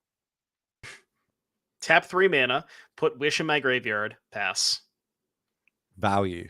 Not where you want to be if you're Wesley, but I mean, again, just would much rather have that in the graveyard with stuff like Past in Flames. And I saw Dykeman thumbing through the deck list. You saw that Isochron set. I saw both of them actually. Also seen a Consigned in Memory coming in as well. I've seen at least 2 copies of them in the list, and we've got the Narset still in there. So Consigned in Memory is a weird one where you can counter the Storm trigger because it is a triggered ability. The other important thing that Consigned does is stop Ruby Medallion. So I think that's mainly what Dykeman's boarding it in for, is just a clean 1-for-1 cheap answer to Ruby Medallion. And worst comes to worst, he can maybe buy himself a turn if he can counter a Grape Shot trigger. Although typically what ends up happening is when they're putting the Grape Shot on the stack, they usually have enough resources to get to a second Grape Shot. So you kind of would need the second Consign there. I think that Surveil left counterspell on top here for Stevens. Decided to draw that, play land, pass the turn. Now let's see if we can bait anything out of Stevens' hand here with this Glimpse. And yeah, it's going to be good enough for that counterspell. I mean, Dykeman's having some flashbacks to game 1. At least he has the mana up here to prevent himself from dying. And also, different situation. Wesley had more mana in game 1. And yeah, as you said, Wesley, no land here. So that's a pretty big pretty big sign here for Dykeman. That's good and bad for Diamond. It is like, Yeah, okay, they're missing the land drops. That's great for me. That means the hand's full of spells. With Diamond's kind of getting a little bit flooded, I feel. We're going to go end of turn land cycle, thin the deck a little bit more. Now what's 4 mana in Modern that most people play? I mean, it could be anything, but this is an interesting spot because, so Steven, if he casts the ring this turn, technically, okay, you could say, well, I have protection. The Storm deck can't Grape Shot me. But Wesley's sideboard includes 1 copy of Thassa's Oracle. So Wesley can basically go off, churn through his whole deck, wish for Oracle, and that will be a kill condition through the One Ring. So, Dykeman actually noticing and maybe realizing that actually going to not deploy the ring for a turn. Well, he knows that, remember, because it's open deck list. This whole tournament's been open deck list. End of turn, we're going to get rid of the Surveil land, not Surveil land, the Triome. We're going to cycle it, draw a card, go deeper, turned it into a Doman Veto. There's the Consigned Memory for the turn. Oh, does he even have a ring? I'm pretty sure we got a ring in the hand. I didn't see one. Maybe I'm just missing it. Okay. Well, if he's lining up 4 mana, he probably does. There it is. Okay. This might be the last time we ever get to say in a commentary booth, the One Ring resolves. Is tapped, drawn for 1/1, temptation counter, force and negation. All the cards coming off the top here for Steven to kind of answer threats from Wesley. Only thing missing now is a win con to get this game over with and take us to a game number 3. Win condition? Do you think Blue Eye Control plays win conditions? What are we talking about, Will? This is the both of these decks are just not decks that Will plays. These are not fun for me. And turn fetch, small Surveil. I really wish that I know it's 100% bad and not correct, but I really wish that Steven just showed up with no creatures in the main and 1 copy of Celestial Colonnade. That would have been nice. I would have also been happy about that. That was back in the day when it was fair. We used to see like all sorts of crazy stuff in the blue-white control decks. I feel like we're going to see Surveil maybe an upkeep Orange Chant here. Honestly, you probably don't even need to upkeep it. You can actually just wait for Wesley to cast a couple of spells first. The nice thing about Orange Chant is you don't really need to fire it off. Okay, well, we are going to fire it off. You could maybe let Wesley go for a little bit, but maybe Dykeman just wants to say, okay, well, I don't even want you to cast those Ren's Impulses or Ren's Resolves or Reckless Impulses to get a little bit deeper. And that's basically a time walk. That's where my head was at. I was like, I just don't want you to set up like if the first spell they cast is like the Medallion or a Row, they've gained advantage, which I haven't stopped. Where just doing it in the upkeep completely stops them out. That's my lane of thinking anyway. Dykeman passes the turn back, instantly snaps, tapping the ring, drawing another 2, drawing 3 cards total for the turn so far. Plays land number 6 in the form of a Windswept Heath and cracks it straight away, dropping down to 16. Life total is not super relevant in this matchup. We getting the basic planes? Yeah, beautiful basics here for Steven. You know what those are from? It's one of the newer sets that had them, isn't it? It's like the old like retro boarded basics. No, those are Invasion. Are they? Yeah. Oh yeah. Oh, I thought they were retro ones. Then the answer to your question is no, I don't know. Orange Chant again in the upkeep. Says sure. See an Orange Chant of his own here. Yeah, double time walk. Yeah, so it was interesting because Wesley had 3 silence and 1 Orange Chant in the sideboard. I wonder if maybe he just boarded all 4 of those in, thinking he didn't have time to go wish for one of them, and maybe would rather just draw it instead of leaving it in the sideboard. Because there was 3 silence, 1 chance. So interesting to see if maybe all 4 of those came in. Days Undoing was one of those cards drawn then. Do we have a Narset Days Undoing? Would that even be good here? Is the other question. Yeah, interesting to see the Days Undoing because I wasn't sure if maybe Dykeman figured that was too slow. But we talked a little bit earlier about win conditions. Maybe that is sort of the primary win condition, is just trying to set up Narset plus Days Undoing, have 7 cards versus your opponent's 0. And, Dykeman can also Teferi to bounce the One Ring, buy a little bit more time that way too. A lot of options in hand. Obviously, you got to imagine we're just going to hand size at this point. But first off, we're going to tap 3. Now, is this going to be for a Teferi? Most likely. Here it comes. Everybody's favorite planeswalker. Best static ability in Magic. Snooze Fest. It's going to come in. Tell me how you really feel, Will. It's just not my style. You know what I mean? There's other games in the world that I could play if I want to just take a turn-based game. Here goes Steven. Just going to play his land. Look, don't worry. I have cast my share of Teferi Time Hours. I'm not going to lie to you as well. I have cast a few as well. It does look fun to be able to do everything I want to do. Ooh. But here we go. Up in our turn, we're going to go Orange Chant for 1 white mana. Steven is going to say... Gotta fight over this. Have to. I mean, you assume that if Wesley is casting Orbs Chant, that he's up to no good. So you gotta fight over this if you're Steven, because the rest of your counter spells are no good. But yeah, Dykeman still with, I believe, Consign and Force of Negation in hand. So still has he has double force? Yeah. Yeah, plenty of ways to fight here for Steven.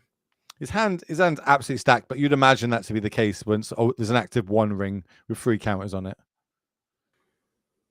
Sure, that resolves. You can have a Row. That's the third spell of the turn. Yeah, now I wonder if Wesley's going to try and keep going here. Here's a ritual, so we are going to try and keep going. Now, how many instants for Wesley? This is number 2? 2, correct. Yeah. But there's so the third one was the veto, so there was actually 3 being cast. Here comes the 4th. Well, Ral only counts the instants and sorceries that you've cast, correct? Not total? I don't know. I'm going by storm count. You're probably right. Let me have a little click on it.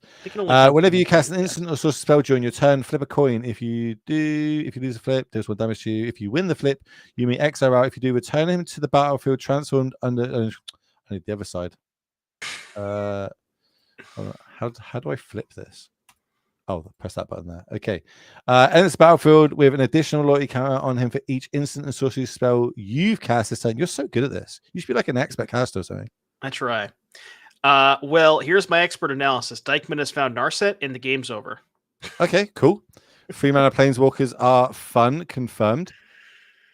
I guess that's not true. There is the One Ring, but Dykeman can also use Teferi to bounce the One Ring, so I assume that's where he wants to go this turn. What you can also do some tricksy stuff where you go Teferi uptick and Days Undoing in your opponent's draw step, which means so instead of naughty. getting 1 card, they get none because they've already drawn 1 for the turn. I love it. I want to see it. I'm not happy about it. Oh, did he discard the... No, he discarded Oh, no, he exiled it. He exiled Days Undoing to Force. Right, to Force. No. Okay. Well, all right, we'll just have to deal with the other 15 cards in my hand to try and win the game. Land for turn. Unbelievable. We have George DeBoer in the chat, and Dykeman still does not want to give the crowd the show that we want to see, which is Days Undoing Narset. Unbelievable. Fin the deck a bit. Go get us another basic planes. Now, to be fair, there is a second Days Undoing in the sideboard. If that came in, we still could see it at some point. Just saying. I love that you're a dreamer. I love it. I'm in every control mage's dream right now. Just so many cards, too many to choose from. 3 mana. We're not playing. Are we playing? We haven't activated the first phase. Or maybe we're playing 5 mana. Could be main phase Solitude on the Ral. I forgot there's creatures in this deck. There are creatures. It doesn't feel like it, but there are creatures, yeah. There are creatures. And Wesley gets to gain a whole point of life. Teferi ticks 1. up. 1 3 life mana secured. untap.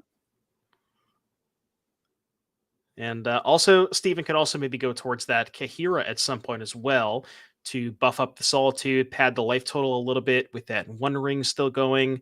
I mean, even if the One Ring becomes a problem, he can eventually just bounce it with the Teferi anyways. Yeah. So life total is not where we're at in this game right now. Wesley's got an absolutely uphill battle, though. Does have 4 lands, got a 5th land for the turn if needs be. Does still have a bunch of cards in hand. So if Steven's got literally nothing, there's a chance that this could pan out. Yeah, and I think if you're Wesley, you really want to find another copy of either Orm, well, not another copy of Orm's Gem, but you want to find a silence. That is kind of the ways that you can try and fight through or get through this wall of counter magic that Steven has, because every single one of those silences in Orm's Chance, Dykeman does have to answer. So that's like a guaranteed way that you're at least going to trade for a counterspell. But the weird part is, Dykeman doesn't have to fight over a lot of these like metamorphoses and cantrips and stuff. Dykeman can just say, okay, I'm going to let you draw a couple cards. I'm going to let you go through a couple cards, and I'm just going to save my force negations specifically for those past in flames. And it almost feels like, your single force negation is getting 3 or 4 or 5 cards because you're trading for a bunch of resources, and that's basically Wesley's entire turn as well. We'd tell them what we want to do with this Manamorphose on the stack. Remember, it was reduced by 1 because Ra was on the battlefield. This would generate us an extra 2 mana of any color and get us a card deeper. I was going to let the trigger happen. So, would you like to flip this or not before I decide if I want to counter it? So I think we've only one spell. The interesting thing about flipping is like you want to protect it against potentially another Solitude, but the awkward part is the Solitude can just attack the Ral. So flipping it here, I guess flipping it here, you're assuming that your like Manamorphose is going to get stopped, that you're not going to be able to keep going. That's the reason you would want to flip it, but not sure. Looks like it's going to resolve. We are getting a card deeper. And maybe Wesley also feels like his hand has enough juice that he doesn't need the -8 off of the Ral, can maybe just kind of play through it and has enough stuff. But it's really hard to fight through this many counter spells. I think Dykeman has potential 3 this turn. I think it was 2 force, 2 consign, I believe. This is the exact reason I don't play either of these 2 decks. Like, I don't want to be the one having to do all this crazy math like sequencing. I also don't want to be the other one know which card is it I'm meant to counter again. Is this the right one?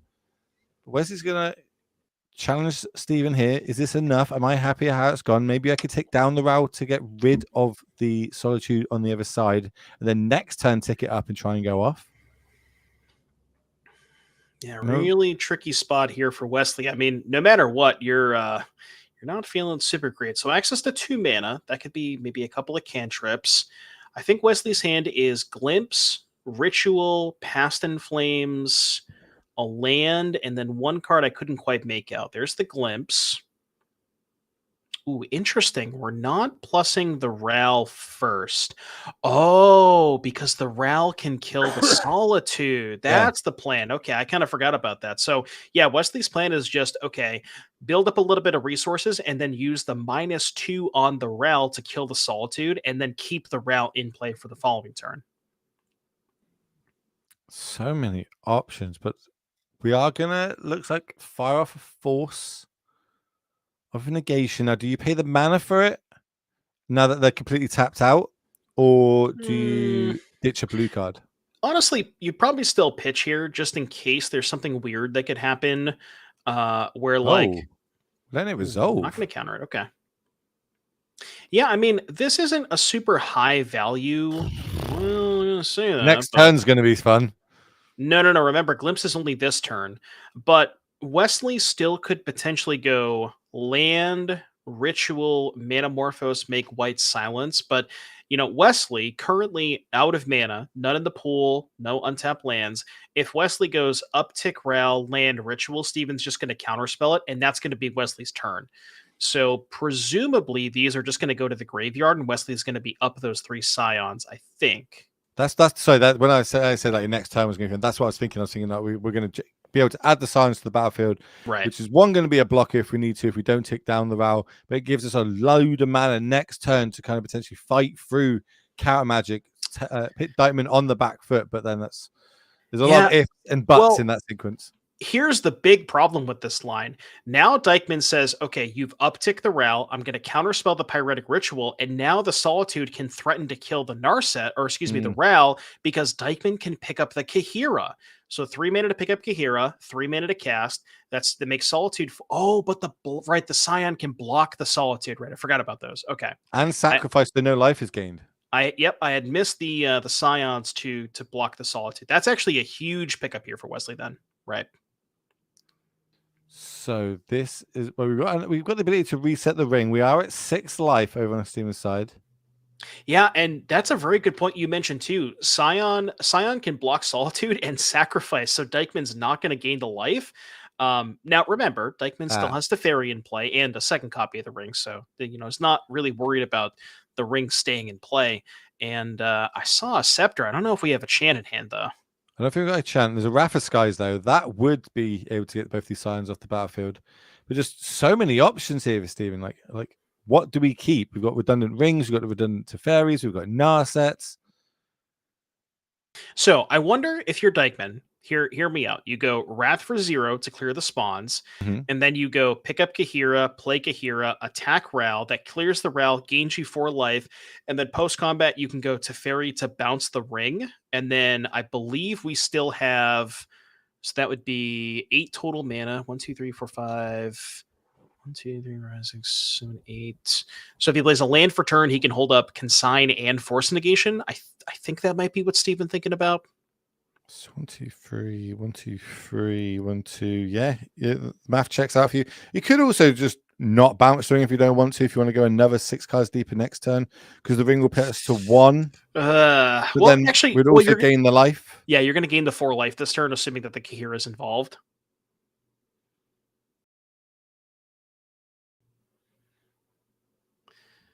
Okay, we are having a judge call here. Taking a look at Glimpse. But no, okay. Just making sure that the signs happen, I guess.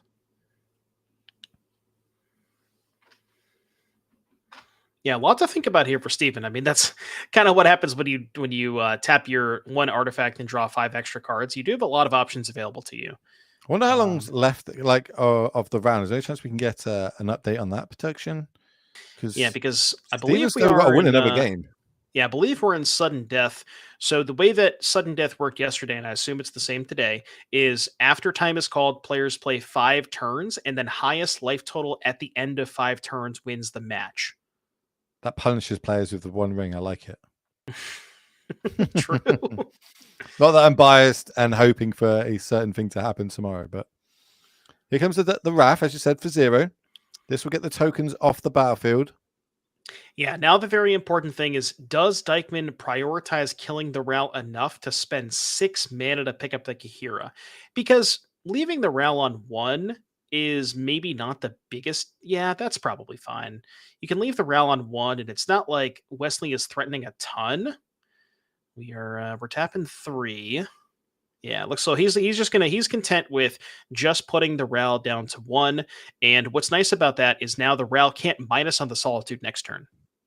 17 minutes left of this round is what I'm being told. Those cards are going to go to the bottom. So we found Orm's Chant, and of course we've got a way to potentially cast that every turn, right? Yeah, we have the Scepter in the Chant now that we have that lined up. Oh, we're going for it this turn. Oh God, Will, I gotta say my boomer senses are tingling now. I was not playing when this was around. I have played with this. Brings me I just back. haven't played it. This was around. So talk us through what is actually happening right now. What happened? Wesley's conceding the game. So Isochron Scepter is an artifact when you it imprints a spell, or I think it's instant with mana value 2 or less. And basically you can spend 2 mana to use the Scepter to make a copy of that spell. So you can copy Orm's Chant every single turn to make it so your opponent can't ever cast spells for the rest of the game. Yeah, it's pretty backbreaking if your deck needs to cast a high velocity of spells in that game. And of course, this is in the main. But we are going to go to a game number 3 with all the marbles on the line. The winner of this will be in the top 8. The loser, well, it's not all doom and gloom. They get go in the scrum of who's going to be swaying out to maybe get into his last different little places, maybe 7th or 8th place, because there's a few happening in the background as well. I don't know if we can get some updates of who's winning. In fact, would that not be on our little spreadsheet? Could we find out who's already won? We can find out who's already won. Ooh. So it looks like May French was able to win her matchup against Jarek, a nice 2-0. Andrew Ellenberger won 2-1 over Cliff, and Harrison was able to win 2-0. Now, how does that make the top 8 look? I'm looking at you here now because I don't have it in front of me. So if we can have the standings pulled up real quick, just so I can Let's do remember, it. because I know one of these matches was was already at 7 wins. So if we can, Yeah, have that's there we go. that's Okay, Andrew, that's what right? we're So looking at. Andrew's locked. Right, Grayson, we currently don't have an update yet.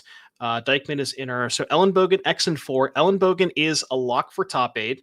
Wesley and Dykeman are still playing. It looks like Grayson actually took a loss to Frederick, so that's going to be there as well. So the only players from these X4s that have currently locked it up is Andrew Ellenbogen, and then the winner of Dykeman Wesley, and then everybody else is in the 7 and 5 kind of scrum here. Now, as far as eliminations, Garrick is out at 6 and 6. And then I believe Cliff would also be out at 6 and 6 as well. But let me take a look. Grayson, because Grayson lost, everybody else is still in contention with that tiebreaker scrum. 6 players sweating it out for four slots. Is that how that math's going to work out? I believe it is. so. Yeah, that's so. Tiebreaker is coming down to it. Okay, right, we're off to the races here. Round number 12 of 12. Top 8 on the line. $35,000 is, of course, the top prize with a Pro Tour invite and an invite to next year's Invitational. And that's how Stephen Dykeman got here. Is he going to be able to run it back-to-back? Top 8 and potentially even back-to-back wins here at the NRG Invitational. We're going to find out momentarily as both players off to the stereotypical best start in modern Turn 1 Surveil land on both sides. Yeah, Dykeman didn't have to fetch for his, though. He just natty drew it. Easy. And left it on top just to flex. Every single time. And yeah, Wesley is, let's take a look here. So Wesley is looking at a hand. I think there's a couple of lands, a Ritual, a Ral. So potentially could deploy the Ral this turn while Steven does not have the counterspell available.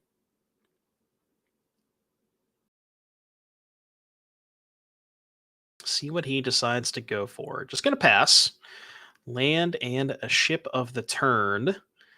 What has Dykeman got here?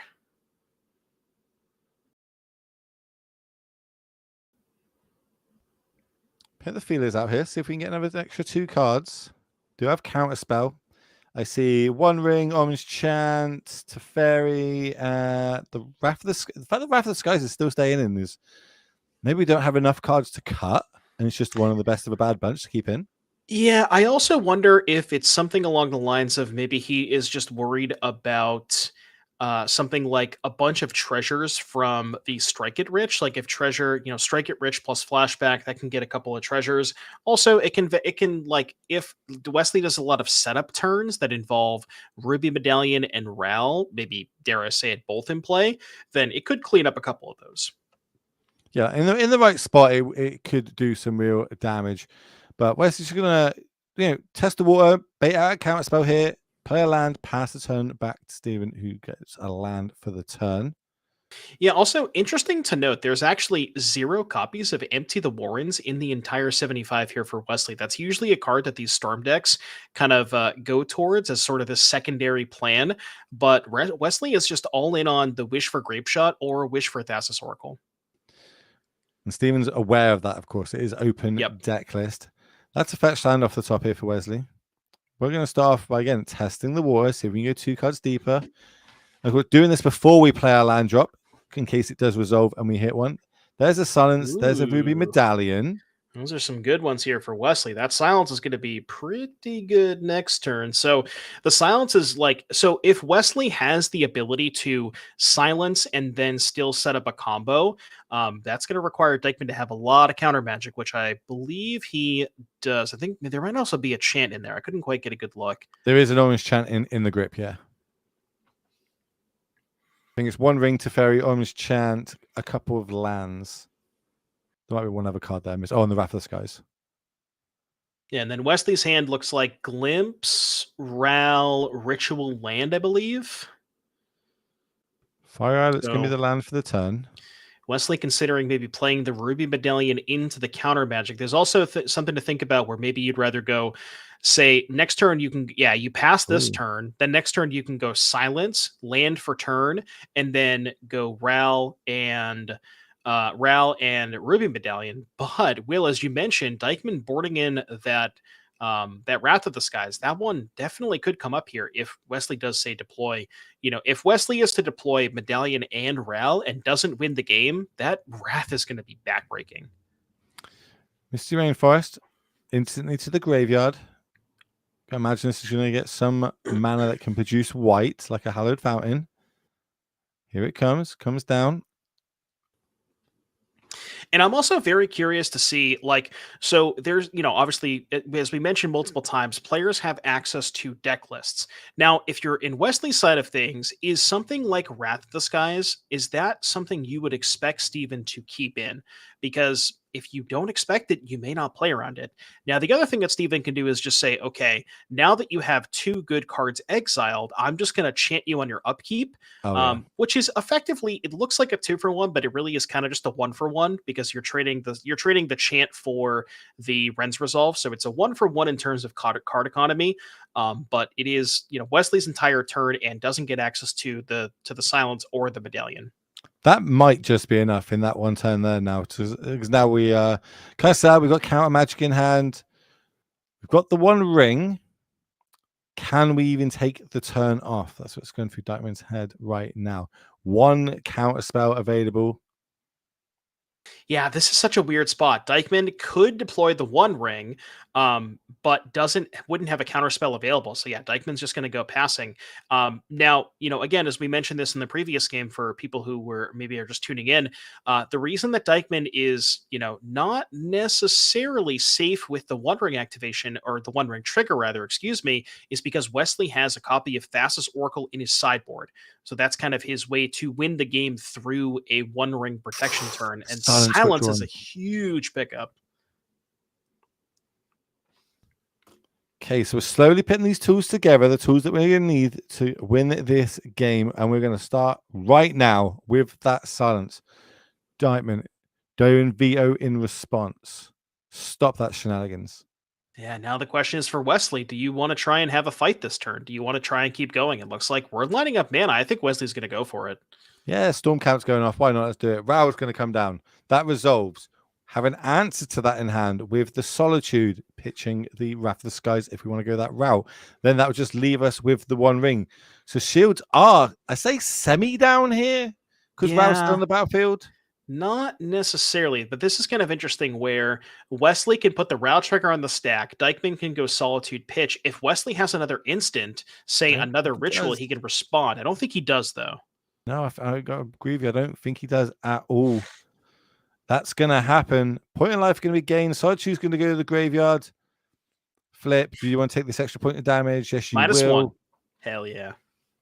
Take a damage. 3 mana. Oh, the Teferi in play, right. So Wesley can't actually cast the instant there because of the Teferi, even if he had one.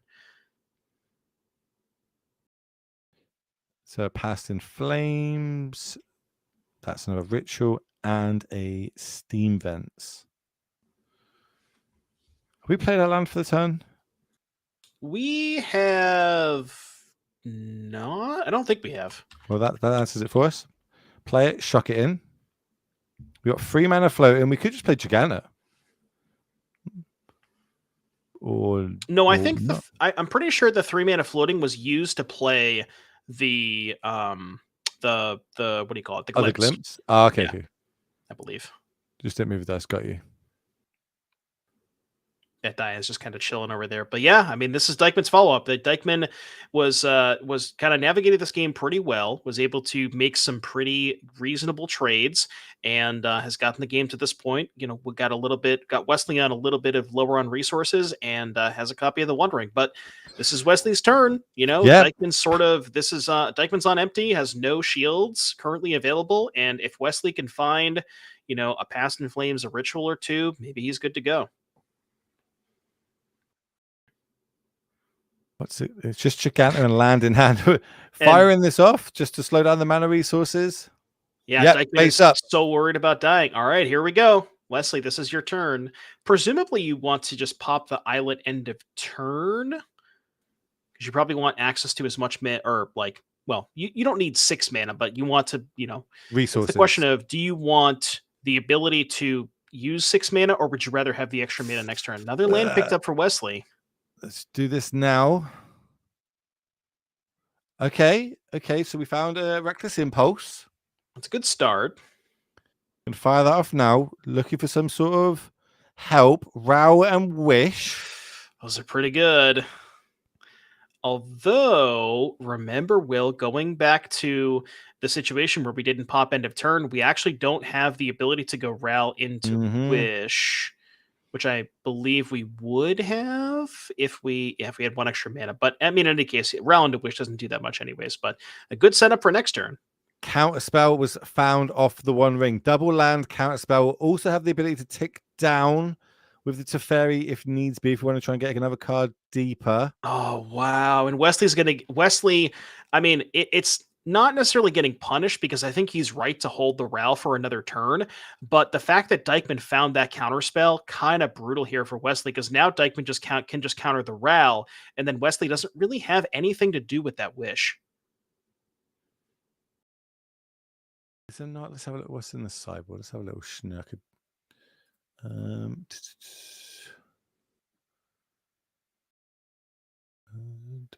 Would Breach change anything? Okay, so you go Ral, Steven counters it, then Wish. No, you don't have enough mana. Even with a land drop, you can go Wish Breach, but you have no mana left over. Okay. I think Wesley picked up a Metamorphose, so you can Metamorphose first to try and find another cost reducer, either a Ral or a Ruby Medallion. And this is free because, what's the best we're going to do? We're going to have 5 mana. We're going to spend it playing Giganto anyway. Right. Land was found, so not what we wanted. Yeah, Wesley drawing a lot of lands over here. Yeah, I feel like this ring's like this is we kind of need to go off this turn. That ring is going to draw us Steven so many cards moving forward, and that just might be enough to put the nail in the coffin and take this down. Let's think about this. So Storm Count, we have Ral, Counterspell, Manamorpho. Storm Count 3. If Wesley found another ritual, he can go Ritual, Storm Count 4, Wish, Storm Count 5. And then I believe he would have enough to Galvanic Relay for 6. That is sort of the way. That's like the best card that he can wish for in terms of just like pure card advantage. But other than that, yeah, only played his land drop, only 2 mana available. Doesn't have, is not doing a ton with Wonderworld Breach. Looking at the sideboard, I mean, there is Grape Shot, I guess, which you could just Grape Shot to take care of the Teferi. You could, that's pretty much it. Yeah, that's what we're doing. It helps. It means things like Silence, etc. off the top is going to be good draws for us. That's a Narset off the top. We get a ring trigger here for Dykman. I don't know if he took 2 damage that turn. Oh my god, we just drawn Narset and Days Undoing. Oh, did we? Yeah. Well, that's pretty good. What's also really brutal about that is that shuffles the graveyard back in. One of Wesley's better top decks was Past in Flames. So yeah, sure, Dykman draws a whole new hand. That's fine. It's even more backbreaking for Wesley because that cuts off one of his possible best top decks. There is a Past in Flames in the graveyard, right? I think so. It's the crazy art one, but here comes Narset. There's the land. I would like to cast Days Undoing and just see Wesley's soul get sucked out of him here. Brutal. Saying, oh no, I've got to shuffle my Giganta back into my deck. Now, terrible draw. Remember, I don't know how much time is left in the round, but Sudden Death we got to talk about it. If we do get the time, the way that Sudden Death works is that players play five turns, and at the end of turn 5, highest life total wins. Dykman does not have a lot of creatures in his deck and has a copy of the One Ring in play, so I'd be very curious to see how much time is left in the round. You see Dykman playing pretty fast here. We've got a companion still to grab if needs to be. We do, yeah. We're going to get a time spoken our ears momentarily so we can find out. Another land off the top here for Wesley. It's got to love that. We're over on the Steam Fan found Homage Chan and the artifact. 1 minute left, I'm being told, ladies and gentlemen. This might come down to it. That's an impulse off the top here for Wesley. Will, there's no companion. He picked it up and then shuffled it in his deck. Oh no. Oh no, I don't even know. Oh my goodness. Wait a minute, hold on. How do I comment? How do we commentate on this? Like, how do I do it? my Medallion, goodness. cast medallion, play a land for turn, go. We've got to be down to about 40 seconds at this point. Steven's going to untap the One Ring. It's going to potentially draw Okay. another 4 cards. Yeah, I mean, This is This turn is- 0. I'm wow. being Well, told. I think we may be getting down into sudden death, and I think you see Dykeman looking, and I wonder if he's maybe asking about the sudden death rules or anything like that.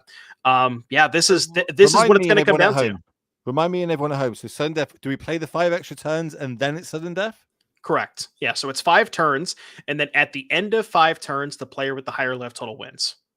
My goodness, those 4 extra cards do nothing. Double consign, double land. Yeah, and I mean, Dykeman has it sort of quote unquote locked up with Scepter Champ, but I mean, if we're on turn 0, Can he consign to memory the sudden death trigger? Or was it an activated bit? Like where are we at with that? No. Okay. No. You can consign your own ring trigger, the damage trigger, that is. But I mean, Steven already at 11 versus Wesley's 15. Well, I and mean, we're about to lose another 4, so we're going down to 7. So we need to get multiple hits in. we can consign the 4. Oh, okay. Well, yeah, okay. Which it's still multiple hits though that are needed, as long as Wesley doesn't use that fetch land. Because Solitude, 3 damage a point. Well, piece. no, because I'm Solitude would stupid. do it itself, because we go from 11, Wesley would go to 12, we go to 14. So we just need to find a Solitude. So I think what Dykeman wants to do here is consign the ring trigger, which he did. So this is going to be turn 1, and then he needs to find a Solitude. Basically this turn. Can Teferi to bounce the ring to get that off the battlefield. Does have a way of locking Wesley out of the game, but with this top 8 on the line, you have to play to your outs. And right now, if your name is Wesley Hickman, your out is Steven Dykeman not finding a Solitude. 1, 2, 3, 4, 5. None of them were Solitudes. Wow. Or, I mean, I guess he could also find like a hero that got shuffled back in. That would, yeah, fair one. That would help as well. Yeah. We can untap the ring and draw another 6.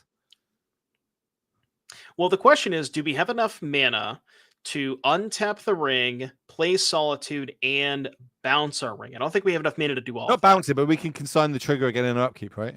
Okay, we could do that. Well, here comes 3 mana.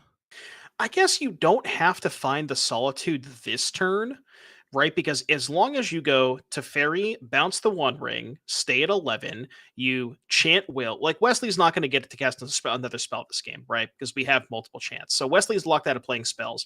It just comes down to, can Dykeman find the Solitude? But next turn would be good enough, remember, because Dykeman is turn 1, Wesley's 2, then Dykeman casts the Solitude on turn 3, Wesley's turn 4, then on the very last turn of the game on turn 5, Dykeman could attack with the Solitude, put Wesley to 12, go to 14, and then that'd be good enough. You've got to imagine he's going to find that with the One Ring on 5.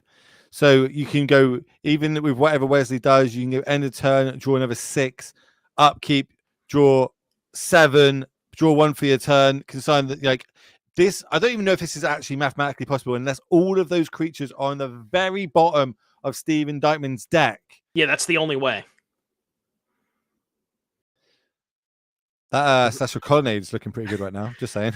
Well, and you also mentioned, the Manamo too. So you actually get to go, you have 3 mana, so you can go chant Wesley this turn, on his turn, end of turn to Manamo, untap, draw 6, upkeep, consign the trigger, then tap ring, untap, tap. So you get to look at 6, 7, 13 plus. You get to look at 21 cards to find a Solitude. I mean, you got to imagine he's a lock, right? Yeah, right. Look, upkeep, Orange Chant. You can't cast spells this turn. You can draw for turn. Did he kick it? It was a wish. Oh, it was on a Scepter. Okay. Yeah, it's on the Scepter. So, you can't Manamo there. Okay, so it is. That's what I was left-hearted. thinking was quite weird. I was thinking maybe you've got enough cards, enough resources. There's only so many turns left of this game. Do we really need to do that, or is he maybe hoping for a concession at some point? Upkeep. Okay, turn Stop 3. that trigger.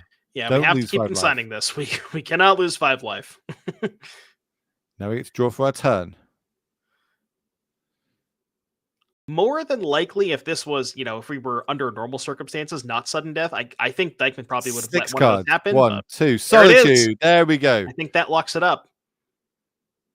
I'm pretty sure that locks it up because now you can just, you have it locked up. You go Teferi, bounce the ring, chant Wesley, play Solitude, turn 5, GG. That's unbelievable. The very last turn, Dykeman is going to get that Solitude to attack, and then, go to 14. Wesley goes to 12. Unbelievable. They're going through. He's like, look, don't make me tap all this. This is what's going to happen. I will play this Solitude. I'll lock you out of the game. You can't cast anything in your upkeep. I'm going to be in this top 8. You've got to go to the sweat, Wesley.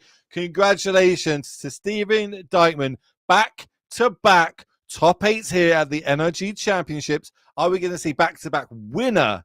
Well, we're going to have to find out because we've got a lot more magic to happen. We're going to get Stephen Dykeman in the booth to have a little interview to try and break down what we just saw there, doing it in control players fashion of using every second of every clock of every turn possible to try and take this game down. I can see him putting the headset on.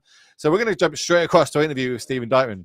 Stephen, you're in the booth with Will and Devon. You have given not only yourself a sweat, but us, my friend, using every second possible to take that down and lock up back-to-back top 8. How are you feeling? Good, man. Modern was definitely my weaker format. So I was happy to. I'm pretty happy with the 2-2. I tested with Garrick actually, so that's where we all pretty much got the list. We were pretty confident that the deck was good into Boros Energy, which is why we brought it to this tournament. I have played against Energy once, and I was one of Theo's. I think he only lost 2 in the entire event. So that was a good matchup for us, I think. But that was a really close one there. There was a lot to figure out at the end of that one. I had to ask if Consign worked on the ring, because I wasn't sure if it did. I thought it did, but so had to check on that one. It's not one you want to get wrong at any point. No, definitely not. Yeah. Not at all. Talk to me about that very, very last game. I mean, what was going through your mind? At what point, did you know about the sudden death rules? At what point did that start going into your head? Yeah, what were you thinking about? I asked about it with maybe about 7 minutes left on the clock. We had about 10 minutes left, a turn or two prior, and when I started to think that the game was probably going to come down to sudden death, or had a chance to come down to sudden death, then I asked about the rules, and it worked the way I thought it did. So. I don't know if stream noticed, but the turn where I was tanking on the Manamo untap the ring was a lot of me doing math on if I could afford to do that, and if I found the Solitude and I didn't find Consign. At that point I hadn't really thought about Consign, but I was kind of thinking about Solitude at that point, and had I drawn a Solitude that turn, Solitude would have been good enough to get me to a higher life total than he would have been at. So that was kind of what I was thinking about, is how much damage I could take to the ring, and so. It was really entertaining. Watching that last game, it was really back and forth. There were certain turns where you gave him outs. Basically, if he had it, you've lost, and you just got to accept it, take it on the chin. But he was able to flood out, wasn't able to get there. There were certain turns that maybe he should have drew the card at the end of turn with Islet. Obviously, we're sitting in the spectator mode, so we kind of could see that. But being able to get away with it and pick up that W now means you're in the top 8, which means the top 8 is going to be a slightly different format. We might play standard, we might play Pioneer, we might play Modern. You said Modern's not your deck's not your O face. So which one would you prefer to be playing, standard or Pioneer? Honestly, I think both my decks in the other format. I'm happy with all the decks I registered, but I don't know, the standard one. I guess both the standard one and the Pioneer one are kind of off the wall. They're not really decks that people have probably gotten a lot of testing in against. We actually got the standard deck idea from the CFB list from Worlds. Once Foundations came out, we were trying to think about ways to win the green-black mirror, and I suggested, well, what if we started playing up the Beanstalk like CFB did, but then we threw Llanowar Elves and Vivian Reed in our deck, and then once we threw Vivian Reed in our deck, we tried to figure out the most busted things we could do with Vivian Reed, and then that led us to finding Harvester of Misery, which is just a crazy card with Vivian, because it's a 2-mana kill spell when you need a 2-mana kill spell. It's a 5-mana sweeper when you need to trigger your bean, and when you need to find a sweeper against various decks in the format like mono white or blue black. Sometimes against mono red, it's really busted if they're on a heavy mice draw. So that card was really important, and then so that's kind of how we ended up on the standard. Me and Brickman ended up on the standard list. Some of the other people on our team deviated from that one, But yeah, that's 3 of us ended up on that deck, and I was really happy with that deck. And I was 3-0 and then lost one today, unfortunately, to normal green black, which is honestly pretty surprising because normal green black's usually a really good matchup for us. But he had a pretty good build for the matchup. He had a lot of tears, a lot of duresses, so things could be kind of tricky if he's able to keep the beans off the table. He can kind of keep control, which like most green black lists can't. So yeah, I really like that one. And then the Orzhov list in Pioneer, I've almost 5-0'd 3 leagues with it. I scooped every 4-0 I had with that deck. But I think the deck's really strong. McWinsauce, like a month ago, maybe a month and a half ago, was experimenting with black-white online. And then I was like, okay, this looks kind of cool. And then I made a video for my team, the Swish Gaming. I made a video on our Patreon about the deck.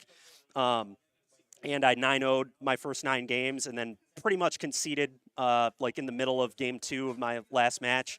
But I was like, yeah, this deck's kind of crazy like a whole month ago. And I was like, I'm pretty sure this is just my champ stack. And then I played like 3 leagues after that and almost 5-0'd all of them. And I was like, yeah, this deck's pretty cracked, I think. Vanishing Verse is just better than it's like ever been. Vanishing Verse has always been a pretty reasonable card in Pioneer. It's like always been pretty good against decks like Mono Green. One of my buddies, Raja Solomon, always has really liked Vanishing Verse. He actually played it at the last RC. But it's particularly good right now because Phoenix, obviously it's good against Phoenix for his hitting Phoenixes, but now they play Artist Talent, which is a super hard card for mid-range to typically deal with. But this deck can deal with that. And it also has Portable Hole, which deals with that too. So I have a lot of ways to not lose to Artist Talent, which is very different than other variations of mid-range. And then I also still am just like doing the Demon thing, right? So the Demon thing is always very good against Phoenix, but if they like can't do their talent thing, they kind of just like can never beat you, I don't think. So it's safe to say that you're pretty confident then going into this top 8 again. You're back-to-back. You're actually only 3 wins away from running it back and being the first person to get back-to-back championships and all that comes along with it. But Doom's got another question for you. Sure. I was just going to ask the same thing. Steven, we see 2023 champion. Will we see Steven Dykman 2024 NRG champion? Oh, I hope so, man. That'd be really cool. I'm not going to sit here and say yes or no. I mean, there are a lot of really good players in the top 8, so we'll see what happens, but I'll definitely try my best. So on that one, then we're going to let you go. We're going to kind of collect your nerve and get ready for that top 8. So we're going to come back to you. Good luck, buddy. Thanks, man. Appreciate it, guys. And as we come back to the booth, 2024 is coming to an end. Doom, me and you have got to come to an end, my friend. This is it. We're going to hand over to the next set of casters. It's been a blast for myself all year commentating with you. I hope you've enjoyed it as much as I have. Absolutely. I wouldn't trade it for the world. Thank NRG for giving me the opportunity and being able to do this, on a monthly basis for the most part. And I've been having a blast. It is an absolute delight to be here watching and commentating on all the games that everybody has.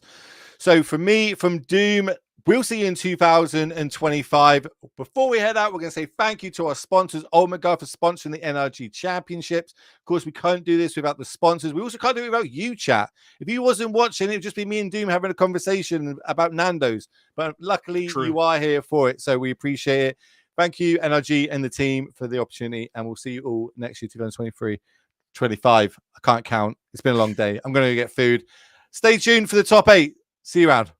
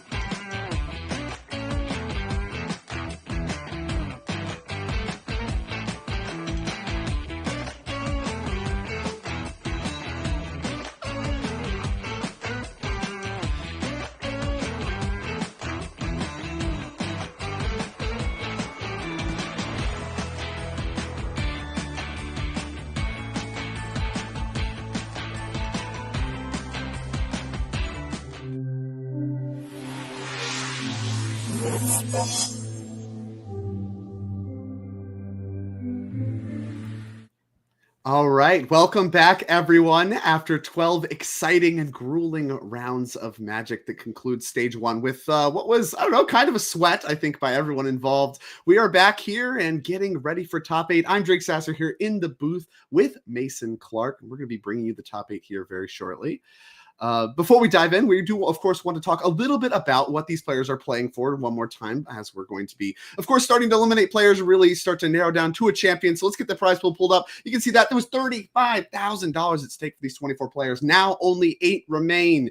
And you see they're playing for that first place prize of $10,000, a Pro Tour invite, and of course, an invite to the 2025 championship as well. You're going to have $5,000 at second place, top 4 at $2,500, and of course, all of top 8 has locked up a nice $1,000 cash prize. And of course, to all the other competitors, they have kind of a bracketed payout, which I think is quite nice. That really contributes to playing your hardest, even if you're losing a bunch. And of course, they'll get paid out based on that equation there. But as I just mentioned, we have a bracket, which means we can pull ahead over here. Yeah, there we go. The top 8. So you can see not only the players, but also their seed out to the left of those players and all of the decks. Mason, break down exactly what I'm looking at and who we're going to be watching.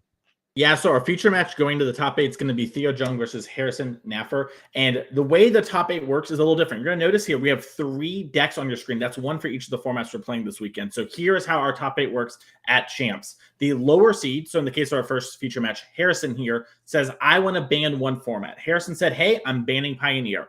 Theo, as our higher seed, and this will be true for all higher seeds, picks the format, and then they have the play draw choice as well. So in this case, Theo said, all right, you're going to ban Pioneer. I want to play Standard. I'm going to be on the play with my very powerful Gruul Prowess deck that we saw Theo run over people all weekend. Our backup feature match is the other side of the bracket, Dominic Harvey. Here's our second person to lock up top 8 this weekend, and he is in a very similar position. His opponent banned Pioneer and then chose Standard. So Dom will be playing as our backup match on the play, assumedly there, with Standard Demir Midrange versus Teamer Floodcaller. Our other top 8 matches there are going to be Andrew Elbergen versus Grayson, and then Steven Dykeman versus May French there. And we'll have to check in with them as our top 8 progresses.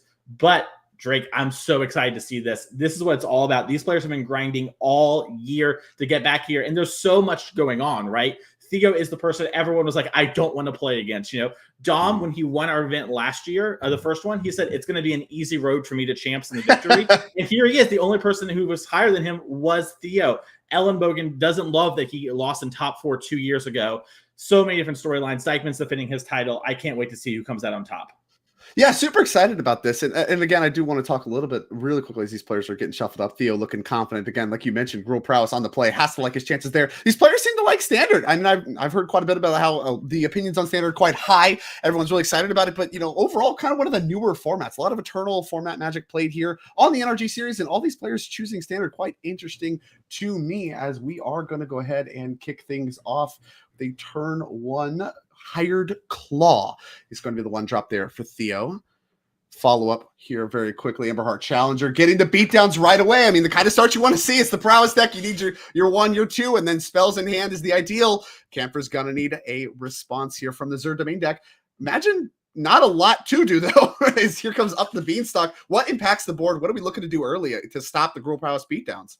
Yeah, so the Zerd deck has a decent amount of interaction and can play a control game, but the Zerd deck, Drake, has what I call its Exodia draw, where it goes Beans, Green Overlord into Zur, and that draw beats basically every deck in Standard, minus Theo's actual best draws, which we haven't had here. We have a great draw, but not our best. So that, if you're a Harrison fan, is what we're looking for here as Theo jams in for more damage. But overall, Theo's feeling pretty good about this in game number 1, especially on the play. Whoa. All creatures, double Heartfire Heroes, join the Monastery Swiftspirit. It's all creatures, no spells. Maybe not the draw that Theo necessarily wants to see. You mentioned like kind of a god draw, and the creatures, of course, getting in with nothing in board to block right now as Cavern of Souls added to the mix. I think that it's going to be a good draw up until exactly where there's a blocker. And here is, you mentioned the Exodia draw. This is piece 1, Overlord of the Hauntwoods. Mm-hmm. We got a birthday balloon in the background. Apparently, it is Dom's birthday. Happy birthday, Dom. That, in case you see the balloon there, that's a little bit of extra fun that comes with it. Yeah, I mean, so Theo has a Burst Lightning in hand and the ability to level up Higher Claw. So there is an extra 3 damage. What's on board here? Oh, and we choose a Talent Drake. I think Theo has exact lethal. Is that? Yeah, I think we just saw him count there. That's exact lethal. Whoa! That's turn 4, right? Turn 4 kill on the play. Oops. Yeah. Exodia draw if you had it. Not good enough. Just dead. Yeah, and 2-minute game.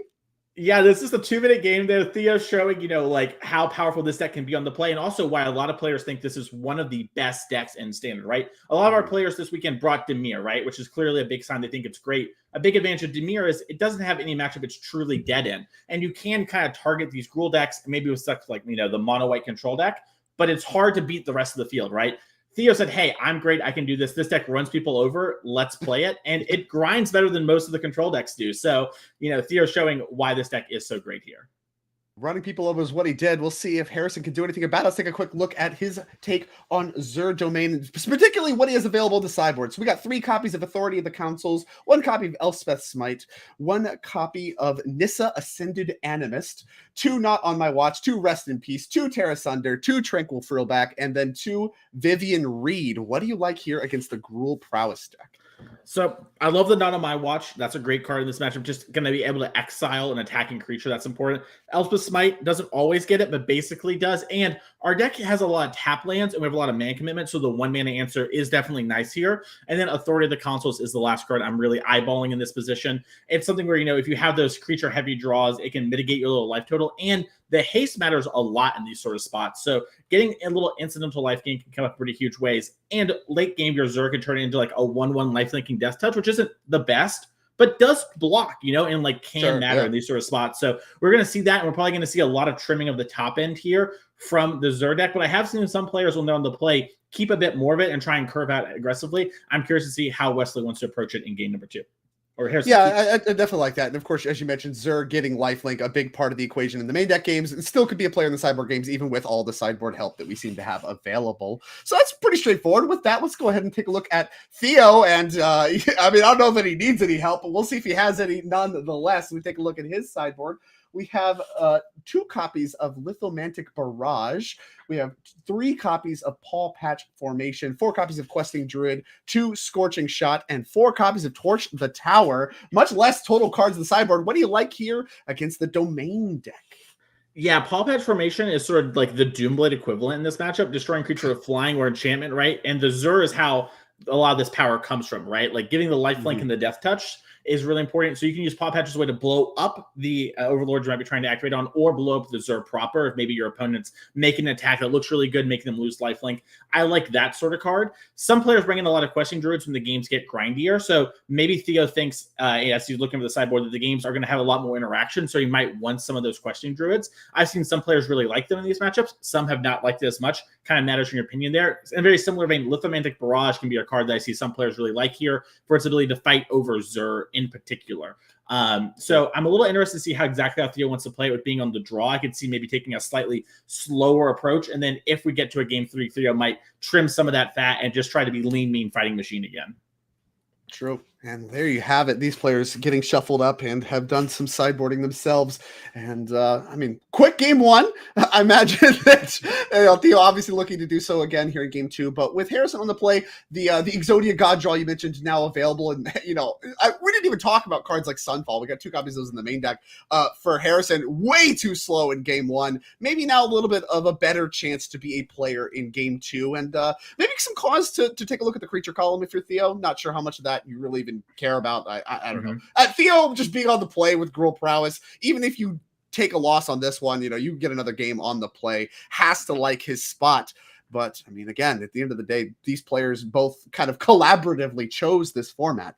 Bear in mind, Harrison did ban Pioneer, and Theo, of course, chose the Standard from among the remaining formats. So no matter what, at the end of this, kind of for better or for worse, however way it goes, the players kind of have to look back and say, did I make the right choice? And yeah, I imagine the loser is going to be doing more of that thinking than the winners, as Theo does take a quick mulligan. Yeah, so when Harrison was presenting his deck to Theo, I saw a Tranquil Frillback in the deck. So Harrison's decided to bring that in as well as maybe a little way to life gain. And Drake has Authority of the Consuls in his hand. One of the things about the Xur deck is you have to play a lot of the surveillance to sort of make your mana work. So having it early, you know, if we have an untapped white source, is going to be great, but at least we'll have it for turn 2. So maybe we go like tap land, something like that. And it's not a 0 with Xur, right? Like if you're talking about just this like 1/1 enchantment, it still has death touch, right? So like you could still get involved in late in the game when the tapping stuff doesn't matter as much anymore. It can be like a real blocker. And I think that's really attractive. I think that's why we see Harrison go so hard on the authorities. We're gonna start things off with the Surveil Xur to the graveyard. I think Harrison kept a 1-lander. Need to find a land. Heartfire Hero in play. Found a land. All right. Yeah, he kept a 1-land double authority to the council. I'm pretty positive, and has it. And I think Theo probably could sniff that out based on the Xur as we do go back to a very quick turn 2. And it's Innkeeper's Talent. Gonna grow the hero. You look at Authority of the Councils, reprinted in Foundations, originally from the Avishkar set, I guess. Creatures your opponent's control enter tapped. So future creatures get enter tapped and kind of get a little bit of the Soul Warden effect. Whenever a creature an opponent controls enters, you get a life. 2 life, because we got 2 of them. They actually stack. Very big here. And Theo having this talent is a big draw. Not only is it giving him a lot of pressure right now without sort of, you know, giving a little bit of life to Harrison, it's triggering this Valiant for 0 mana. And if we have a mana laying around, we can start giving our thing Ward 1. And you're seeing Harrison have to pull the trigger on this because the Ward 1's too backbreaking with his 2-land hand full of kill spells here and Beans. Right. Yeah. Going to take care of that one right away. Future creatures now going to come in tapped. And Theo, you know, still has the powerful Innkeeper's Talent, like you mentioned, still good enough on its own. This card, I think, you know, a huge player for these decks. 3rd land added to the next. I believe Copperline Vorge there deployed. We're going to have a 3-mana play. It looks like Screaming Nemesis enters tapped. Usually enters tapped because that has haste. Nope. Authority of the Council is going to mean that one enters tapped. Yeah, that is a really good draw for Theo. So Theo, it's just a very powerful card and lets him use all his mana on this turn, which is nice. But also, if we have something like Burst Lightning and we're able to target this, that's going to undo the authority gaining that incidental life. And sometimes that life is literally make or break in this sort of matchup when you're trying to resolve these bigger cards and have these huge swing turns.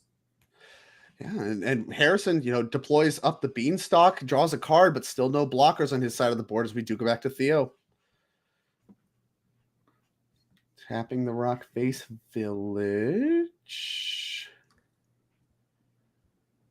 Gonna do some mapping. Doesn't like what he sees. Yeah, Theo brought in the Questing Druids and has Snakeskin Veil and Paw Patch in hand, so it's a very reactive hand, which is actually great given how this game is playing out right now with the double authority, right? If we had one of our very heavy creature draws like we had in game number 1, then we would be in a very awkward position here of sort of like giving life and not being able to really fight back here. But we just get to level up our talent and beat in. Yeah, level up the talent, and we get a counter from the map as well. So now a huge threat is this Screaming Nemesis as it crashes across for 6, starting to undo some of the life gain. Harrison, you know, maybe still having some land trouble, maybe not. Looks like he might have found one. That's Cavern of Souls. Okay. So we found land 4. We did bin a Xur early. If we have another one that could be a solid blocker, still feels a little slow. You mentioned Frillback. Yeah. Not sure what we have access to necessarily. Doesn't seem to have a path that he's likes to snap off. A lot of shaking of the head there. Yeah, sort of 2 decision trees in hand. We have Green Overlord and White Overlord, but we also have Leyline Binding. So if we play the Green Overlord, we can Binding. But if Theo has something like Paw Patch Formation, he can blow it up in response. Or, you know, has Snakeskin Veil, it'd be devastating. White Overlord, if we have Monstrous Rage, we're just going to die. And we can't even really block, because if we block, we're still going to take damage and then make it so we can't gain life. So Harrison in a really tricky position right now. Decides to go with the Green Overlord, though. Yeah, I mean, Green Overlord obviously fixes the mana problems, has some of the highest upside. I mean, the permanents have Ward 1, right? So we are we able to really make any moves here? Is Questing Druid here is going to seek the beast on Instep, and instant speed spell is that one. Thinking about responding. Yeah, I think Harrison's going to fight over the talent. Okay. And that'll remove some of the pressure. And of course, we'll also remove Ward 1. Yeah. And now the Screaming Nemesis, still massive, but Harrison has a little bit of life to work with. But you mentioned there are draws here that are just lethal. Yeah, I mean, right now we're attacking Harrison down to 4, right? Like that in and of itself is pretty worrisome. And, Theo could even do something like, if we wanted to, we could Paw Patch Formation to get back our talent and do that sort of thing too. Has a lot of cards available to us thanks to the Questing Druid. And this is why you see a lot of players still play this Gruul deck despite Dimir being so attractive. It has so much strength, right, in curving out, but also we have a lot of card advantage to play these longer, grindier games despite being, a 1-2-3 deck. Yeah, you kind of mentioned this deck being well set up to grind. And, with the multiple copies of Authority of the Councils, that seems like it would stop early draws. And really, I mean, Harris doesn't gain that much life off of those. It's really just been the Screaming Nemesis. Yeah. So as we're kind of thinking through this turn, can't imagine we have lethal. I think Theo would have snapped that off very quickly. So here comes the attack for 6. No map activation. Just going to deploy a tapped challenger. Okay. Readjusting the mana a little bit. So that is going to give Harrison some of the life back. 3 mana up's a lot. Choosing not to deploy the Druid as well. That one's going to stay on an adventure as we go back to Harrison. Yeah, Theo representing Paw Patch Formation and Snakeskin Veil here and has them both. A lot of tricks available, as you would expect. I mean, the prowess decks kind of reminiscent of the Infect stuff, I think kind of came before it, but prowess these days is more the manifestation of the combat creatures plus tricks. Kind of have to figure out what tricks you can beat, which ones you can't. Here is the White Overlord of the Mistmoors. Yeah, I do love that Infect comparison. I know you and I played a lot of Modern during that time where this was a thing. And it's sort of like, imagine if your Infect deck also could grind. It was like not bad against Jund. And that is what this Gruul deck is like. Yeah, it's just so much more powerful than Infect ever really was. Here we go. We do have the impending Overlord of the Mistmoors going to go ahead and make 2/1 insect tokens with flying. So we got some blockers. No trample here yet. Course, yet being the key word. I think a Monstrous Rage more or less at any point would have spelled very bad news for Harrison. Yeah, I also wonder if Theo maybe cut. I know some players like to cut those when they're on the draw for these grindier cards like we talked about. So I am curious. I know some people will always leave in the first one because it is just very powerful. And that is a big card Theo is drawing to if it is in his deck, as it would just mean lethal. Yeah. Maybe also, you see this sometimes with like lightning bolts back in the day in some of the Eternal formats. You'd cut some, but leave some in because there's just times where drawing one is good, especially when the game goes along. Different context, obviously, because lightning bolt is just reach, but that kind of represents a lot of reach just with trample. It mixes up the conversation a little bit. So maybe he trims some, not all, leaves one. I don't know. Yeah. I mean, there's also a lot of advantages just having something that targets your creatures in this deck, right? Like with the Challenger here, it's just a redraw card, right? It's like Giant Growth that draws a card. So Theo moving very quickly, though. Yeah, found land 6, which I don't know how often you actually want land 6, but I mean, you mentioned this deck can grind, and mana to grind is nice. Innkeeper's Talent going to be found. So looks like we are reaching for the Paw Patch.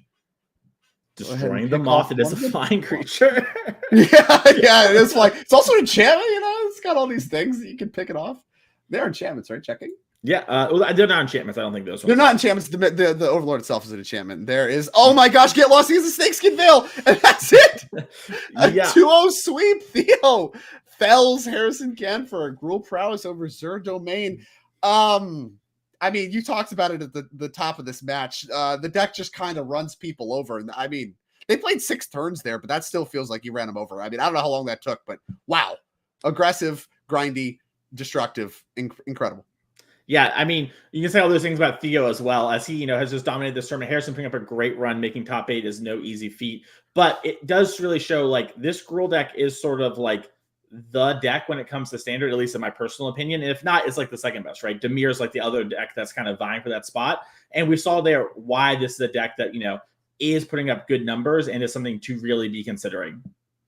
Yeah, and, of course, we're going to be seeing more of that as Theo does advance to our top 4 and, can for a solid run, but felled by kind of the menace here. Of course, Theo was the one that Garrick chose to dodge the MVP power. But as you would kind of anticipate, the quick result there means that we can get to our backup match even faster. So let's go ahead and head down there. The only other player to find 8 wins prematurely in our stage 1, and that is Dominic Harvey facing off here against Wesley Hickman. We're here in game 1, as you can see. And with Dom being number 2 2 seed. He's on the play, has 2 lands. And of course, he's playing Dimir Midrange versus Teamer Floodcaller. Very different context from what we just saw. Yep. Dom also, has the birthday buff going on, like we mentioned before. Broken. That's behind him. Yeah, and when players like Dom get to, be in the top 8 during the birthday buff, it does feel like a competitive advantage. It definitely is. There's not close. And here is an in-step fairy mastermind, I believe, going to get eaten by a torch to the tower from Wesley very quickly. Dom's going to go into his turn 3. Presumably some of that to stop some potential ninjutsu shenanigans. Yeah, you want to fight over these early creatures from the Dimir deck because a lot of their big payoffs involve you having other creatures on the board, right? Enduring Curiosity, Kaito, you need to have friends along the way. So just picking them apart can go a long way. Definitely Wesley prioritized that. No thought about it, as there was some thought there about the up the beanstalk. Dominic ultimately choosing that one needs to be spell stuttered.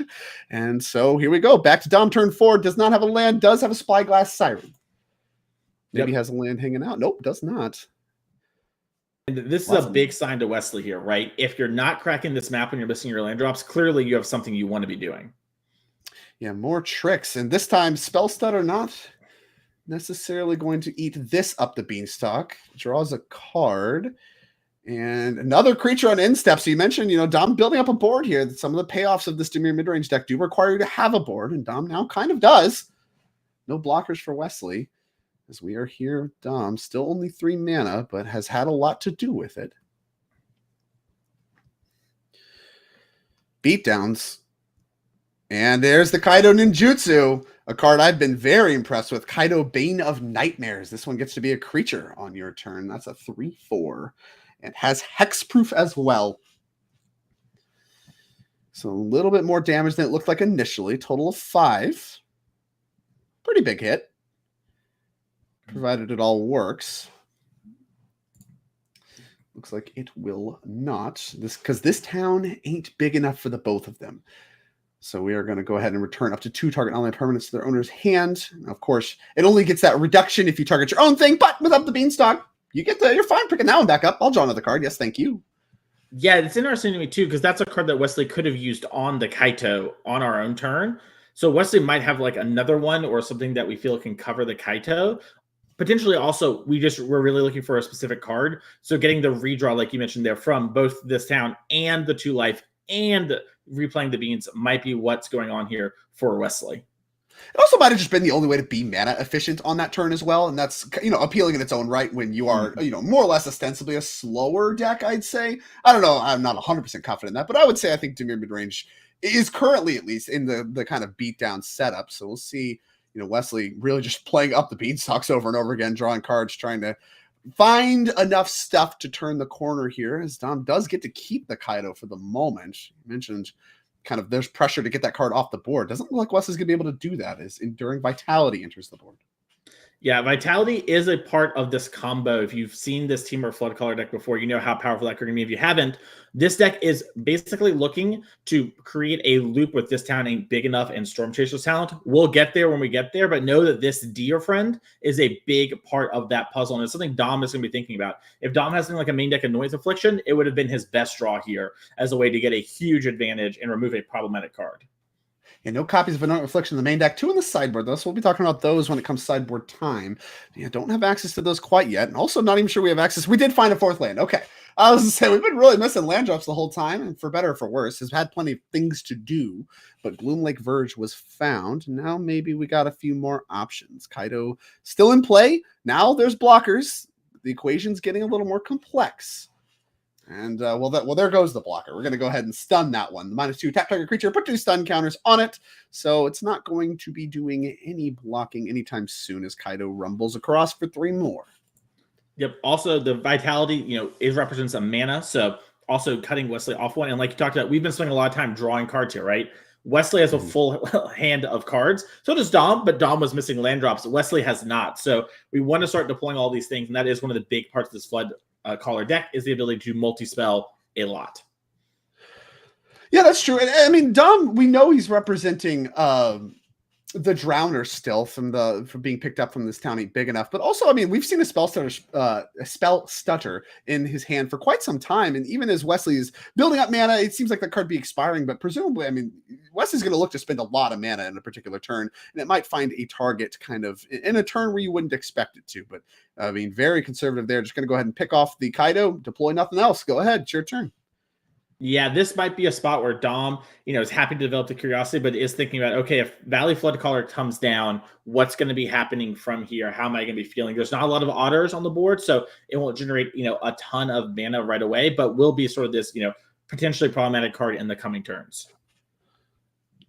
Yep, and another beatdowns, and that's something to consider as well. I mean, each of these kind of flash creatures, still no blockers available for Wesley after that. Vitality got tapped, so his life total is really starting to dwindle under some pressure. Full grip of cards for both players. Dom's card's cheaper, but he also has less to work with, at least at the moment. And this is a big thing for Dom, is we need to keep the pressure up. The Flood Caller deck, if we go super long, will just beat us. We can hustle back and forth. We have some interaction. We have some, hey, you have to kind of respect me at these points, but they will beat us. We are an up the beanstalk deck, a Storm Chasers Talent deck. If we go super duper long, we are sort of typically favored in those spots. So Dom developing these two creatures here is a sign of respect in that regard. Yeah, and there it does actually find a target for the spell stutter there. So that's, I mean, he's been holding that spell up for quite some time, as this Vitality is going to have its last stun counter removed. So we're going to see, I mean, like you mentioned, the pressure's really starting to be turned up here. We'll see if Wesley has anything. Just a land. Yavimaya goes past the turn. Okay.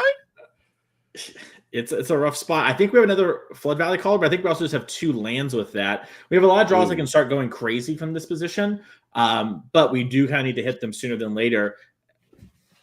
Yeah, so potentially awkwardness, right? Like, this isn't the Temur Floodcaller deck. When you think about Up the Beanstalk deck, usually you're talking about a deck that has a bunch of spells that trigger Up the Beanstalk. We actually only have 2 copies, and it's really part of this, combination setup. A lot of these Valley Floodcallers and stuff don't keep the card advantage running, and I think that I don't know, it's tough here. You'd love for all your spells that are getting countered to be drawing cards. And as your resources begin to diminish and your life total is also starting to diminish, Kaido coming back into play here as a big attack, have to point to that as maybe not as exciting as you would expect Up the Beanstalk to be, especially as you've seen it in other decks. Yep. Crunch down to 2 goes Wesley. And now, I mean, are we just talking about only combo outs? Dom has Shieldred in hand too. Oh, he picked it up as the 3rd card from the Curiosity, and I think he's figuring out, if I play this, is there anything that can go wrong? Can you, unsummon this or kill it maybe with a couple of Torch and Tower or something like that? What can happen here? And I think you're seeing Dom, even though this Enduring isn't mattering a ton, he'd rather fight over that card and hold the Shieldred for later, knowing it's going to be very hard to actually die from this position. All Wesley can really have to do is stabilize. You see Dom tank on it a little. Yeah, I don't know if this. I don't have a great look at Dom's hand. I don't know if this is a bluff or not. If he has actual interaction or not. But I mean, he chose not to play Shieldred, which would signal to me you obviously have other stuff to do with your mana. There's a lot of flash threats in this Temur deck. The question is, what do we got? We got go for the throat and Fairy Mastermind, Drowner. Okay, yeah, so we can double spell with that 4 mana on the opponent's turn. That's pretty good. Yeah. And this might be a situation too where Dom's thinking, do I want to Flood Pit Drowner to sort of force an untap here? Do I want to go for the throat and not even deal with that? I think Dom thinks, hey, I've got this game basically locked up. What are the ways I lose? And Dom is someone who's played, I would assume, a lot of the Flood Caller deck. I actually don't know 100%. I talked to Dom about that preparation for this event, but Standard wasn't something we talked about. And he loves to play those combo decks as he picks up game number 1 here. Yeah, very little he likes more than weird combo decks, but in this case, kind of straying from the norm and to great success.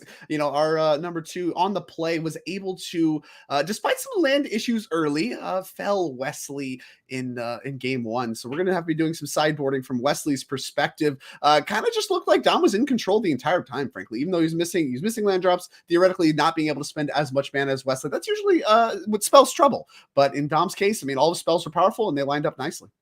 Yep, and Wesley also got a little unfortunate. Let's keep a spade, right? We drew a lot of lands there off the Up the Beanstalk, but Dom did do a good job of making sure, hey, with the resources I have, I'm fighting over the things that actually matter. Do I care about this Enduring? No, I can just stun this down for a little bit, right? That's not what this game is about.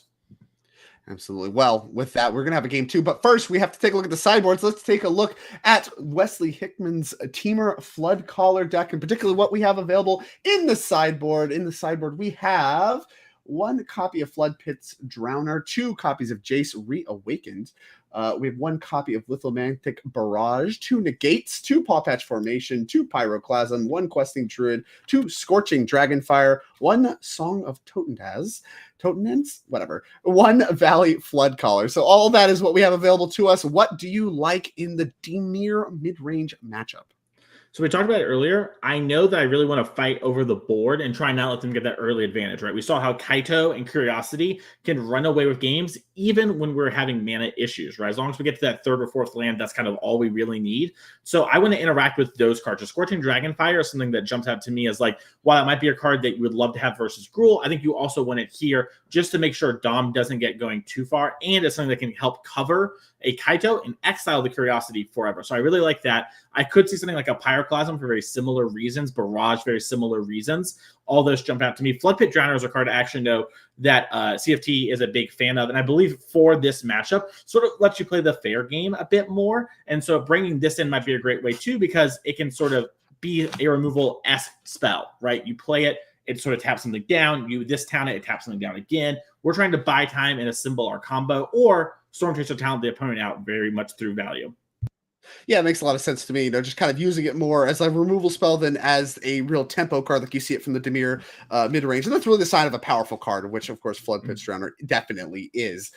So with that, we'll kind of move on to Dominic Harvey's Dimir mid-range deck. Take a look at that and a look at the sideboard there for him as well. So we have 2 copies of Anoint with Affliction, a card you talked about early. We have 1 Blot Out, 1 Cryptic Coat, 1 Duress, 1 Kicks Command, 1 Malicious Eclipse, and we got 2 Negates, 4 Preacher of the Schism, 1 Shieldred of the Apocalypse, and 1 Tishana's Tidebinder. Talk to me about what you want against Flood Caller.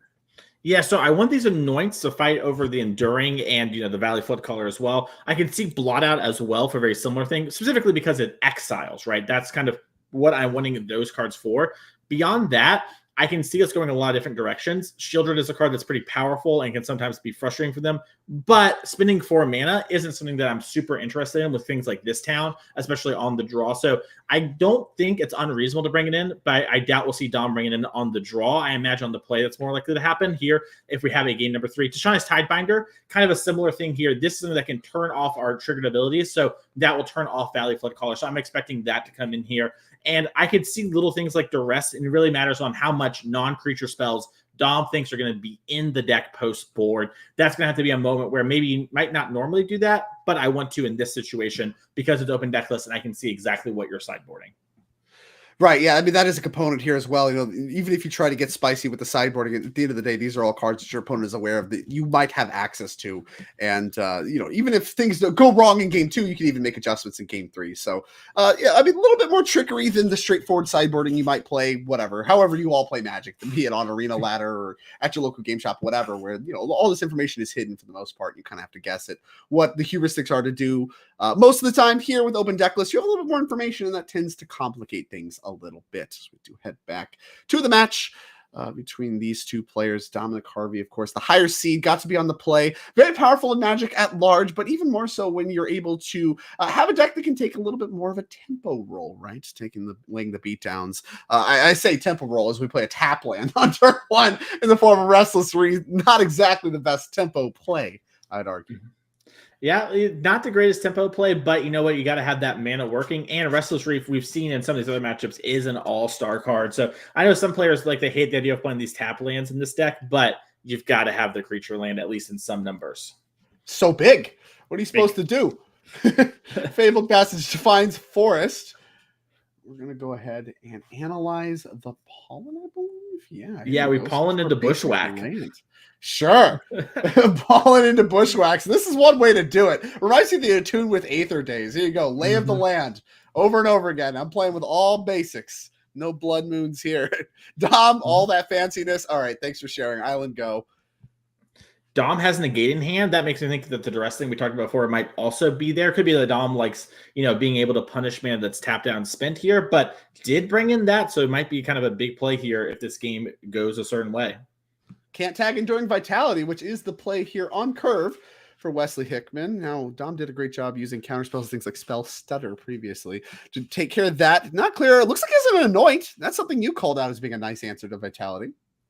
Yeah, I think Dom has Anoint here, but also only has 3 lands. So I think he's thinking, do I need to get pressure going? Because like we mentioned, Dom does sort of, he can go long in this matchup, but he can't go crazy long. And so figuring out, he also has Spell Stutter Drake. Wow, he's just all. Yeah. I think he's trying to figure out how do I want these things to line up, right? Because Anoint is good here, but it could also hit Valley Flood Caller. But maybe I'm not going to get a chance to use my conditional counterspell later. Yeah, I guess that's the conclusion he reached as well. Does go ahead and fire off the Spell Stutter. The Vitality goes to the yard, does find a land. I think that was a big one for him. I didn't necessarily see a land. Oh, he does have one, yeah, because he has the swamp as well. So plenty of lands, but still no pressure. Really the only piece missing for Dom. Plenty of removal, interaction, things of that nature. Mm-hmm. Back to Wesley we go, his turn 4.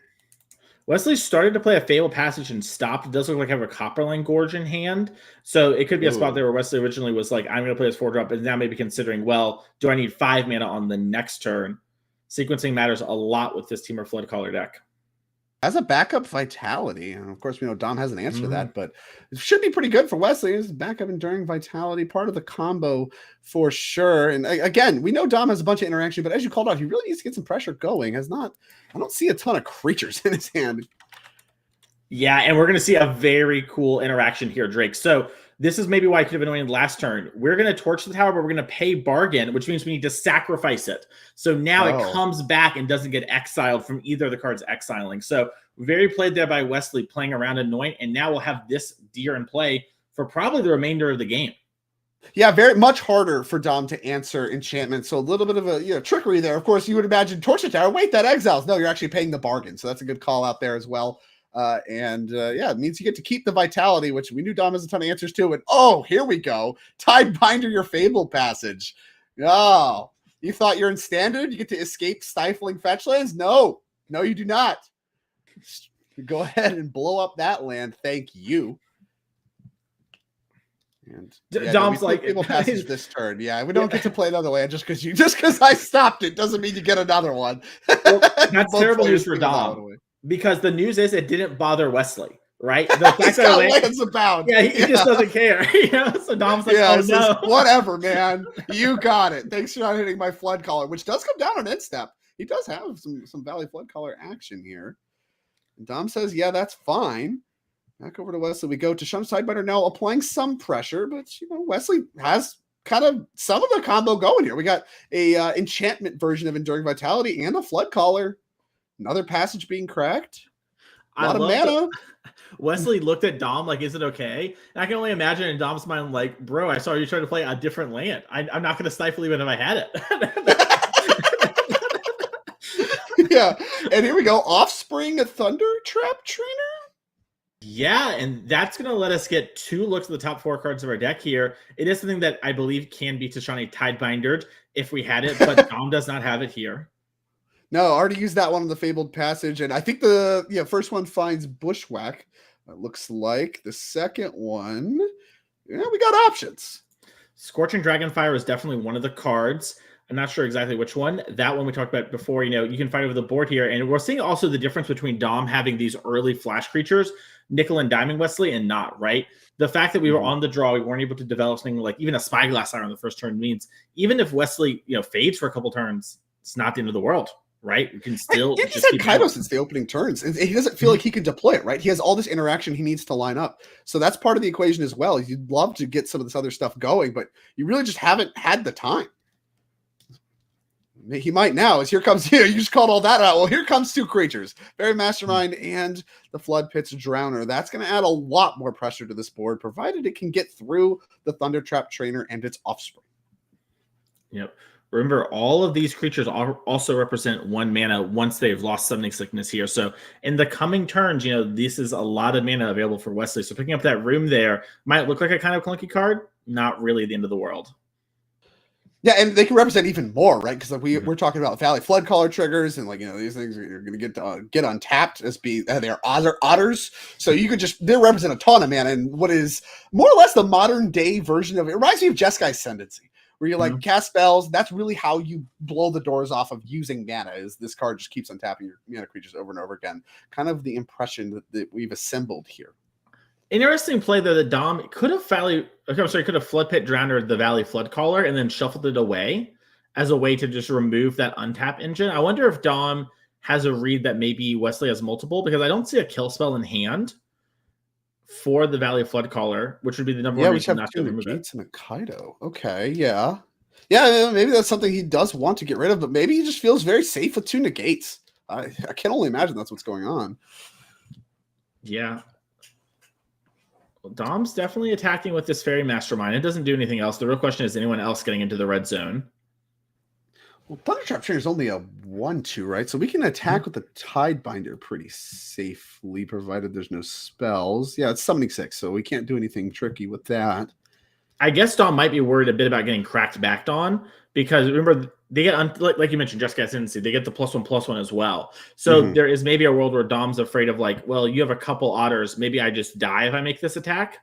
And maybe, or I get to a spot where I'm not dead, quote unquote, but I am in a very awkward position.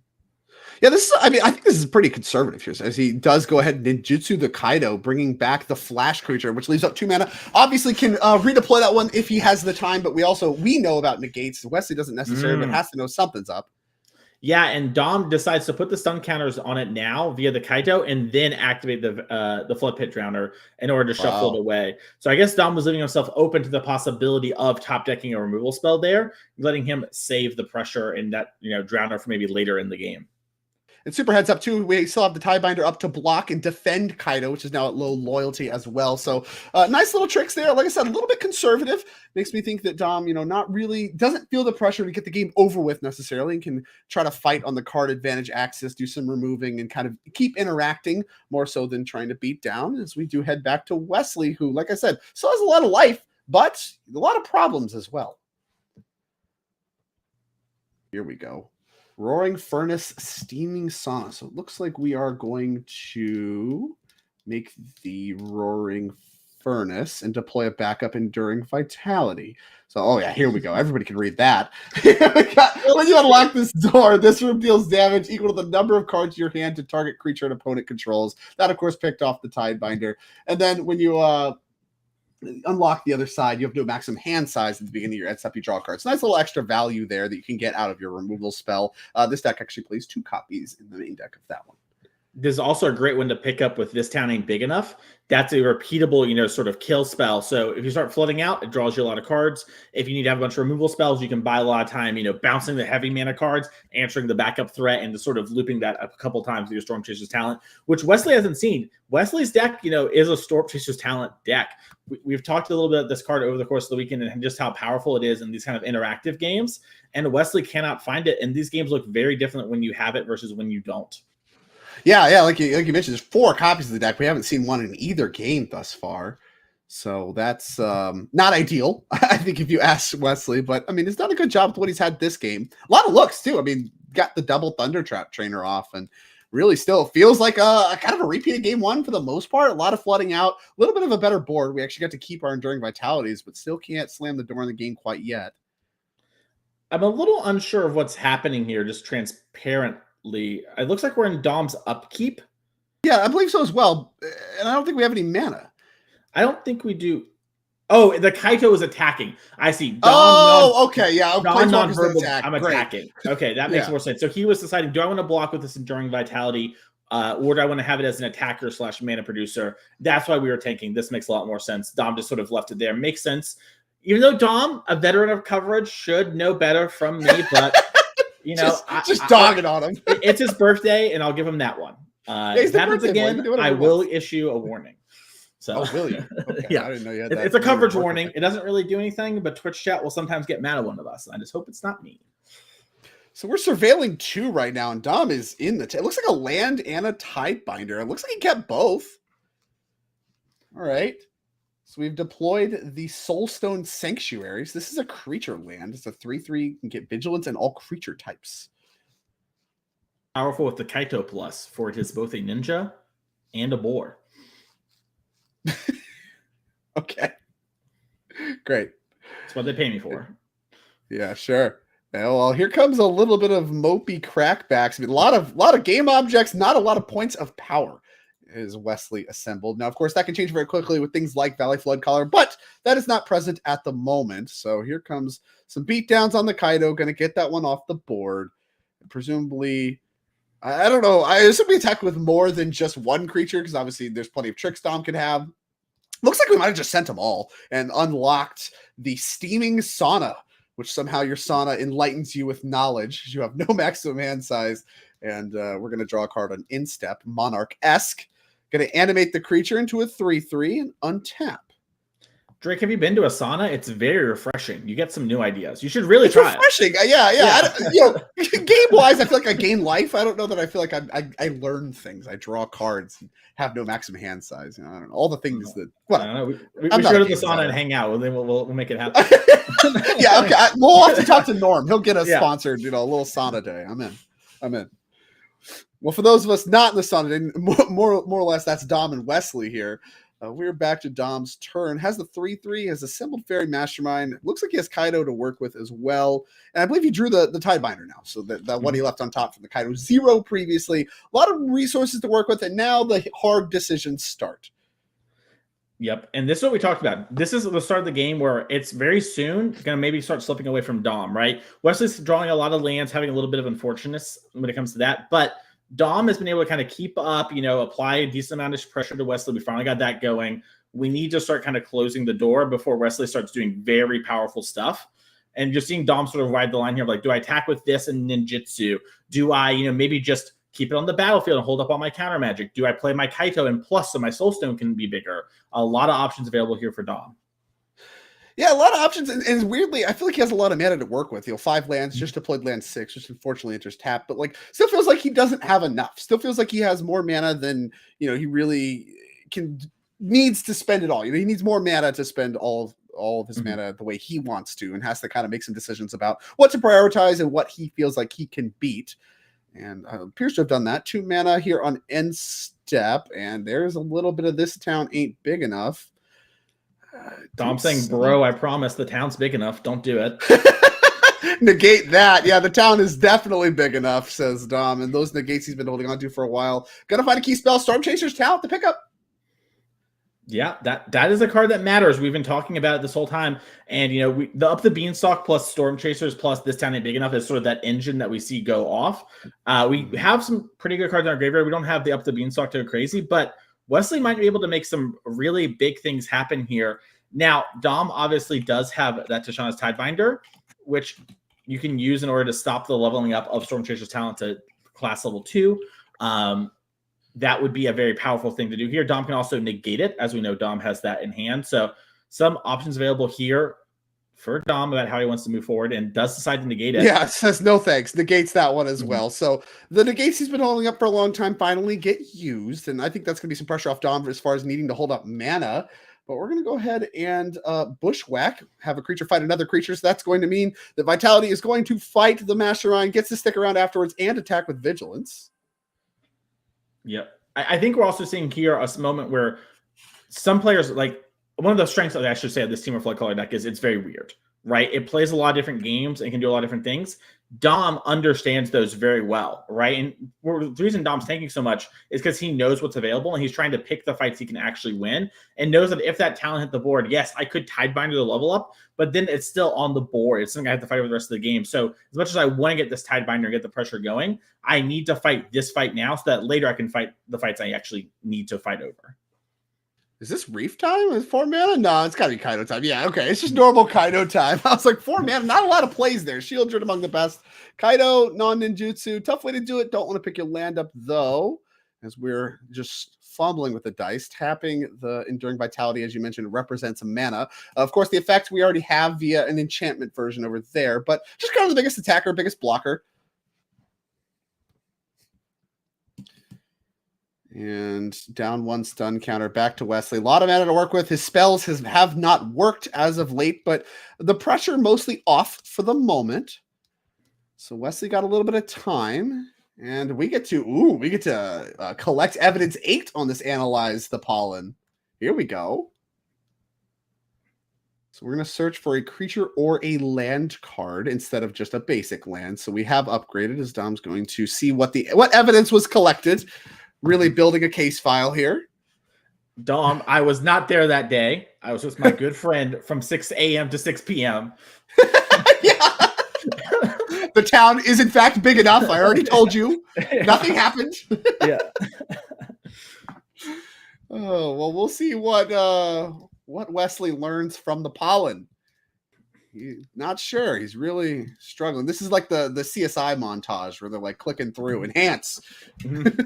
So there's a lot of pretty good cards here, right? We could get Thundertrap Trainer. That's a good way to just try and get a couple cards in hand and play the value game. We can try and get, the Flood Caller, excuse me. We're going with Questing Druid sort of as a way to get a couple cards up front for a little bit cheaper and have a kind of a big body. I kind of like the idea of this. Like, this game's going to be going for a bit. Let me get my cards right now and just use all this mana, which is something I am flush on. Yeah, I mean, just more card draw, great spot, and you get a pretty big attackers. This game has really been about the board, as you kind of mentioned it would be. And here we go. We found a Lithomantic Barrage. So that's maybe a little awkward, but not awful. Can we target that? Yeah, there we go. Creature or Planeswalker can do that on our turn. If that target is white or blue, we get 5. So that actually will clean up the Kaido if it resolves. Can be countered too, so it's pretty likely to resolve. I don't know if there's any exile spells or any Sink into Stupor style shenanigans here. I don't think Dom has anything that can interact. We seem to be thinking about something. I think we're Tidebindering the Questing Druid trigger. Yeah, that way this doesn't grow and it loses its ability. Sure. Yeah. And so that way we don't get outclassed on the battlefield. Love that. Love it from Dom. Really respecting that this game is about the board and everything going on the board. And Tidebinder's turning that down and drew another Kaido. That's a good one. Not interested. Here we go. Animates the reef very quickly. Might be interested though. You can still ninjutsu. 10? True. Yeah, the land has vigilance. We can do some combat tricks. Love this from Dom. Targeting ourselves. Remember, Wesley is a talent deck, so putting cards in the graveyard is something we could then buy back. Also, we can analyze the pollen again. Heads up play there. Little things like this do matter a lot. Yeah, he's already collected evidence 8, and I don't even know that he could again if he drew one. So that could come up huge as Wesley in the tank for the blocks. Like I said, an attack for 10 here has to do some blocking. Looks like we're doing a lot of blocking. Tidebinder trades. Wesley's board cleaned up quite a bit. Some lands, the leftovers. You mentioned early in the game, I was kind of making fun of Restless Reef. Now, here we go. 2 creature lands attacking, representing a lot of Dom's attack force. Yeah, and you see Dom there too, really valuing having this reef up already, has the Kaito in hand, and knows that it can still be a great surprise just by tapping down 2 things. Here comes another Bushwhack, which is going to kill the other Vitality.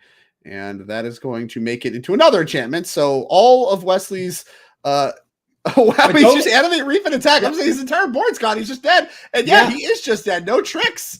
Wow. Yeah, this is sort of, we talked about it, right? The reef gives you a lot of game when you go long, and that's how that game was starting to go, right? If Dom didn't have that Restless Reef anymore, we might have seen, extra cards every couple turns, take over, but it pushed the last couple points of damage, and why those chip shots matter so much in this matchup.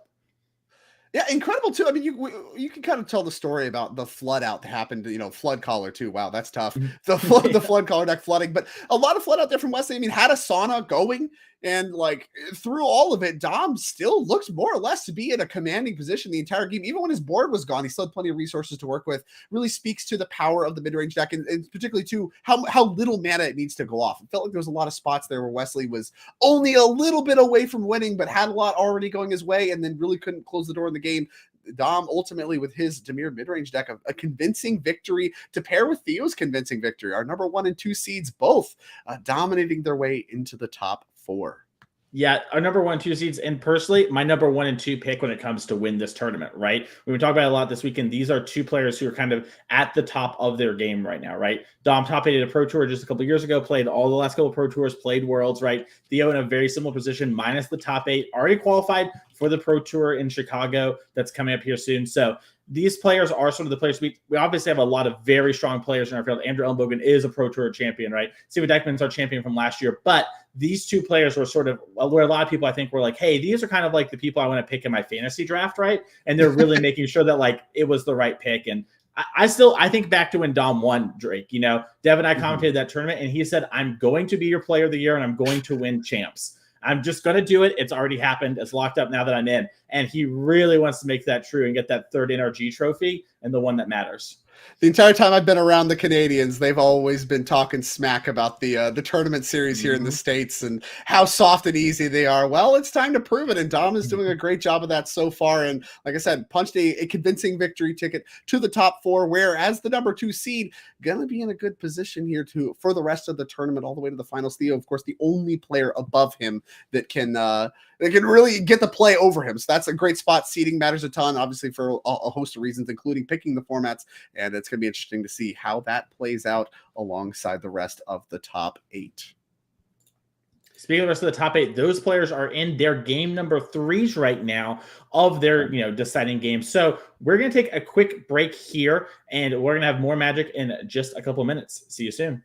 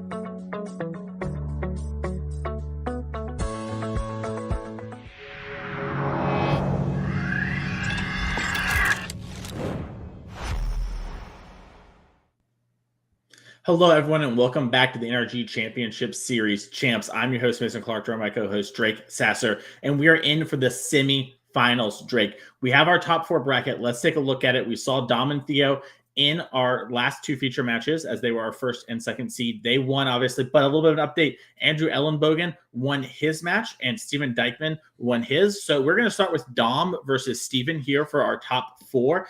In this pairing here, Steven Dykman banned standard, so Dom chose to play modern on the play. Meanwhile, in the other side of the bracket, just for those curious, Theo and Andrew said, hey, I'm going to ban standard, and Theo said, let's play modern as well. So it's a modern top 4 here, and we're going to be heading down to our feature match area as those players are ready to get going. They're excited to see who is going to be our champ for this year.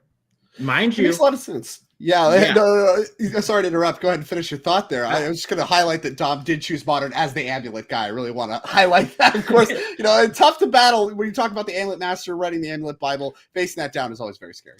Yeah, Dom is the amulet player, led all the innovation, has top 4 one of the most recent modern pro tours, with the deck, and has been playing it for years and years to success. I was gonna say, we talked about this before. Dom said, I'm gonna win this all, right? Steven Dykman won it all last year, including player of the year, something Dom said he would do, but it ended up failing on there to Garrick. So Dom needs to prove it to Dykman here. Can I beat you so that I can take it all down in the finals? Yeah, Dom actually fell quite a bit short, ending number 7 on our leaderboard. So, quite a bit lost there, but does still have a chance to win the whole thing here, as you mentioned, he claimed to do with a great start, but has to get through Steven Dykman, our champion. And I don't know, Expedition Map card I want to highlight real quick. An important piece for doing it. If you're playing against the control deck, your best card, this is one of those matchups that's close enough that you can be tinkered a little bit based on the specific numbers of certain cards, those cards being Teleria West, Cavern of Souls, and of course, Expedition Map, because you want Cavern of Souls and ways to find it. Steven Dykman here, making sure he wants to play his mana out this way. Can get a little weird sometimes with this. He's going to go Plains into Prismatic Ending, getting rid of that Expedition Map. He agrees with you. That's one of the more annoying things. This is open deck list, so Dykman knows how many copies of Cavern, etc. Dom is on. Yeah, love that. I mean, great sequencing there from Dykman, understanding how important that Expedition Map is, and maybe Dom being willing to deploy it might mean he has a backup way to find it. Could be like a sign there, because, Dom obviously no stranger to the control matchup either. Yep. Spelunking coming down, draw a card. Dom now has an extra land drop he can make. Picked up an amulet. Remember, amulet and Spelunking don't stack together the way that 2 amulets do. So that is a good draw, for a little bit of insurance, but not the best draw in the world. Yeah, Spelunking, we're in high numbers here anyway as well, because we do have that added combo. You can kind of see signs of that already in Dom's initial lands with the Shifting Woodland. And backup Spelunking does still also have text, giving you that extra land drop like you mentioned. Yep, Vestige came down there off the Spelunking, naming green. Then we played our Urza Saga for turn, played another Spelunking, and we picked up another Urza Saga. So you might see Dom play the value game. That's one of the things we see from this Titan deck is its ability to play multiple different game styles. Decides to hold it for right now and instead put Boseiju into the battlefield and just to pass the turn. Yeah, getting another permanent land in play. Clearly not interested in holding the Boseiju for any kind of tricks. I think that makes a lot of sense. Not a lot of meaningful targets on the other side of the table. Leyline Bindings and stuff like that really absent from the list, which Dom knows. Deck lists are open. Yeah, that's a great point. In a closed deck list environment, playing Dykman round 1, Dom might just say, I'll play the Saga, right? I got the mana to activate. Let's just sort of do this right now. I might be playing against Leyline Binding. That card's strong enough. Maybe need to respect it a little, right?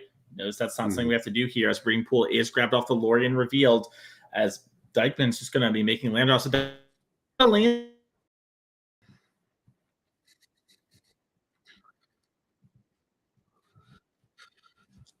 Yeah, this is interesting. Dom has a lot of mana already, which is extremely powerful in this matchup. So traditionally in Modern, the story of the big mana decks versus the control decks are you need to assemble enough mana as your big mana deck, which of course Amulet Titan is, assemble enough mana to punch through multiple win attempts in the same turn and overwhelm the counter spells, the mana for counter spells that the control deck has access to. That has gotten a lot harder in recent years with the addition of things like Force Negation, proper counter spell, things like that. We're not working with cryptic commands anymore, but still something that's very possible. And of course, the Amulet Titan, as I mentioned before, having a very expansive access to Cavern of Souls means that you can punch it through much easier by just naming Titan on that and punching your Primeval Titan through that way. Yep, Dykman has the Fairy Time Revel in hand. Looks like he's sizing up this one to bounce that Urza Saga as we shock in the breeding pool. Also, Dykeman's deck is playing Orange Chant. So that is a new card it added back to Modern from Modern Horizons 3. And we have Isochron Scepter in our deck as well, Drake. So Dykeman does have a lockout potential now. But you can fight over that, and Dom has plenty of bounce land, so that's not a huge.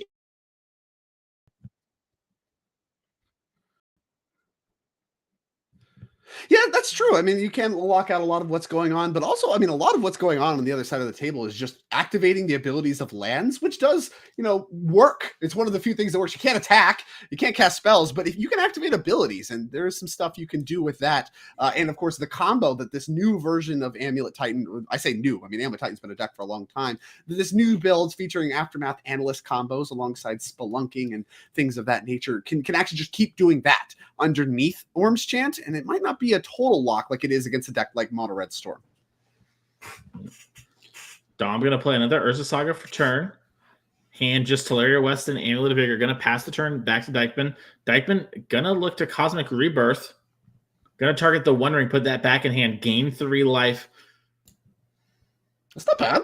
I mean, go ahead and develop. I mean, the One Ring, obviously you don't necessarily want to tap out unless you have a lot of cover. But for the moment, I mean, Dom is content not casting spells. You mentioned, we might just be on the Activate Urza Saga plan. That's kind of what Dom's postured to do right now. And his sequencing of Urza Saga does mean that, A, he's not in a rush to get constructs, but B, he's also going to be able to maximize constructs. So he's going to make Steven Dykeman answer that plan first before he starts reaching for other plans. Minamo comes down, and then I think the One Ring, it gets played, get a protection, pass the turn. Not going to draw right away. Don't need to. And like I said, I think this is fine because Dykeman understands that if Dom tries to do anything big, he's not activating sagas, and Dykeman can kind of untap with One Ring and reassess what Dom actually does accomplish. But if all Dom does is activate sagas, you're going to be happy to have gotten your One Ring done early, and plus you might just need to find the answers, now anyway, to those saga tokens. Yep. As we're going to see activating of the construct here. Yep. Can go find another one. No more expedition maps. Only one in the deck list. So the only target, I believe, in the main deck other than Amulet of Vigor is that one expedition map. So we do actually have to find an Amulet of Vigor, even though it's textless. We have no other choice. If you want to find anything at all, it has to be Amulet. Yep, Dom happy to get those out. And like we said, they do stack, right? Our Spelunkings, all we really have is insurance from one spot removal spell, stopping us now with multiple amulets. Since we have one in hand, we are going to get extra untaps. Looks like Dom actually has the 3rd amulet in hand. Has to hope to not draw the 4th one there. Otherwise, that saga is just going to brick and can't attack profitably due to the One Ring.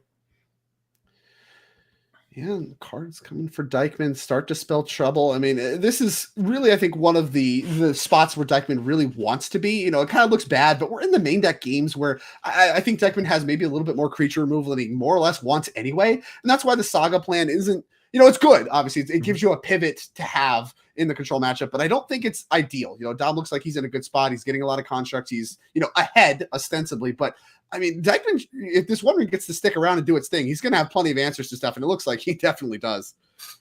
Yeah, and I think Dykeman has Wrath the Skies here. We are going to shock in Hollowed Fountain. Looks like we are playing Teferi Time Raveler here. Make it so Dom can't do anything when it comes to casting spells, and Dykeman is going to take up the Teferi, meaning, it's speed. Wrath the Skies for 0. You can clear the tokens in combat, right? That works. That's pretty nasty. That's really strong there, and might even, catch Dom. Looks like we're going to Orange Chant. You can't cast spells or attack me this turn. Dykeman trying to set up a lock and use the One Ring to completely take over this game. Dom did pick up Aftermath Analyst, and that card is incredibly good at just winning the game out of nowhere with this new deck.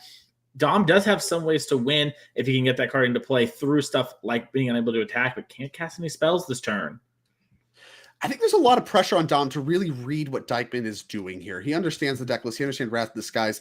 I don't think you want to deploy this Aftermath Analyst quite yet. You want to make Dykeman answer the board, and then you can actually use the Analyst. If you're not comboing, you actually can just get back your sagas and do it all again and fight over that whole thing again. And Dykeman, with this Orange Chant play, is actually setting up to really make Dom make the tokens now. You can't wait any longer. And then get them all with Wrath of the Skies.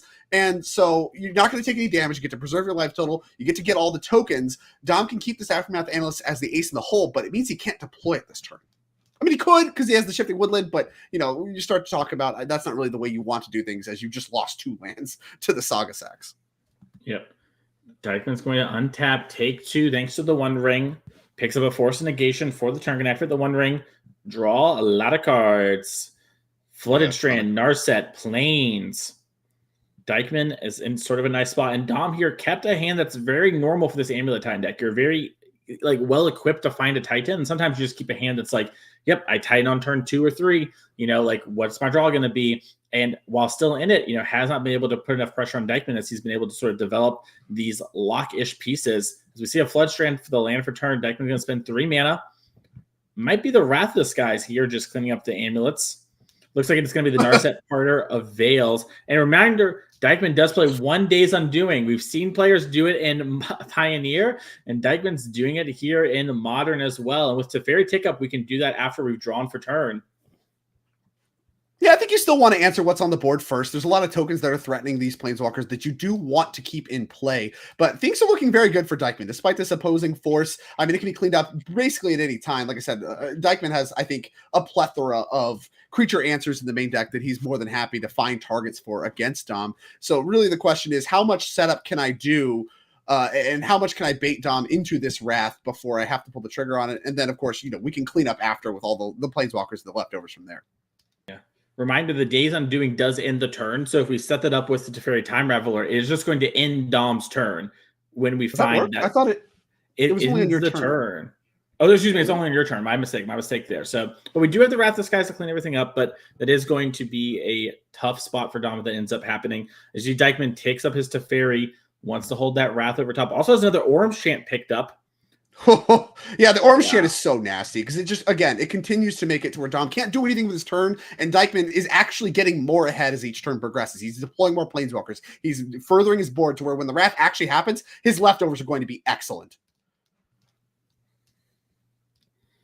There's look at Orange Chant, the very powerful addition to Modern card that already was printed. I don't know the original set. I'd have to look that up, but it's before my time, so I can tell you that. It's old. And it was added to Modern Horizons 3. Wizard said, yeah, that's safe. And then now we're getting Isochron Scepter Orange Chanted here in 2025. So thanks for that. Actually, I said it was safe. I give you okay. So walk me through that because I have to watch this now. So you have some answering to do, Bucko. I thought, it's obviously it's a team effort, but I definitely thumbs up to Orange Chant because I thought, what if we get, Chant as a part of Modern? That's not the end of the world. It could, do some powerful stuff for being able to stop aggro decks and combo decks, and we're seeing it here, And you know what? If we get Scepter, that's cool. And if we got Snapcaster Mage, we were winning. We just didn't get the Snapcaster Mage. So sweet, awesome. Yeah. Well, Dykeman thanks you very heartily for your services. Second Orbs Chant's going to work, and Dom thinking about what he can do that matters. Cursing Mason Clark's name. Yeah. Wait till we get to the Flage matchups. Anyways, Growth Chamber comes down. Teleria West is going to get channeled. Yeah, the transmute there, it was not trivial to make the mana for this, right? Like, I think Dom has really been struggling to find the second blue play, maybe speaking to some of the downsides to the really stretching the mana base that Amulet's done. Has 32 lands, and a bunch of them make colorless, and now you're sacking some to Lotus Field. You have all this concessions in your mana base to not just do the Titan combo, but also do this Aftermath combo stuff to where your mana is actually starting to get awkward, despite playing 32 lands in what is a mono-colored deck. You're mono green now. Yeah, and you're seeing Dom take a think here. He's just double checking, making sure, and we are going to get the Summoner's Pact. Yeah, obviously you can grab any land, so there was a lot of consideration. Do any of the lands do anything meaningful here? Maybe we have the Analyst already. Can we get close to comboing? These are things to think about. Decided, I think, ultimately to just go for the Summoner's Pact. It's a nice, safe card to pick up. Can pick up extra Analyst, but more importantly, the namesake Primeval Titan, more or less at any time. Well, anytime on his turn. Add sorcery speed. That's right. Yeah. Some conditions. Yeah. Static abilities. Anywhere you want on a Wednesday if it's sunny outside. Shout out War of the Spark. Yeah. Got Narset and Teferi in play, really shutting down Dom's options. More so Teferi, I think, but The One Ring added to the bunch means, I mean, Dykeman tapping with the One Ring again here is honestly pretty brutal. The window is really starting to close to the point where Dom, he might be on Cavern or Bust, and now you kind of have to go back to that Expedition map that was kind of just deployed, gave Dykeman a target for Prismatic Ending, and now, I mean, with that Pact in hand, it's not clear the Pact would resolve, but if you find any Titans at all, like, he punches them through, now not clear that that's even going to be good enough anymore either. Yeah. Dykeman found a land, going to activate the Narset, see what we have on top. Was feeling like didn't have enough cards. Found another Orbs Chant. Oh, sweet. Yeah. Sweet. Yeah. Green light. And Dom's going to pack it up. Dom knows he's dead here. And this is part of the thing, too, is like Dom has Summoner's Pact to go find the Titan, but he knows Dykeman's playing a pile of Force Negations in his deck. That isn't going to resolve, and he can tell the writing is on the walls. Yeah, yesterday I did some commentary alongside Niall in the booth, and she declared Orbs Chant 1 mana, target opponent concedes. Good to see the Orbs Chant returning to form in that regard. Of course, more than safe in Modern, says Mason Clark. With that, I guess we have to take a look at the Titan Masters deck. We've seen it before this weekend. That's because he's done a lot of winning, and we're going to probably see it quite a bit again as we're going to go to the sideboards. Yeah, Dom sideboard here. 2 Consigned Memories, 2 Dismember, 2 Mystical Dispute, 2 Vampire's Vengeance, a Boseiju, Collector's Oof, Commercial District, Force of Vigor, Gemstone Cavern, Ghost Quarter, and Vexing Bauble. Drake, what do you like here and why? Well, I mean, the cards that should jump out to you should be the Mystical Disputes, right? These are counter spells that you can fight, not just over the counter magic, but also proactively against some of the other problematic stuff. Talking, of course, about like Teferis and Narsets, trading 1 mana for 2, going to be a good exchange. I mentioned early in the broadcast that this matchup is a lot about beating the control deck on mana. You are a big mana deck. That's what you have over them. You should be exerting that. So I think that's something that they're going to be reaching for. Beyond that, I think a lot of the other stuff kind of gets to traps. The Gemstone Caverns, when you're on the draw, is good, but Dom lost. He will be on the play. He's not going to be reaching for that one. The card I do like that I think, you know, you can bring in just as a slight upgrade is the Commercial District. I think having a Surveil land in this matchup is just nice. That value is going to come up. You have the time for it. You can bring that in. Small adjustment there. But beyond that, really your only cards are those Mystical Disputes and some of the land changes. I don't even really necessarily want to reach for the Consigned to Memories. I don't think there's a lot there. I don't think hitting Scepter, hitting One Ring, that's not really what the matchup's about. But I mean, if he really just wants extra stuff that plays at all, which, you know, that's up to him, I don't think you're going to be reaching for those. Yeah, all 61 cards in Dom's main deck. I'll have to figure out which ones he wants to cut. Going over to Dykeman, let's see what he has. As he has brought this control deck, you know, really trying to attack certain things in the metagame here. Sideboard with 4 Consigned to Memory, 3 Mystical Dispute, 2 Doden Veto, 2 of those Scepters we talked about, 1 Days Enduring, 1 Narset, 1 Wrath of Skies, and the Companion Kahira. Yeah, so here, I think you actually do want all the consigns, not just because they trade evenly on mana with your amulets. That's a fine thing to do, but actually hitting triggered abilities can come up really big. You know, Primeval Titan is a triggered ability, and if the amulet deck's plan is to punch it through with Cavern of Souls, then you actually can still stop it on the back half, and then that exchange works much better for you than really any of your other options. So despite being a little bit unintuitive of a card, because, you know, they're not a one-ring deck, so why would you want consign? There's plenty of targets for it, and I think you kind of want it for that reason. Beyond that, you know, you could reach for the Scepter stuff. The Orange Chance looked great there. I kind of made fun of them a little bit, saying, hey, you know, you have all these land abilities, but as we saw, sometimes that's not good enough because the rest of the stuff the control deck's doing is more than good enough. If you want the Scepters, I think there could be fine because you do want to cut a lot of this creature removal that's in the main deck. You don't need this much. You know, you need a little bit of it, and the endings, of course, we saw those can come up big, hitting some of the artifact stuff, but all of the Wrath of Skies, the Supreme Verdict, and, you know, the Solitudes, you don't need all that. The Solitudes are great, but some of the sorcery speed stuff we can really trim on. So yeah, I can see bringing in Scepters if you have more cuts than just for the memories.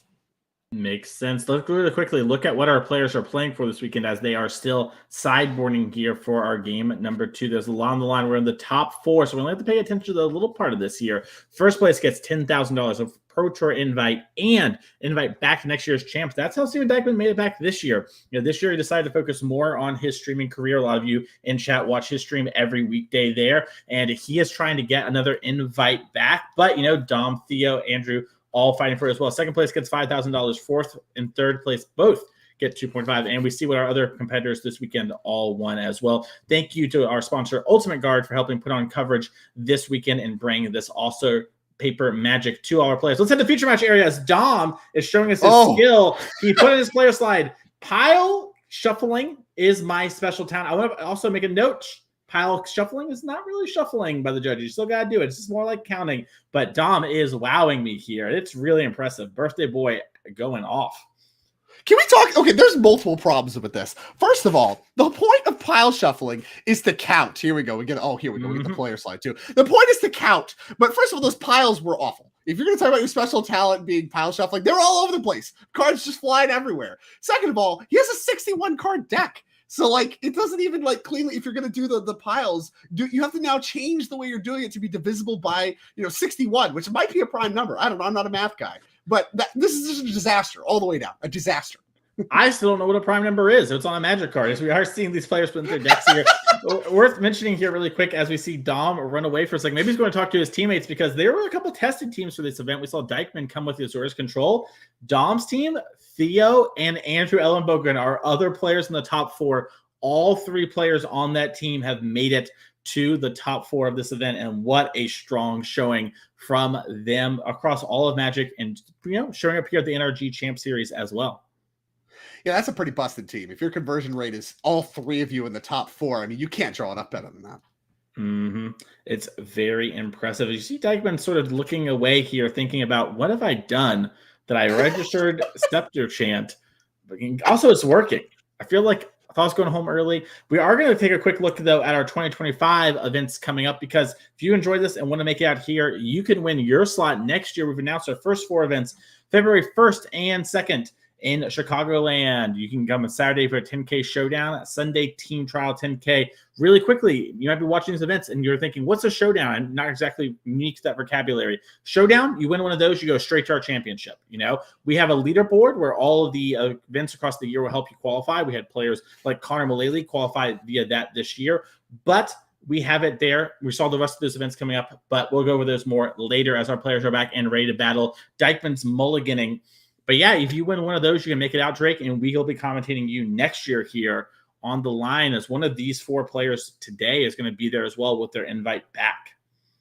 You're going to be, the Indianapolis team showdown is really cool. I mean, we've seen multiple teams all get to qualify together. Obviously, they have to test together as well. We talked a little bit about Frederick, who, didn't even test on MTGO, just only uses testing partners that he qualified with. That's really cool to see. And, that whole narrative, that experience is really, really special. And I really like that the NRG Series is able to offer that. And of course, that'll be in Indianapolis as the last season, the capstone of season 1. Maybe we should lace up the cleats. What do you think? What are you doing? I'm down. I was talking to that earlier. I've done a lot here on the NRG Series, and I was thinking, why not just get there and make them have to find someone new to do commentary? We caught up, and let's be real, Drake. These Zoomers these days, they see cards like Maelstrom Pulse, and they're like, that's like not even close to playable, and they're just wrong. What is this garbage? Yeah, exactly. Yeah, so we're gonna clean them up a little bit. We'll have to pull someone out of retirement. We'll see who we can get from the washed days. Yeah, we got to it can't be somebody that's that's just battling and winning. It has to be someone, in the rocking chair complaining. We'll get Harlan here, Where's Harlan? What's he up to? I think he's a woodworker these days, as we are going to see some honest work from our Boreal Grazer off the Boseiju into the Urza Saga. A very fast start here from Dom Harvey. Lots of mana, can play the fair game, but also threatening to kill on turn 3 with an amulet. Massive flavor loss. You have these sloths enabling fast starts. What are we doing here? Urza's Cave, a pass of the turn after Dykeman just played Mystery Reinforced. This is another Modern Horizons 3 card. You can search your deck for a land. Any lands. Part of the combo too. I mean, this is one of those things that lets you dig through your deck if you don't have any of the kind of draw or anything else going on. You can go find the lands you need to continue the combo as you are comboing with your Aftermath Analyst, because you do keep bringing your lands back from the graveyard. You make a bunch of mana, but then you need something to do with it. And so the Urza's Cave is one of those outlets that can do things like find the Boseiju, blow up all the lands, and all these kinds of things that are now available that are, like I said, pretty new to this Amulet Titan deck, but add a lot of potency to it. There have been spots in the past where old builds of Amulet that didn't have this, over the top of everything, win the game on the spot infinite combo, could get in spots where multiple Titans isn't even good enough anymore. And it's rare, but it came up. Dykeman likes what's on top with the Surveil, keeps it there. Draw for the turn. It's going to line up exactly what we want to do this turn. Dom is threatening to start making constructs, and it looks like Dykeman's just going to go land go here. Dom, make a construct, untap, This is a turn where we can either make another construct or potentially threaten to put an amulet, a Titan into play after we maybe search for an amulet. Has a couple reactive cards in hand that's taking a second here. Do I want to play this longer, grindier game? Or do I want to go in for a kill? Looks like there's no Titans, but might be thinking about having a Lots of colored counter mana. magic. Yeah, it can sign Mystical Dispute, another Saga, and a bounce land all in hand here for Dom. I'm interested to see the consigns. I assume those have to be going after things like the One Ring, Scepter, stuff like that. I figure you could bring some in, but I'm interested to see how many of those Dom's interested in. Does have a lot of, like I said, a lot of interaction. So, I mean, really, we could be in a spot now where we just find an artifact, try to find blue mana, lay some beatdowns, and just kind of do what we did game one, but this time with some counter magic backup. That changes the equation quite a bit. Yeah, I have to agree. And I feel like Dom as well, with this sort of, setup, he can play that tempo game, which I think Dykeman's deck isn't really prepared for because there aren't really decks like that in Modern right now, right? Clock plus Disruption is just something we don't see in that way with counter magic, and that could be a very powerful angle for Dom to lean on. We'll have to see what he wants to do here. It looks like he's deciding between, that Amulet of Vigor and this one of Expedition map, maybe wanting to find a specific land for any problems at hand here. And this is a spot too where the construct plan, despite it not really working in game one, I mean, he had two sagas, got all the constructs from them, and was just kind of dunked on by Dykeman. It gets better in the sideboard where Dykeman is incentivized, because that doesn't happen all the time, to remove some of his creature removal. And so the plan of beat you down with constructs and have that be good enough does get a little bit easier. And so Dom being able to lean on it, and like I said, this time with counter magic, I like it a lot more. I like it a lot more here than what we saw in game one. Yep. We are going to see Dykeman go fetching. I wonder if Dom here is setting up potentially to use Urza's Cave as a way to find a blue land for his counter magic, because we are missing the blue right now. Like you mentioned, the deck is basically mono green in the main deck, and so doesn't have a ton of those other colored sources. Has 30-something lands in the deck, depending on where you're at post board, but it is a spot where it's definitely not a free roll like you might see from most modern decks that have their two colors ready to go. Dykeman sees the One Ring, puts it in the graveyard, says, "I don't need a card like that." Yes, I mean, it needs lands. That makes sense to me. And I don't know. This is... I don't even know that One Ring is necessary. It's one of those cards you keep in your deck because it's one of your best outs to, there's a Titan in play. I don't have an answer. What do I do? And so that's an important piece of the puzzle for buying time against Primeval Titan. And part of the reason the Aftermath Analyst stuff is so good is you can actually accomplish things that win the game, but don't win the game, even under One Ring protection. So that is something that is quite nice. In this spot, Dykeman, of course, leaves them in, but I don't think they're the best cards that he has. And he already has one in hand. I mean, he has a lot actually already in hand. Lands, Consign, I see an Orange Chant, Wrath Disguise, Narset. I mean, his hand looks great. Yeah, and you have to wonder here, too, if he just goes land, Wrath, what would happen? And I think that's what he might be thinking about. It's like, if I just blow up all these constructs in this amulet, can Dom actually do anything to punish me in like a real way? Obviously, I'm tapping out or whatever, but is there anything I'm actually scared of? And that's one of the hard parts of playing against this amulet deck is they can do some crazy stuff, but if you're not used to it, it can sometimes, maybe lead you down the wrong path. You think nothing can happen, then Dom shows you why he won a Pro Tour top 8 match with no lands in play at the start of the turn. Yeah, that's this deck, especially when Mycosynth Gardens got added to copy Amulets. There was a lot more of that going on. This build doesn't lean on that as much. Like I said, you got to make room somewhere. And that's the way to do it. So there's a little bit less of the winning with no lands and play stuff going on. And I like this play from Dykeman a lot. A lot of the ways that Dom punishes you is stuff he probably would have already kind of done anyway. If you had, it involves like amulet, okay, Civic Growth Chamber, now what? Those are the kinds of plays that you would be making. And if Dom had access to that, you would have been dead turn 1, 2, or whatever. So what can Dom accomplish on this turn with the shields down? Drew the One Ring. Like One Ring? That's pretty good. Oh, that's a fine consolation prize. Yeah, it looks like there's something he's thinking of that I'm pretty interested. I wish I could talk to him right now and know what it is. Might be thinking about Force Negation, how bad would this be if that happened, but gets the One Ring down, gets protection, going to draw a card immediately. Got an Odawara. There's the blue mana we were looking for to have our Mystical Dispute and can sign up. Yeah, I already played a land, can't deploy it right away. Had to play Urza's Saga to get that going. But now we actually, like you said, we have blue mana and can afford to activate Saga and keep the blue mana up. So that's a good spot, but it gives Dykeman a window, and he's going to use that window. One Ring comes down, draw a card immediately here for Steven Dykeman.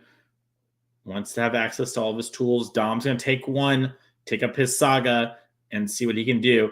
Theo has defeated Andrew Ellenbogen 2-0 and advances to our finals. Theo, I don't even know if he's dropped a game this weekend. We'll see what he can do in the finals against Dom or Dykeman here, as Dom would love to meet his teammate in the finals and have that bragging rights if we came to crush it. Dykeman really wants to get invited back next year, really wants to back-to-back it. I believe would be our first ever NRG back-to-back champion. And what an impressive run that would be, especially with some of these more unconventional decks here this weekend. You know, Zora's Control, not something you see a ton of players raving for attention to be called to. Orzhov Midrange and Pioneer, a deck that you probably never even heard of until this weekend. Yeah, So- I had no idea what that was about. Yeah, I admit, I had not seen too much Orzhov Midrange and Pioneer. That's not something people are doing. Yep. And so you love to see that sort of, creativity and hard work paid off for all the players here. Dom's team can't put everyone into the finals, but by golly, they have half of it at least. As you see Dom thinking about what he wants to do for turn here, Malevolent Rumble was the pickup. Yeah, a lot of great options here. I think he picked up Amulet. He's got a lot of stuff to do. The question is what matters as you see these kind of dueling one-ring setups. And I think these are the spots that for the players is some of the most fun. But as far as from a viewing standpoint, I think a lot of people will be pretty critical of these kinds of board states where it's like, okay, you have a control deck, a big mana deck, both of them kind of very, very much looking to do completely different things. But, the one ring being what the game is about on both sides of the board is maybe a little bit of a knock against your gameplay experience, as it all kind of goes down the same funnel at the end of the day. Now we'll see exactly what Dom can do, and really who can be the one ring deck. Both of them support 4 copies. We'll see. Obviously, like I said, using them different ways. For Dom, doesn't really need a critical mass, but does need to find his specific cards. And at this point, having just gotten all of his permanents Wrath of the Skies, kind of does need a critical mass. So wondering what the doctor ordered, what can he assemble? The question. Yeah, looks like he's sizing up an Amulet of Vigor here. Wow. Decks like Titan are, one of the things about them are you have a lot of options available. It's important to think through them all and then execute. And that's why you see players like Dom mess up a lot less with these incredibly complex decks than most other players, because they'll take the time to think through everything and then sort of do, right? Dom clearly is sort of two minds about what he wants to do on this turn. So he's trying to figure out exactly what I want to do, and then you'll see him execute it very swiftly. That's typically how Dom likes to operate. So it looks like originally he was doing some line with the Amulet, but maybe thinking better of it now. He wants to try to cast the Rumble. It looks like he really wants to try to actually get that cast and get that going. I don't know what the punish is necessarily, because no matter what he does, I think he's going to be able to play a blue land and hold up blue mana. So the really question is, now we're planning for 2 or 3 turns from now. Just playing Amulet, it's a cheap card. It can wait. Malevolent Rumble, a little bit more expensive and maybe a little bit more attractive to tag with counterspells as a result. So kind of prioritizing resolving that, and he does cast it. Yep. Hitting a Aftermath Analyst and Ursaga the targets, taking the Aftermath Analyst, a powerful ramp card and combo enabler here for this deck. We'll have to get into that if it happens here. And Dom sizing up the Otawara as well. Now has blue mana. And this is sort of, what we have available here is we can Mystical Dispute, we can consign, and if we're willing to lose the spawn, we can even make a construct here. I think that might be what Dom's head was thinking about there is, am I willing to trade the spawn for a construct if X or Y happens? Remember, it is open deck list, so Dom can think through all the permutations as Dykeman takes one from the one ring and has to decide. Yeah, I mean, you have to use your counter magic and want to make a construct as well. Both of those things have to be true before you lose the spawn. Otherwise, you actually can just tap blue on instep. Like, what are you tapping down from necessarily? I don't know, but I think it seems pretty safe. So the spawn, it's a nice option, but being able to actually get your Rumble through, cast that, start to set up for future turns, and still be able to make construct if you want to, and still have hard cast Mystical Dispute up, normal Mystical Dispute up. You have all these options in front of you. Gives you really the most information about how you want to proceed based on what Dykeman's turn this turn looks like. Dykeman seems to have 3 mana on the mind, and it's a Narset Parter of Veils. I love the sequencing here. I mean, you're playing as a mono green deck. You don't play your cards like this if you haven't sniffed out the counter magic. So Dykeman knows it's there, holds it back, and maybe this is bait. I mean, the way he's posturing, the way Dykeman's posturing, it feels like bait, but it's juicy bait. Dom's going to take it. Yeah, Dom in an awkward position where pretty soon the Mystical Dispute can just be paid for constantly. Decides to make Dykeman fight back if he's going to, and wants to keep that one ring on live. Dykeman still with 2 mana. Sizing up now that we know the Mystical Dispute's gone. Anything I want to do? Does have a Orum's Chant in hand. We might see that happen again. Might do something in response to Dom if he wants to sack the spawn here to do. Yeah, still has the option to make a construct. I mean, Dykeman at 11, a construct's a little bit appealing at least. Yep. Yeah, I was to say be a pretty big construct as well. Here we go. It begins. I wonder that so Dom can in response draw and try and find a mystical dispute, and that would counter this. It would take a lot of mana. Yeah, it's like your whole turn, and you didn't make a that's more appealing to me if you made a construct, because then you actually are getting somewhere with your turn. As it stands, I mean, you're still going to get to draw your cards. You can make constructs if you want. You can even activate Urza's Cave if that's where you want to go. So, like, I think you still have enough stuff potentially to do that maybe you don't care about this one. But the problem with the One Ring is you draw so many cards that you're going. It's likely Dykeman finds another. This is why Control Decks can afford to just put this card that more or less is a 0 for 1, right? You're just like stopping their turn. Okay, cool. Like, you're down a card. That's not something that is typically played. Control Decks haven't played Silence in their main deck in years past. What enables that is the One Ring. You have so many cards. Yeah, I was gonna say the one deck that has done it is the Orum's Chant control deck of the past, right? When you were able to use a Scepter so that it wasn't down a card, you were only down the mana. What does Orum's Chant give you? It gives you time, and that's all the One Ring really asks for is time and mana. And you see, like Dom's deck is one of the best One Ring decks because it gives you that mana immediately. We are gonna see the Urza Saga popped here. Gonna figure out exactly when to grab. Could get an amulet, could get an expedition map. Gonna go with those Amulet of Vigors that have brought Dom so much success over this last decade. It makes me wonder if he's looking to do something this turn that is going to set him up to have a protected win next turn with the Analyst. Because, like, a lot of times, like I said, if you want to punch a Titan through and that's your plan, you're going to go for the Cavern path. But if we know he found an Analyst off of the Malevolent Rumble, if your plan is to punch that thing through, it's kind of hard to counter for the most part because, Force Negation doesn't get it, things of that nature. If your plan is to try to win with Analyst next turn, you kind of want an Amulet this turn in order to start to set things up. Yep, and we drew the Cavern from the One Ring. We see it at the front of the hand here behind the Misty. So we have that as sort of a sneaky thing available to us. And that makes the map much less attractive too. So that lets you get the Amulet as well. And you can just have it all, have your cake and eat it too. Yep. Mystery and Force coming down. And it looks like Dom maybe think you can channel and stuff like this. So he's just making sure where our hand size is. Looks like we are going to be moving to discard. Maybe it was 7. I thought it was 8. I think it's 8. I think we do have to discard a card, but I mean, we have a bunch of extra lands. I'd be kind of surprised if we need all of them. Yeah, it looks like Dom's maybe lining up. He has a Force pulled to the front, but then also flicked a Teleria West, which would be weird to me. But Dom is a Titan and Cavern. Yeah, I kind of have it all, huh? Oh, with this card, 2 cards. This makes more sense. Okay. So Dom was thinking what the other one is. And we're getting rid of the Aftermath Analyst. I love this because now Shifting Woodlands is a copy of it, and it can't get counterspelled. It's sort of safe in our graveyard.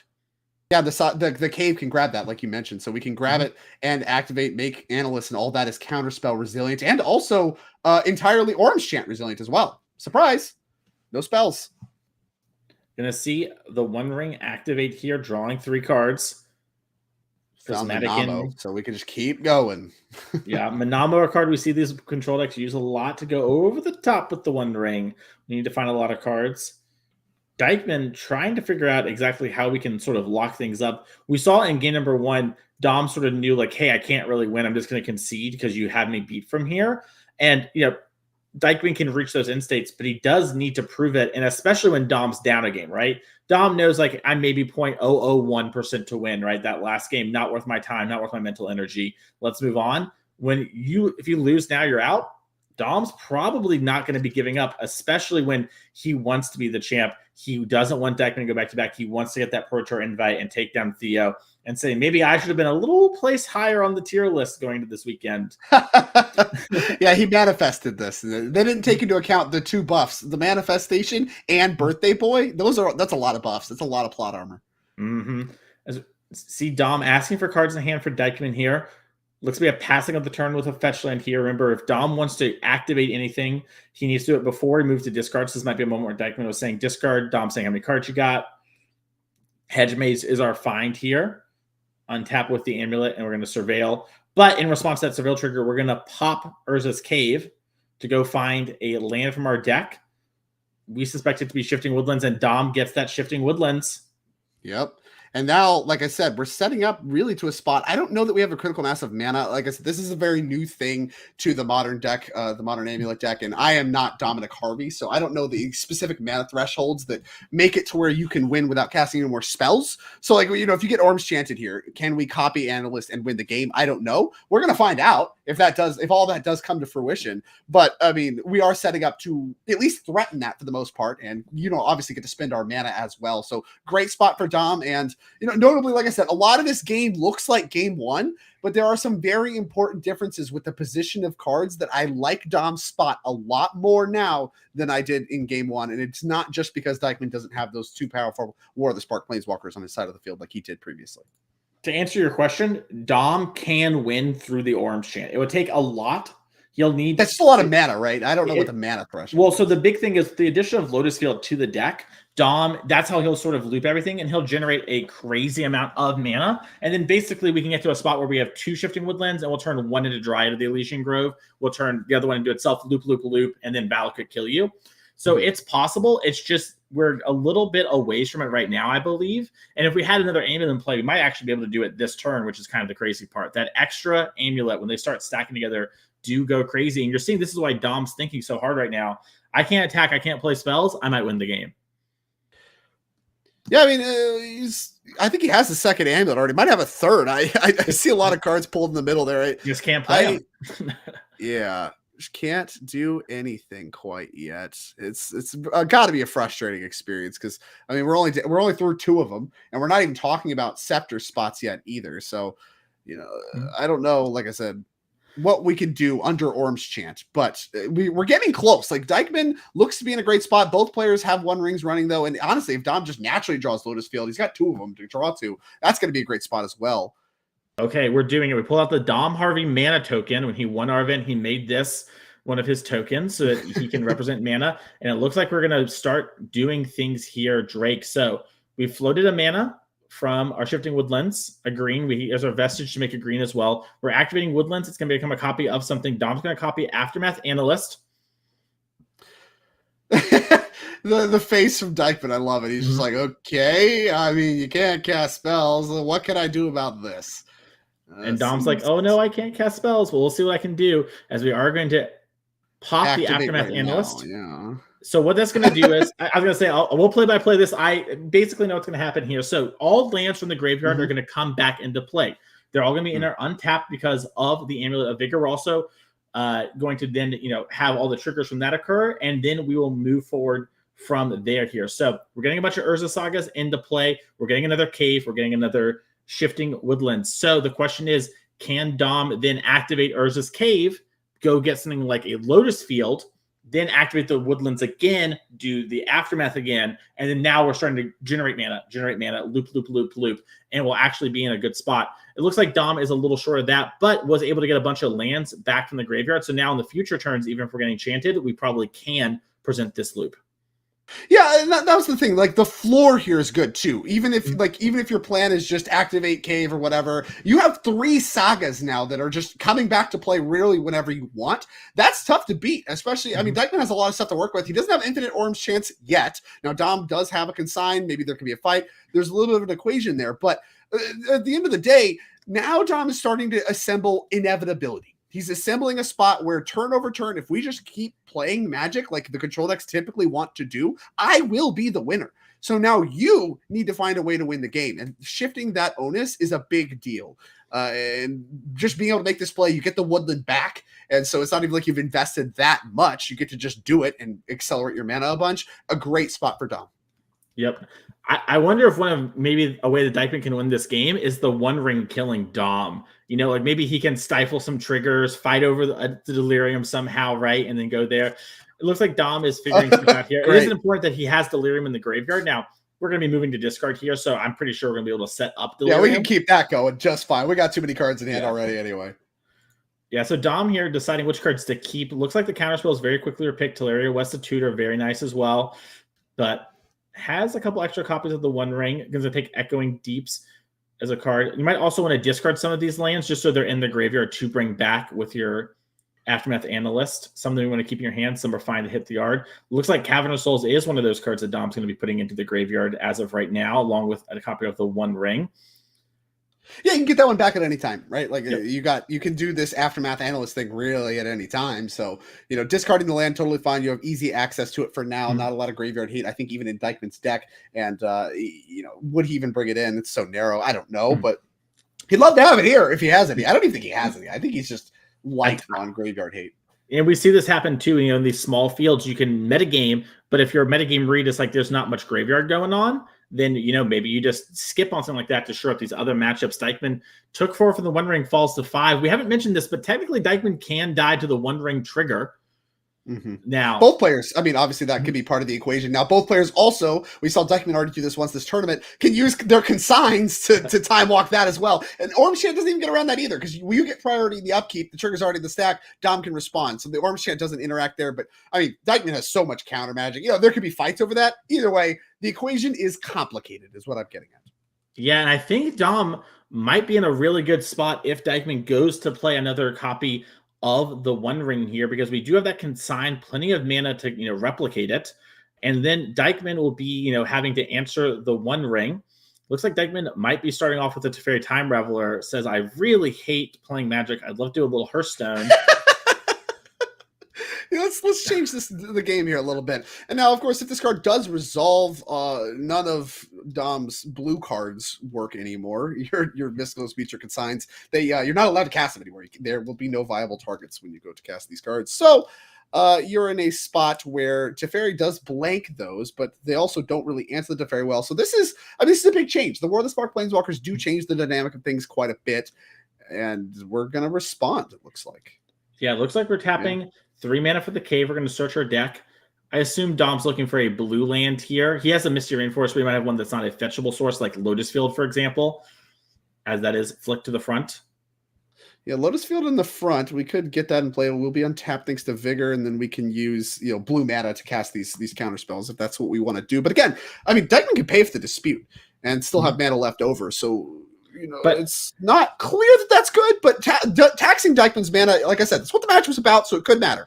I was going to say, I think it depends honestly on, I think, how Dykeman plays the turn, because let's say Dom floats blue, blue, blue. We dispute. If Dykeman pays, the One Ring is going to kill us, assuming we don't have a consign, which I think he does. But then if he doesn't have the consign on that, he can't consign the Shifting Woodlands and the Aftermath Analyst, right? Dom, that is a triggered ability, I believe, on one of those effects. So we'll have to see exactly how it goes here. But it could be awkward because Dom also might not have enough blue mana to fight the next fight. And it looks like he is going to sacrifice 2 Sagas. That's going to help with the Delirium count if we weren't already there.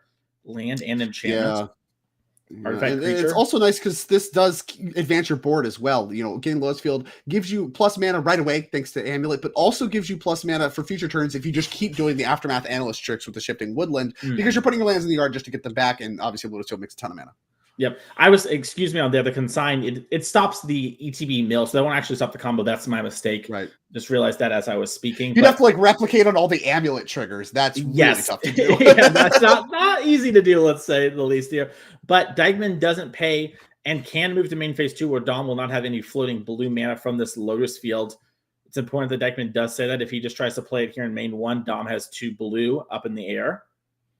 And it looks like we're fetching. Fetching now.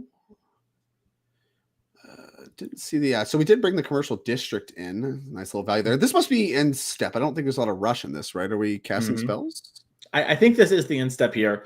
Maybe we're also changing phases, and Dom wants to have the selection now before he makes any choices. But I'm pretty sure this is the end of turn. We see an Amulet Bend. All right, yeah. So I think that signals he thinks he's getting Orm Chance again. It's a card you'd love to have. Enables the combo right away. You already have one, and you clearly must not add anything. You don't think it's going to add anything to the board if you're betting it here. Yep. Dykeman figuring out what cards we want to keep here. Rich on cards.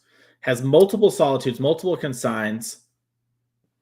But Wraths to boot. Jeez. Yeah, I mean, you just gotta. This is what the One Ring game states end up like, right? Both players really. It's a little bit of hyperbole, but really you could kind of generalize this to they have access to any of the cards in their deck. They've drawn so many cards that they should have whatever they want from their deck, with maybe the exception of Dom, who has a bunch of 1 and 2 ofs in his deck. Definitely true for Dykeman, where all of the cards he wants, he has multiples of. So really, it's just a question of how can you navigate the game where you have access to really anything in your deck you want, and make sure that you don't get the game stolen from under your clutches, because your opponent is in the same spot for the most part. Yep. As we are going to see, it looks like, so it's a little off camera here, but it looks like Dykeman's making a pile of cards like we saw Dom do for once we're going to discard. And okay, back to Dom now, and in our upkeep, we're going to Orange Chant. Never seen this one before. Yeah, Orange Chant number 3. Did you see how Dom reacted to that one versus the past? In the past, Dom always thought, and Dom said, yep. Doesn't care. Yeah, he planned for that, right? Like I said, Yeah. milling the amulet off that commercial district surveil, I think, is a dead giveaway that he is planning his turn around being Orange Chanted. It is a bonus if he is not. And so he was very much ready for that, and he's ready to go. A little surprised to the activation here. I thought we would just go through things, maybe looking for a specific land. I'm sure Dom is a master of this deck, like we talked about, has written the Amulet Bible for free on his Twitter, over 20,000 words, talking about not only the history of the deck, but how to play and sort of what you're looking for in a lot of matchups.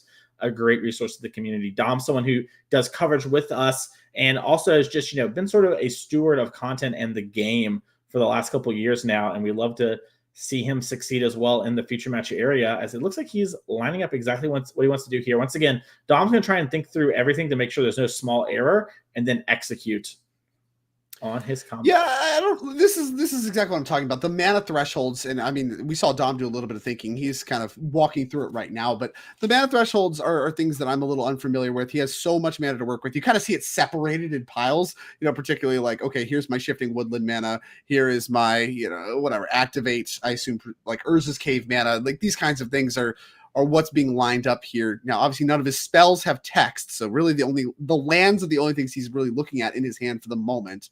As activated abilities do still work, and Tulare West in particular seems to be very interested in getting over. So, like, that's what I'm saying. We're talking about the ability to win without being able to either attack or cast spells. Very difficult to do, but this build of Amulet supports that. And really, Dom wouldn't even be in this game, or really, in my opinion, in this match, if he didn't have access to that. So this necessary adaptation of the Amulet deck you see coming into play big here, and gonna matter a lot. And honestly, I think makes the deck, it was already hard to play, I think it takes it another level above. And this is why Dom's content is so important to consume.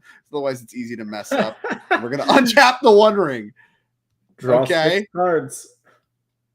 All right, let's see. There's a Force Negation. That could be something that could potentially matter. It's 0 mana, counterspell, land, Narset. Didn't find what we were looking for. Dom has the green light to go, and let's see what Dom will be doing here. Yeah, I mean, Dykeman doing that, does he think he's dead? I mean, the counterspells don't work. None of his cards work. What's the...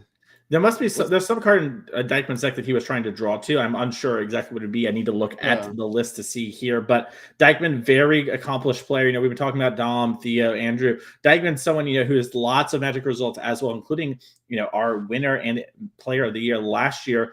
And we're seeing Dom say Vesuva, copy the Lotus Field, and I think he's explaining to Dykeman, so what's going to happen is I'm going to generate mana from this, go up mana each iteration of the loop, then I'm going to mill, go through my deck here. Echoing Deeps will also enter as a copy, because when they all come back from the graveyard, it still sees it as it enters. It's one of those weird situations. And then I'm going to eventually bounce all of your permanents, like the One Ring. I'm going to then Bossage you all of your lands, and I'm going to pass. I think is what Dom is saying, because he wasn't able to find the Dryad of the Elysian Grove. If he had found the Dryad and put it in his hand, he could have then moved to discard, and then in Dykeman's upkeep done the Valakut thing we talked about. But since we didn't find the Dryad of the Elysian Grove, Dom is now going to just Bossage you everything, and then Otawara everything. And then from there, Dykeman, who does play a decent number of basic lands, will only have those left to battle with. Yeah, so I think we are going to make Dom go through this. Maybe Dykeman thinks he can actually he has enough basics to work with. Let me get a quick. It is also a really weird situation. So seeing the first iteration, for like me, the first time, was playing against Ryan Bellamy, is another person who's a staple in our series here. I've known Ryan since he was 12, and I believed him, but I was like, also, Ryan, I have no idea what you're talking about, man. Just you're just saying words. Yeah. Yeah, Ryan was telling me, I was like, dog, I got to commentate stuff like this. Just do it once real quick. I believe you. And he showed me, and I was like, That's crazy. Yeah, this is kudos to whoever came up with this, because this is bananas. It just, I mean, Shifting Woodland, I guess, a sweet pickup from MH3. Important. I mean, every deck that's viable in Modern right now, I think, had to gotten something from MH3. And for the Amulet Titan deck, it's this nonsense. Shifting Woodland enabling some Aftermath Analyst combos. We saw some of that in Standard, now able to do it in Modern. And like you said, going to be able to find any land with Player West Urza's Cave, can pick up any lands that you find off Urza's Cave with bounce lands. So you have plenty of options as far as access to lands in your deck. And the lands that do matter for that purpose are things like Odawara, things like the Boseiju. You can hit every single permanent, hit every single spell, do all of those stuff, and then eventually get to a spot where you find your Dryad of the Elysian Grove and win with Valakut on the spot that way, and don't even have to use Titan anymore. Should we rename the deck? It's not Amulet Titan anymore, right? It's just Amulet now, I guess. Yeah, that's true. And I think one of the things that we're seeing here too is Dom sort of explained like how I have you dead multiple ways, or like through everything as well, right? Because the cave will go through it, and we're also just showing, okay, I have the Boseiju. I'll get a bounce land to bounce that Odawara, and then we'll go through it here. So we're going to get a game number 3 from our players here as Dominic Harvey ties up, and this is why you didn't see, Dom concede, right? Like, it looked very similar to game 1, but dramatically different post board, dramatically different with the state of the game. We're able to win it there and take ourselves to a game number 3. Yeah, something I really wanted to highlight is like things change a lot in game 2, and Dom was, building towards that in game 1, but more or less kind of ran out of time, and the arms chants were too much. He didn't have enough mana to work with, didn't have enough time to work with. There was able to get it done and execute the very complicated combo that seems to be a game winner in front of these arms chants, and One Ring Protection is normally what it's good against, but being able to get the arms chant too is kind of crazy. That's a lot of flexibility in your deck that normally relies on Primeval Titan to win the game. 100%. And this is a thing too where we don't see this deck win as much on Magic Online as something like Boros Energy, right? There's a lot of conversation right now about Boros Energy being the deck in Modern. I personally believe that Amulet Titan's sort of up there with it, but you can't do what we just saw on Magic Online, right? Looping and going through those triggers, it just takes like 10 to 15 minutes. So if you ever have a game where, I don't know, maybe you don't have a perfect draw, you time out. And so we just see this kind of weird situation where it's like, yeah, you know what, maybe Energy is the best deck right now, or one of the best decks. There are some decks like Titans that could be competing, but are sort of limited by that. And when you're a Modern tournament only that, we see some weird stuff happening. But enough of that. Let's check out our player slides real quick. I want to learn more about these players here that are in our top 4. Here's Steven Dykman. Main events played this year 3. Best finish was 5th. Number of top 8's 1. We talked about this. Dykman won our champs last year, so came back this year, played a couple of events, took it a little bit easier, and has 3 Pro Tour appearances, some SCG top 8, some good finishes at Grand Prix as well. And his non-Magic take is Tom Brady is overrated. I don't know enough about football to weigh in on that. So, I'll give him this. It's at least a hot take. Yeah, you're talking about, it's like saying John Finkel is overrated. Like, is he? Is he? I don't know. Is he? That's an interesting thing because, John Finkel definitely, one of the top 5 Magic players of all time, right? So it's sort of like how, like, what does that mean? Like, if let's say he's second and you call him first, is that like, technically you're right, but like, does it really matter? Sure. Okay. Yeah. What's the baseline? Yeah. Right. Like, I just wonder if Dykman's well actualling me. That's all. I don't know. I don't want to get got. Dykman, he's a good player. He's going to try and beat me in this arena of ideas. Not today. Yeah. He will. Yeah, he will. Let's I look forward to hearing about all the ways I'm wrong. Yeah, let's check out Dom Harvey here and his finishes. Main events played this year 6, best finish first, number top 8's 3. We saw him win back-to-back events, Drake. He's from Toronto. We don't bring this up a lot, these days, but Dom is from Canada and comes down to play these events. We have the Lord of the Rings Pro Tour top 4. He's an invitational winner when it comes to Man Traders and 3-time SCG Open winner as well. And his special talent is pile shuffling. Really wish we had quotations on that shuffling there, but that's life. We need quotations on all that. Special talent, pile shuffling. Those weren't even piles. What are we talking about? It's all a mess. But Dom's somebody I've had a lot of experience playing with and against. He was, of course, in the Players Championship that I got to be a part of in 2019. He was on a member of the testing teams that I was a part of in a lot of that time as well. So gotten to play with and against Dom Harvey quite a bit in my time. And one of the things I love most about Dom is his ability to be as efficient as possible when it comes to his tournaments. He does one of 2 things at every single tournament he plays. He either loses extremely quickly, winning very, very few matches of Magic, or, as you see very commonly, and you saw this year in the NRG Series, he wins it all. Those are the 2 modes.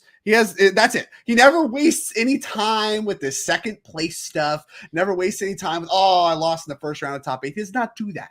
He either loses early, so he gets to go home, gets to go eat, gets to do whatever he wants, or he brings home a trophy. And he's done a lot of that. He saw 3 open top 8s, won back-to-back events, and he claimed, he manifested, he used all of his birthday power to say he's going to win this one too. And based on his run so far, I'm led to believe him. He doesn't do top 4 exits. We have he has all the plot armor around him, but quite an end boss to get through, the MVP and last year's champion. If he wants to prove Canada is truly supreme, he has quite the Titan to get through in Steven Dykman. Yeah, and speaking of Titan, our players are presenting their decks right now for cutting. So let's head down to a feature match area as it is time for the deciding game of our semi-finals here. Modern Amulet Titan on your left from Dominic Harvey. You expect nothing different from him. On your right, Steven Dykman with Azorius Control. Innovative take here. Splashing a green for a couple of cards, Prismatic Ending. We have, Cosmic Rebirth, but really a blue-white deck. And you see Dykman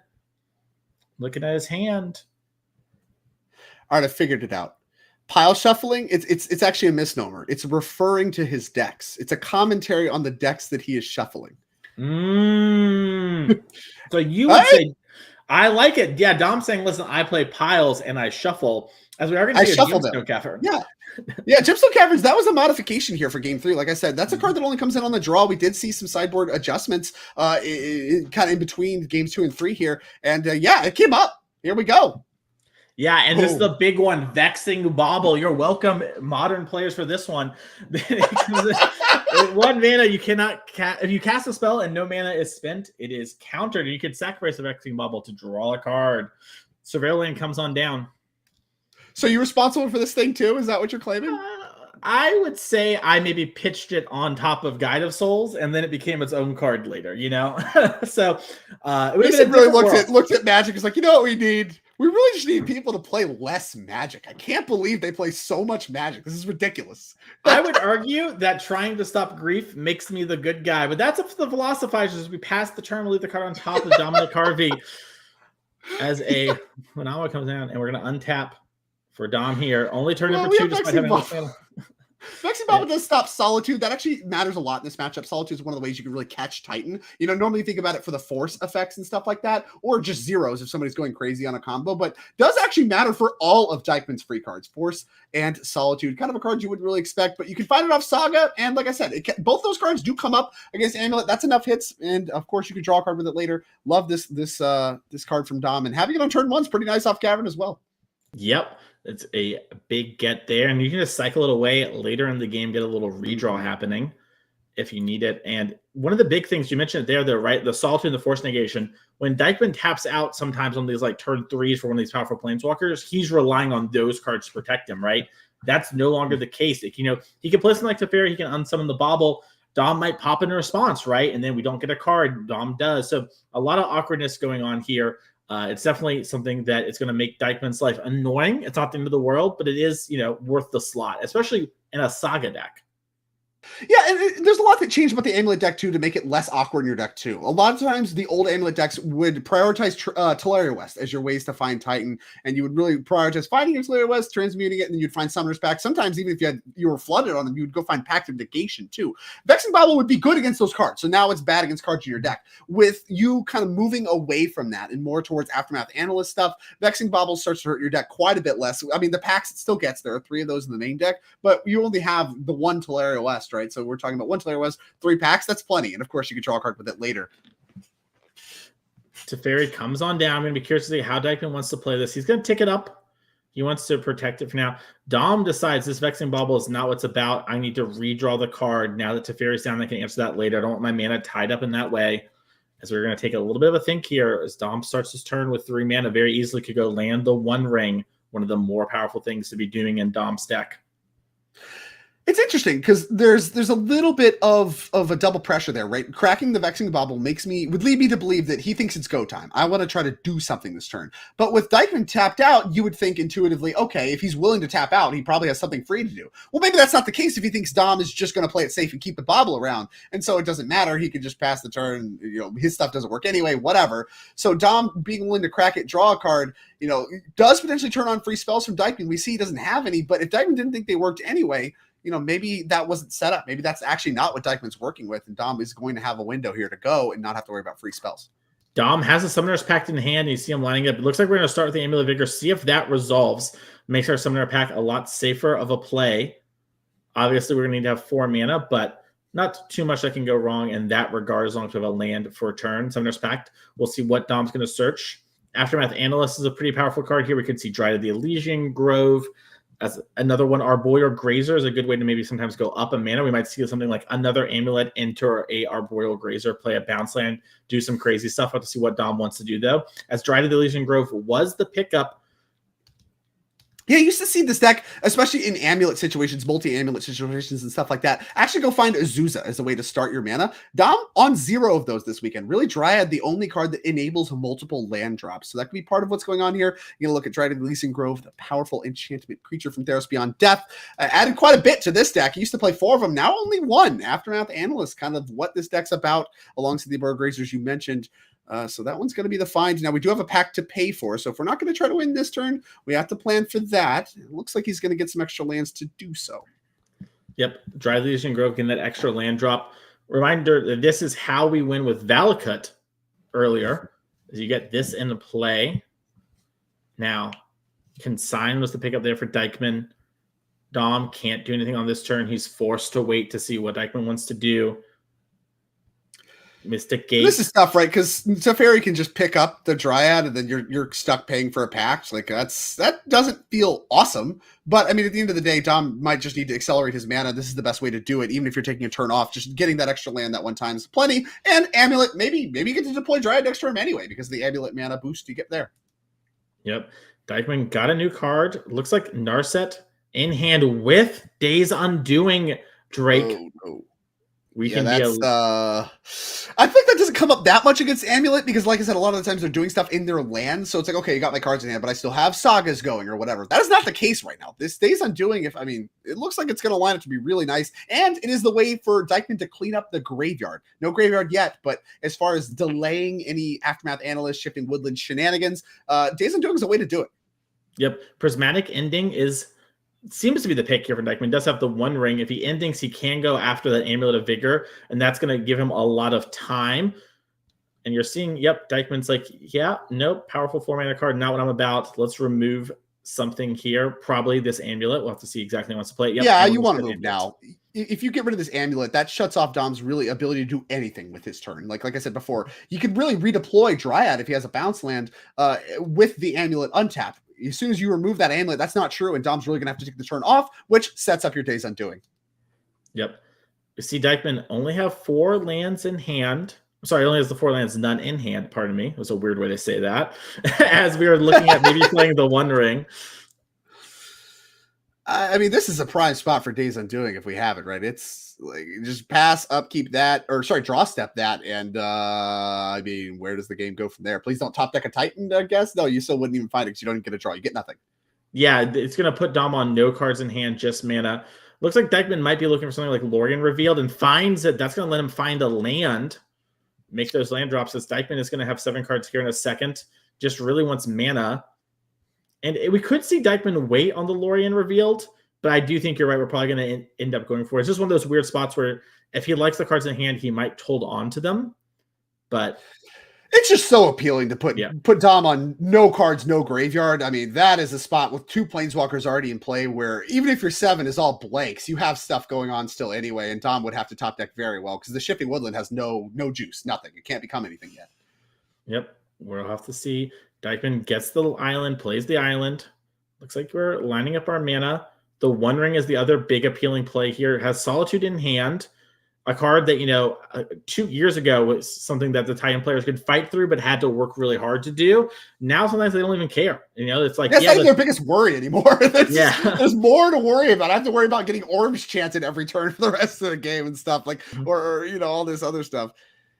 Dykeman, very patient. I would have, I'm the less patient player than him. I would have snapped off that draw step Days Undoing. I don't got any stuff, whatever. It's clearly thinks he can fight through stuff and has, like I said, he has plenty of tools to do it. Counterspell, Solitude, the likes, everything's coming up Dykeman. He can kind of do whatever he wants. Yeah, I think this might be a spot where Dykeman's like, I'm not even sure what I would want to be drawing. And maybe I like these cards enough that, like, let's see if Dom will develop some more, and maybe I'll fight over something there. Looks like he's now lining up the Days Undoing with the Dryad on the stack. Interesting. Well, something we know about too, and this is something he might be considering. Something we know about is an Otawara in Dom's hand. If Dom could respond to the Days Undoing with an Otawara and really actually make a meaningful impact on your board. So if you're going to try to see if Dom is willing to tap out, you can use your cards you're going to lose anyway, and potentially not get something of yours Otawara as well. So you get to have more leftovers after the Days Undoing. That could be really appealing. Again, I'm not that patient. I'm not. I forgot the Otawara is open information. That's right. That is known, I should say. That would matter on the Narset. So that makes sense. We're rewarded there from Dykeman. I messed up by myself, but Dykeman not having that. That's why he's our champion and trying to stop Dom from his declared victory 9 months ago. And yeah, you see Dom just be like, well, okay. Sounds good. And so that's going to happen. And Dykeman chooses not to. I don't know if he had the white card to pitch Solitude as well. I imagine if he had the white card, he would have. But I think he was kind of light on white cards there. I think this is all on the stack, because if it's not on the stack, the Dryad, land. He gets priority to play another land, and that's very bad for you. And then he can Otawara again. So yeah, you have to do it here. You're right. You're absolutely right. Yeah, weird spot for sure. One of those moments where, in real life, we put the card on the table on Magic Online, we wouldn't be having this issue. The one time. Anyways, Dykeman shuffling up 7 new cards. I mean, for the average player, I think the average player thinks like me. They would have just snapped it off in draw step and gotten something of theirs Otawara. And Dykeman, like I said, obviously not the average player. This is a Magic playing juggernaut of the NRG series, and not going to make that mistake. So as a result, kind of have to parse through the intricacies of what's going on. Is fresh 7 coming for Dykeman, big old zip coming for Dom. Yeah, and it's definitely not bad, right? We went from 5 cards in hand to 7, but we drew a couple of Solitudes lands in the one ring, and so we're gonna use this Lorien Reveal to get another land out of our deck, and nothing too crazy, but also Dykeman doesn't have anything too crazy to really hit in the first place, so. Yeah, get to guarantee more land drops, and the Dryad obviously has got to resolve, because like whatever, I can answer that on my own time. You're not going to do anything with it. You have no mana, you have no Valakuts, you have no shenanigans, so you have lands and a Dryad. So I mean, Dom understands his spot is precarious, but there are still good draw steps. He's at the critical mana threshold of 6 mana, so Titan has text. If Dykeman's 7 is bad and things don't get worse for you in the next turn cycle, you have a chance, but things are beginning to look very, very, very, very, very bleak. Yep, as we are going to see, the Meticulous Archive added to hand. Dom taps it, and Dykeman draws for the turn. Force Negation is the pickup. That's a big one. I think. Yep. Force plus Solitude is a tough force to fight through. Having one, you can usually beat, just drawing the right sequence of cards that don't line up with their stuff. When he has both, that's a problem. Yeah. We see Flood Strand the land for the turn, fetch from Steven. Gonna grab something. Plains is the pick. Curious to see if he wants to, Solitude now, hold up, what exactly what's going to happen.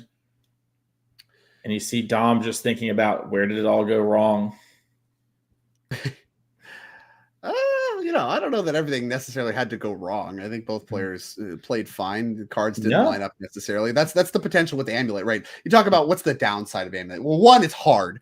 2, you have some really weird hands that don't line up well necessarily against what your opponent's got going on. Now, it's hard for the opponent too, because they have to figure out how to line their cards up. But Dykeman, being as talented as he is, he's going to figure it out. And sometimes that's going to open you up to, okay, well, the sequence of cards I drew, I had the powerful Gemstone Caverns, I had Vexing, blah, blah, and all these things. Well, I just didn't line up to where I could punch a win before we get to this board state that Dykeman we saw build towards in game 1 for a victory. Both of these Planeswalkers plus the One Ring. That was his victory state kind of in the main deck game. And then the Cyber game couldn't assemble it. Now has assembled it here, and I have to imagine this is bleak. And yeah, Dom's gonna take a draw step. Wasn't a good one. It was 1 draw step, and Dom is eliminated from the top 4.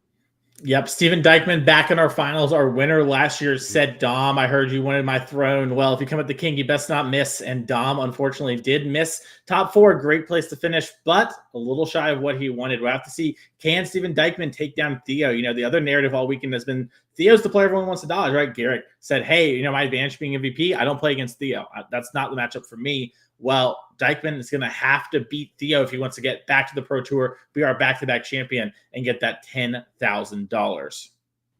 Yeah, inspiring run for both players. Theo, obviously, one of the juggernauts of the series this year, has done a great job crushing. Dykman had a much quieter year this year, so there was a big question mark over his head. Is he going to come with the same fire he had in 2023 as far as being MVP and champion? Well, the answer is yes. And so now we have a finals of, kind of past and present, and, well, maybe not so past as far as Dykman goes. But before we get to that, we're going to have to take a quick break as those players do get ready to play best of 3 matches. We'll be back here in just a moment.